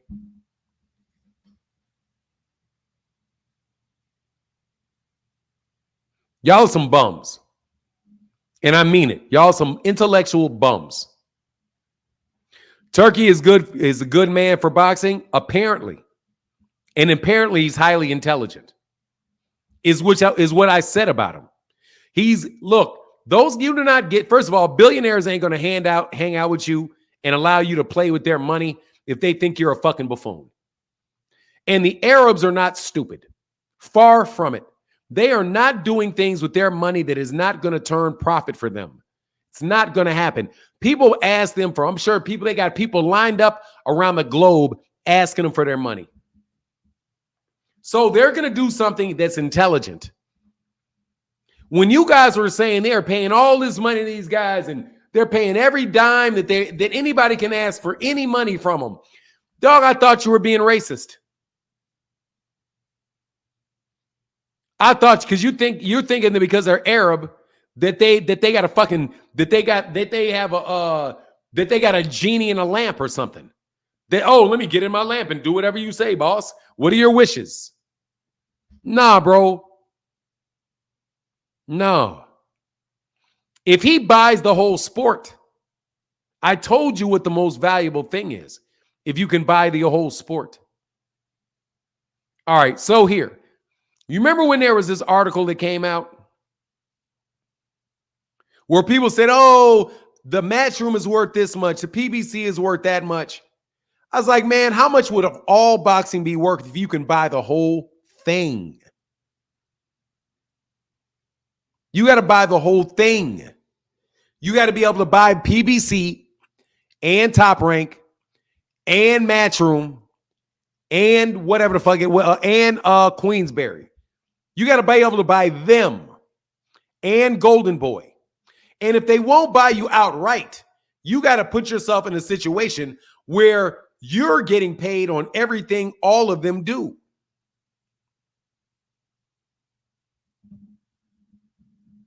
And that seems like that's what they did. And they didn't stay over there in Saudi Arabia. That fight is in Los Angeles. It's in Los Angeles, which means those fights can do better because they're on the Western Hemisphere, and the fights that he's putting on can actually have people buy them because they're not going up against football or soccer or whatever else that half the world. You're not on a different time clock than everybody throughout half the world.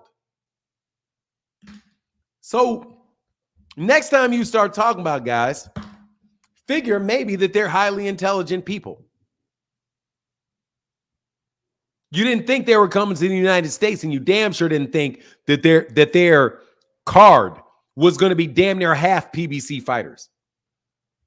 And what fighters did they have on there? You cannot tell me that is Eddie Hearn.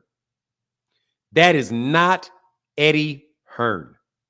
Because ain't no way Eddie Hearn got his hands on Leo Santa Cruz, Abner Mares, Andy Ruiz, Isaac Cruz, Rayo Valenzuela, and Andy Ruiz, and Tim Tszyu. Let me do that number again. You think magically Tim Tszyu,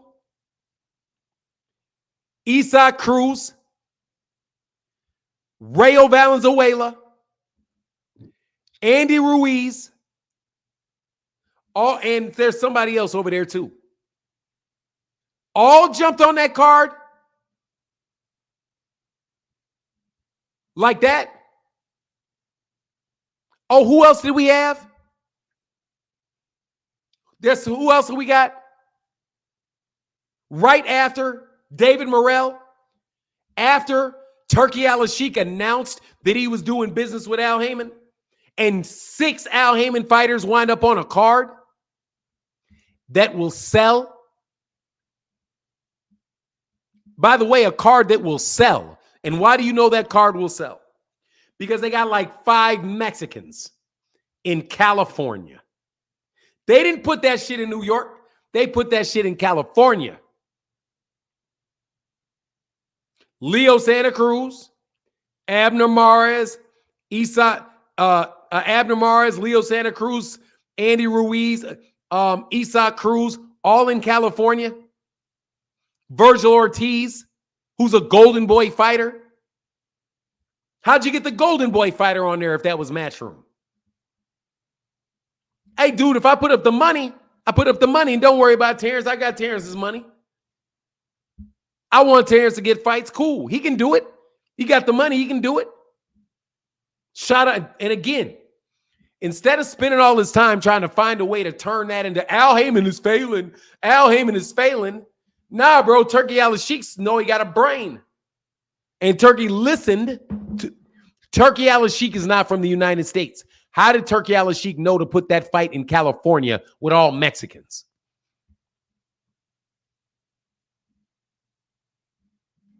And all PBC Mexicans. How did he know? Al, what should I do? Oh, no worries. Let's say what we do. We think we can sell about this many amount of tickets in LA. Don't do that shit in Vegas. Don't do that shit in California. Don't do it in Arizona. Turkey Al-Sheikh, do it in Vegas. And look, this is how we're going to do it. You need to stack that undercard with a lot of Mexicans. Because Mexicans will come out and support Terrence, fight Mad Marov, but you can't put Mad Marov and them in there alone in LA. It's just not going to sell. But people are going to show up for Rayo. Some people are going to show up for Rayo. Some people are going to show up for Isak. Some people are going to show up for Andy. Some people are going to show up for Virgil. Some people are going to show up for Leo. Some people are going to show up for Abner. Don't you worry, man. We got name recognition, and most of those dudes are from California to begin with. If we could get Mikey Garcia in this bitch, we'd get Mikey Garcia in this bitch. Fuck around and snatch Mikey Garcia out of retirement. Throw Mikey on that card. We got Mikey too. We got plenty Mexicans. And don't worry, when it's time, we get Canelo. Don't worry about it. When it's time, Canelo don't trust none of them bastards. Canelo trusts me. Don't worry about it. When it's time to get Canelo, hey, man, we may be able to do a little something with Canelo. Mexicano, viva Labrones, viva Cabrones. We'll fuck around and get Ryan, dog. Don't worry, we'll get Ryan. We may even snatch little Debbie Pooh out. For a rematch. Give Debbie a break. Got to fire Bill, but hey. Viva Cabrones! What's up, Rick Tim? Man, boy, you hey man, you've been having fun this whole week, boy. I ain't seen you frown one day this whole week, buddy. Wow. Hey, you know what, man? Hey, before you say it, did I or did I not eat my Terrence Crawford crow? Absolutely. I ate that crow. Hey, that Sunday, that July 30th. Yes, you showed up. I mean, it was rough. It was a lot. Yeah, it was a lot of ugly, irrational bud people that really was being, So yeah, you can relate. You can relate. So check it out, man. I spoke with the boxing guards, Mr. Morton, and they told me the universe has shifted and spoken. The universe sees it all and it acts accordingly. And what we witnessed with Devin in football, basketball, high school terms, let's say Devin was put on varsity immediately as a true freshman in high school. Devin, a phenom, really talented, and straight on the varsity football, basketball team. Get minimum playing time, but do extremely well. So we come along with Bill. This is Devin's junior year, Fanny, Fanon, Martin. Devin's junior year is here now. He's still young. He's still very good. And Bill say, God damn it, my son needs to be a starter, Mr. Coach. My son is the best player on all the team. He needs to be starting, Well, Devin been excelling quite well, against smaller competition. The JV team, he been sparring against them. I mean, handling them. So he was finally inserted into the starting lineup now against some people his own side in the form of Ryan Garcia. and he had a bad showing, y'all. I mean, he fumbled a fourth quarter punt that was taken back for a touchdown. He missed the game-saving tackle. He got dunked on and won in the basketball game. And with 1 second left on the clock, he missed 2 free throws when they was only down by 1. I mean, it was a bad showing when he finally got into the starting lineup. So when Bill want to throw out the face of boxing moniker, the face of boxing usually don't find himself getting up off the canvas 5 times. You know, I give Canelo hell with all that duck stuff. You know, Canelo ain't getting himself up off the canvas. Tank, you know, he's flat-footed Mexican. He's not fighting anybody. Tank haven't been getting himself up off the canvas. My dude Bud, Gamboa rocked him. Had just doing a stanky leg. Mean Machine dropped Bud. Literally, the ref called it a slip, but he dropped Bud. Both times, Bud got pissed up, got off, and just annihilated both of them guys. I mean, showed real dog. So, Bill, I know you're watching, man. You want to play the villain role. You want to play the tough guy role. But you can't lose when you play that role. You know, y'all want to do the Mayweather thing where Floyd never lost. You got to win with flair. You got to get some knockouts sometime. And maybe that's what cost him, trying to get that knockout against Ryan. And what terrifies the core Devin Haney fan base now is, even though you can witness Devin dominating from round 2 through 6, he's still susceptible of getting clipped and put back on that canvas. Now fighting the bigger boys. So Devin, I fully expect Devin, just like Earl, you know, to take this loss and come back, you know, train hard.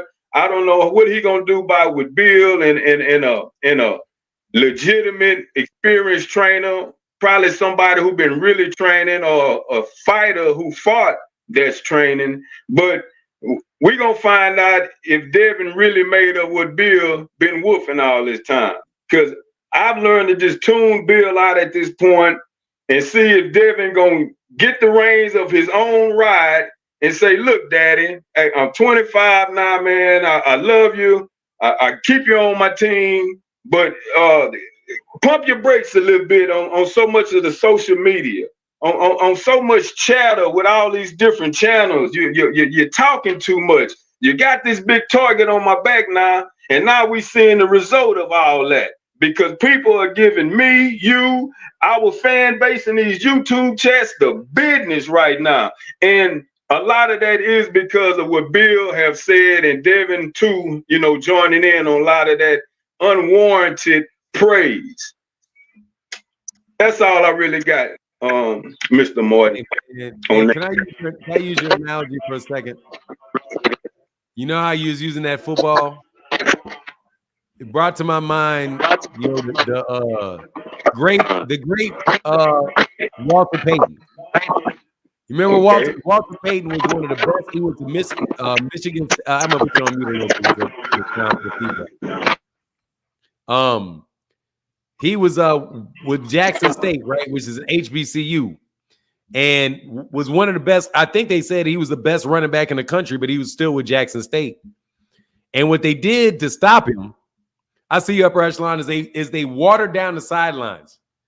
Because they were like, they just, you know, they took a hose before the game and they watered down the sidelines because they were like, he keeps going to the outside. He keeps going to the outside. So when he hit that outside, he slipped, lose his footing.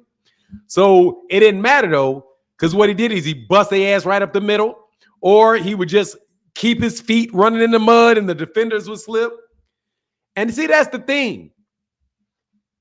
They watered the sidelines on Devin. They watered the sidelines. They were like, look, man, we using every method we know. Oh, you think you're just going to get up here and run any way you want to run? Hell no. We about to come up here with these extra 3 pounds. We about to have all the advantages that we need to get in order to beat you. And Devin couldn't go up the middle. He couldn't go up the middle. If you tell me, hey, man, Devin The reason Devin lost was because Devin ain't a puncher. Devin ain't a puncher. He's a boxer. He should have just boxed. Well, shit. You better turn into a puncher. See, that's the thing. You got to be both. When Gervonta, when Terrence Crawford needs to punch, Terrence Crawford will bust your shit open. When Terrence Crawford needs to box, Terrence Crawford will box. If he don't want you to hit him, you're not hitting him. If he wants to sit down in there and get you up out of there, he can sit down and get you up out of there. That's called versatility. That's versatility. When they take one thing away from you, you got the other thing. So you don't tell me, well, Devin, that ain't the thing with Devin. The Devin not having a power ain't no big deal. Yes, it is a big deal because you don't have the versatility. Because guess what? Guess who has that versatility? Floyd got it. Canelo said, shit, Floyd hit hard enough. You know what I'm saying? Shit, Floyd hit hard enough. Floyd, you fucking around. Floyd, you fucking around and it didn't take Floyd that. Remember when Virgil Ortiz tried to hug and kiss him? It didn't take but one. Bow! Get your ass out of here, Virgil. And Virgil was a big ass dude. You know what I'm saying? So look, man, you got to have, if you're going to be that, no joke, bro. If you can shoot, but you can't drive, bro, that's a problem. If you can drive, but you can't shoot, that's a problem. You got to be able to shoot. You got to be able to drive. You got to be able to pass. You got to be able to dribble. You got to be able to do the whole. Thank you, Victor. You got to be able to do the whole nine to be claiming that you are the top pound for pound fighter. The fact of the matter is, Gervonta, when he had one hand and he couldn't knock out Eastside Cruz, no worries. I'm just gonna outbox you with this one. When he was like, when Leo Santa Cruz was throwing all them punches and it wasn't hurry, oh, no worries. Block, block, block, block, block, go to fuck to sleep. Devin don't got that off button, dog. If you don't got it, he ain't got it. Hey, let me say this as I go about those 3 pounds, man. It was dirty on Ryan's part, but hey, man, life ain't fair. You win some, you lose some. I'm sure Devin Bill and had they share of getting over people and got away with it too. But when you think about it, just logically, apart from the dehydration process to try to make weight, Ryan basically had a 3-pound head start on Dev. 3-pound head start, meaning he weighed in at 140, he weighed in 143. Okay, on your mark, you said go. Rehydration. Ryan only had 3 pounds of a head start.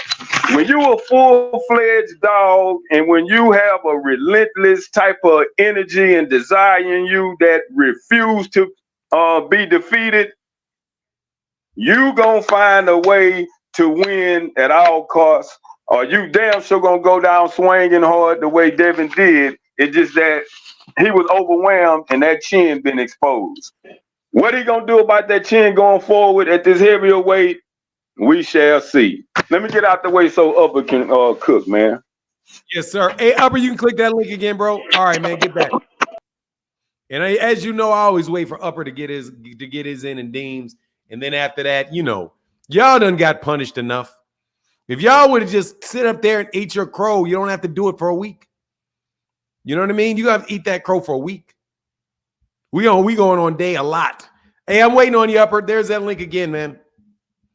Man, you a hoe ass dude. You out here. You if you rock with Floyd, you a hoe ass dude. Man, I ain't never even met Floyd. I ain't even ever met Floyd, but I know he ain't fake. I know that.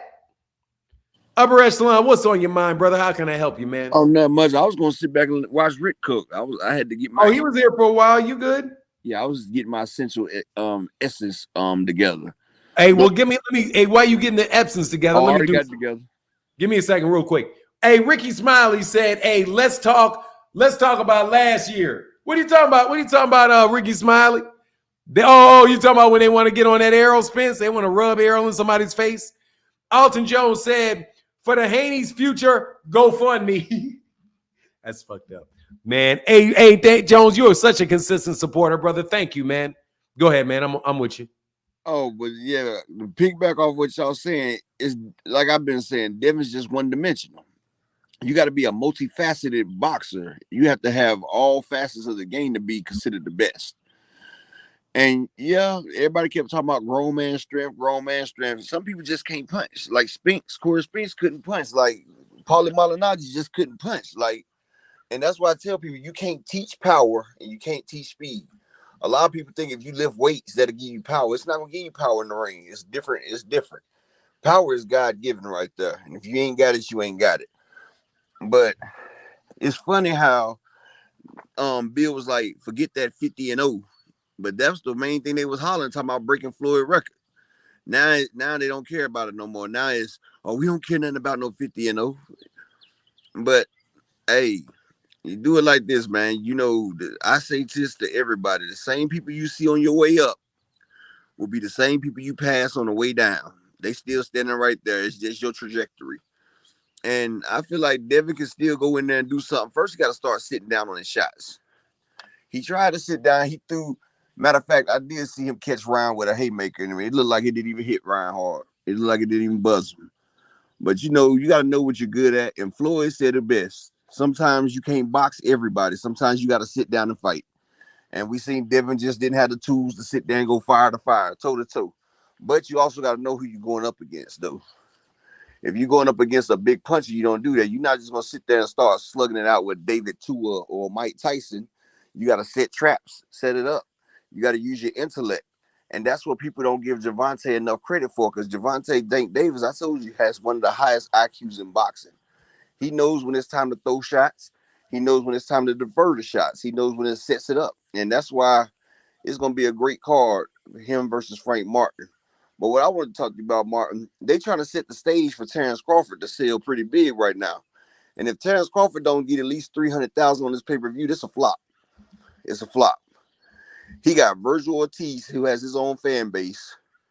He got Isaac Cruz, who has a fan base. He got El Rayo, who got a fan base. David Murillo got a fan base. Like, they stacking this card. Tim Tszyu got a little fan base. Like, I want to see this right here. But they scrapped the Abner Mares and Leo Santa Cruz fight. They scrapped that yesterday. So we ain't gonna see that. Yeah. Hey, I guess they didn't want to see the exhibition between them two right there. But Abner Mares, Abner Mares, Leo, they took it off the card. But what do you project that this fight do with all these stars on this ticket? What you think it'll do? Man, well, my take on it is this, like, that I didn't even hear if it was pay-per-view. They debating on it. Yeah, I didn't hear. I haven't yet. So I have not heard that it's pay-per-view yet. So I don't even know if it's pay-per-view. But I mean, I honestly, man, it's such a good card that I damn really don't even care, man. And I don't really hear anybody talking crazy about it. But I think that I mean, it could do a couple 300,000 pay-per-views. I mean, 300,000 pay-per-views. I don't think that's out of sort with that, because you just have so many fights on that card. Terrence Crawford is riding high. I think it could do well. But honestly, man, it's such a good card, and there's so many fighters, there's not going to be anybody lying about how well it does.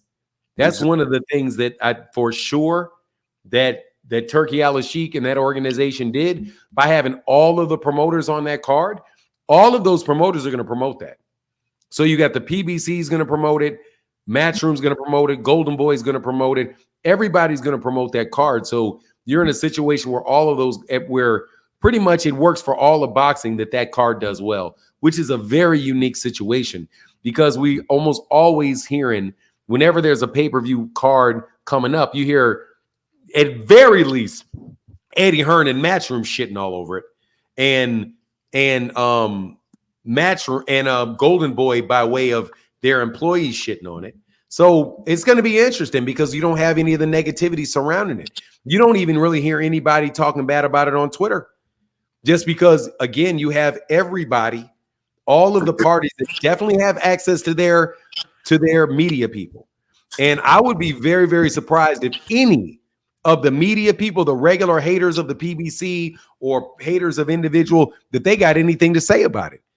because they're fucking around with everybody's cards now. So it's really, really interesting, man. It's really, really interesting.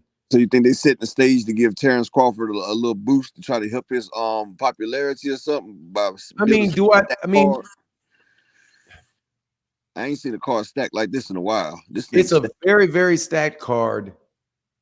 I think that I don't necessarily know what it does just for Terrence Crawford, because it's not like Terrence Crawford. I bet you Terrence Crawford probably don't care what the pay-per-view does. He's he's probably getting his money. He's probably getting his money, like straight getting his money. But man, honestly, man, I got to tell you, I like this shit for Terrence Crawford, man. I like it. And it's like a lot of times when we talk about pay-per-views, man, I would very rarely talk about a pay-per-view, man, if it wasn't for everybody's trying to fucking kill the PBC. Like, most of that conversation comes around people saying Tank sold 64,000 pay-per-views, Tank sold 5,000 pay-per-views, Deontay Wilder failed, Errol Spence Jr. failed, and all that fuckery coming from Rick Glazier and Golden Boy and Matchroom and all that petty shit that they did. Other than that, man, you know, I'm going to get my money's worth. I buy the fights for everybody. The one thing that I'm hoping out of this pay-per-view, and the fact that all of these people are on the same cards, that it shuts up the fucking haters, because they want to act like people are hating. No. Y'all motherfuckers are so I'm sorry, Mom. You guys are so fucking anti-PBC that no matter what they do, it always has to be a failure. So then you have people that support the PBC or just don't hate on them that return the favor. And they say, oh, well, yeah, PBC is a big failure, but what about the fact that Devin did 35,000? Right? Trying to say, oh, you're calling him a failure, but you're a failure.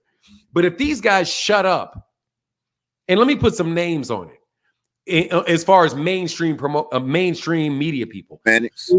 If Steve Kim shuts up, Dougie Fisher shuts up, Kevin Iole shuts up, Rick Glazier, who works for Oscar De La Hoya, shuts up, and stops shitting on every other fight out there, and has a reason to be like, man, I better not shit on this fight, because if I don't shit on this fight, damn, my promoters that I usually fuck with ain't gonna fuck with me because their fighters are on a card. Maybe it'll shut them up and they'll stop dissuading people from buying pay-per-views. I really think it's a very interesting scenario with the fact that if you have a big foreign backer, and I said this before, and I already said it before, but I said it in a kind of a different way, but this model still works for me. People used to ask me and say, like, how do you think that all of this stuff can get solved? I was like, you got to have a monopoly. Just like the UFC has a monopoly. Every one of those fighters that fight on the UFC got to take those fights, because where else are they going to go? Like pretty much. WWF, like WWE. Yeah. The WWE got them. Where else are you going to go? So if boxing had, and I said everybody got to go out of business, like everybody but one person has to go out of business, and then all the fighters wind up being on those cards. But if you get somebody like, say, Saudi, the Saudi prince who Turki Al-Sheikh works for, says, look, we see value in boxing and we want to be the number one person in boxing. We're going to strike a deal with every major promoter to work with us on the fights we put on. Then you have a scenario where Bob Arum don't give a shit about getting Lomachenko in there with Gervonta Davis if he knows that he's going to get another fight with Lomachenko if Gervonta loses, or if he knows that his fighters are going to get a cut of a card that Gervonta Davis is the headliner on, right? See, the promoters are going to get money off that entire card. If they get money off that entire card, I don't have to have Canelo Alvarez signed to me if I can benefit from Canelo Alvarez on a card. So I just think that from a business organization standpoint, that it is intriguing to have somebody that says, look, man, we're willing, we're not going to try to put anybody out of business. And we want to be in business with everybody. And if we have to put a fight every once in a while over on like DAZN, if that's DAZN is the network that we want, but really over here outside, we'll put it on Amazon Prime. Because think about this, for example, the PBC got a contract with Amazon Prime. Amazon Prime is putting on the fight over there with the Monster Inoue fight. Inoue, yeah. Yeah, they're putting on the Monster Inoue fight. So if Turkey Al-Sheikh is like, and Saudi's like, hey, we don't just have to rely on DAZN. Shit, we can put some cards on with the PBC and have it put out on Amazon in countries that we're not in. That gives those guys for the fights and for their rehab season.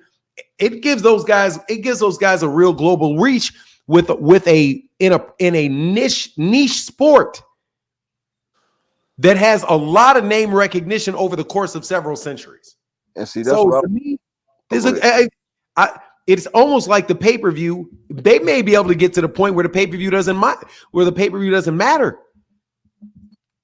And see, that's what I was looking at. Like, I was thinking it's a good time for boxing, and like this is what DAZN was really trying to do when they were saying no more pay-per-views and stuff. Like the way that they got it like this. And I see the way on the top rank card they got up with Better Be Even them, like they loading up all the cards. And I said, well, now it's a good time in box for us as fans. And like Terrence Crawford, I really don't like his out of the ring antics, but I'm a big fan of him in the ring because what that man does in the ring is magical. It's legendary. And I'm looking at all these cards like the Better Be Even card and the Tyson Fury card, and I see it's loaded with different fighters from different networks. And I see what the Turkey and them trying to do. And I said, it's great for boxing right there because now it ain't going to be all this hating on each other because everybody's about to get paid now. Like, that's what the thing was. Like, they didn't realize it's enough money in boxing for all these promoters. It's enough money for all these promoters instead of killing each other. And if you start bigging up the fights and stop putting the fight down, then more people, it'll gravitate to more casuals. It'll start bringing more people out because now you ain't got people fitting one side against the next side. You'll just have fans watching good fights because you have everybody fighting everybody and everybody making lucrative profits off of the fights. And that right there will push the sport into a whole new era. All right, I appreciate you, brother. Thank you, sir. All right, brother. I'll catch you later. I gotta start getting ready because I've got to go on in about 15 minutes. But I appreciate you, Martin. I like your anytime, man. Anytime. Man. You got one thing I can say, man, you got a keen, savvy business acumen right there, bro. Like, hey, whenever I start my other business up, I'll make sure I holler at you, bro. No, I'm trying to tell you, man, this shit came the hard way, man. Came the hard way. But you have a blessed one, bro. You, brother. Yes, sir. Martin, Bill bragging about Devin beating Floyd Spar, talking about desperation. Look, man. Again, I don't have a problem. You all are a bunch of fucking haters. Okay? You all spend so much time hating on other cats that you think you're not the hater. You're the hater. Devin Haney, I'm going to conclude my live stream on this because I'm about done whooping up on y'all asses. About done. You Devin Haney fans are the haters. I know you don't think that you're the abuser. You're a bunch of fucking haters. You've been hating on Gary Russell Jr. You hate on Tank. Tank wouldn't have said shit about Devin if y'all weren't hating on Gervonta. Gary Russell Jr. never even said anything about Devin. Y'all started hating on Gervonta. Started hating on Gary. Sabril Matias was minding his own damn business. And y'all framed, and Bill framed him for a duck. Now y'all don't like that your boy got his ass whooped. Okay? Now, same thing goes with Turkey Al-Sheikh. Shout out to Turkey Al-Sheikh. Salute to you, sir. Salute to you. Salute to you. Because that's what he did, is he showed it. I am not going to disrespect anybody or doubt somebody that shows it. He cut it. He said, tell Al Heyman we do work together. Guess what happened? He kept his word. They did work together, and we got a great card. I have never met Al Heyman in my life. I judge Al Heyman off the fights that take place and the things that he does. You all are out here a bunch of racists, hoping that the black man fails. Be real. You want Al Heyman to fail so badly that anything he does is garbage. You've never given him credit for anything. And most of the conversations about the other ones that go back is just people going back at you for your original hatred and shit talk that you're doing. Which is why it is so easy for me to immediately say, yeah, man, I like what Turkey Al-Sheikh did in LA. Love it. Love it. I did not see that. I did not see that coming. I didn't. But I like how he took that same model that he had between the promoters, Queensbury and Matchroom, and he said, screw it. We'll go there with the PBC. We can do it with Matchroom. We can do it. We got PBC over there. We got Matchroom over there. We got Golden Boy over there. We got Top Rank over there. Do you realize that Top Rank has a card that's going to be aired on, shout out to Upper Echelon, that's going to be aired on ESPN, but the 5-on-5 is going to be on DAZN? He's like, man, have whatever network you want. Hey, man. That dude's dealing, hey, dude, they're dealing in another stratosphere. You got to respect that. You got to respect that. You got to respect that. And if you don't respect that, we know what you are. You are a fanboy. I am not a fanboy of the PBC. I am not a hater of Matchroom. I already said it before. Matchroom does great things with women's boxing. Great for women's boxing. Fantastic for women's boxing. Because it's the truth. But they're not doing anything from American boxing by taking American boxing and sitting them on a third network. That shit didn't do any American boxing any good at all. But if you can find a big money guy that's going to allow these guys to bounce between networks, hey, man, way to be the glue. Way to listen, way to learn, way to look. It might almost be that you guys are billionaires for a reason. You guys might actually be able to run a country with a bunch of, maybe it's because they know how to run a country with a bunch of different interests. You got all kind of neighbors with different kind of interests, and they figure out how not to go to war all the day. Hey, how can we keep ourselves from not going to war? Maybe boxing's not that complicated to people that work like that.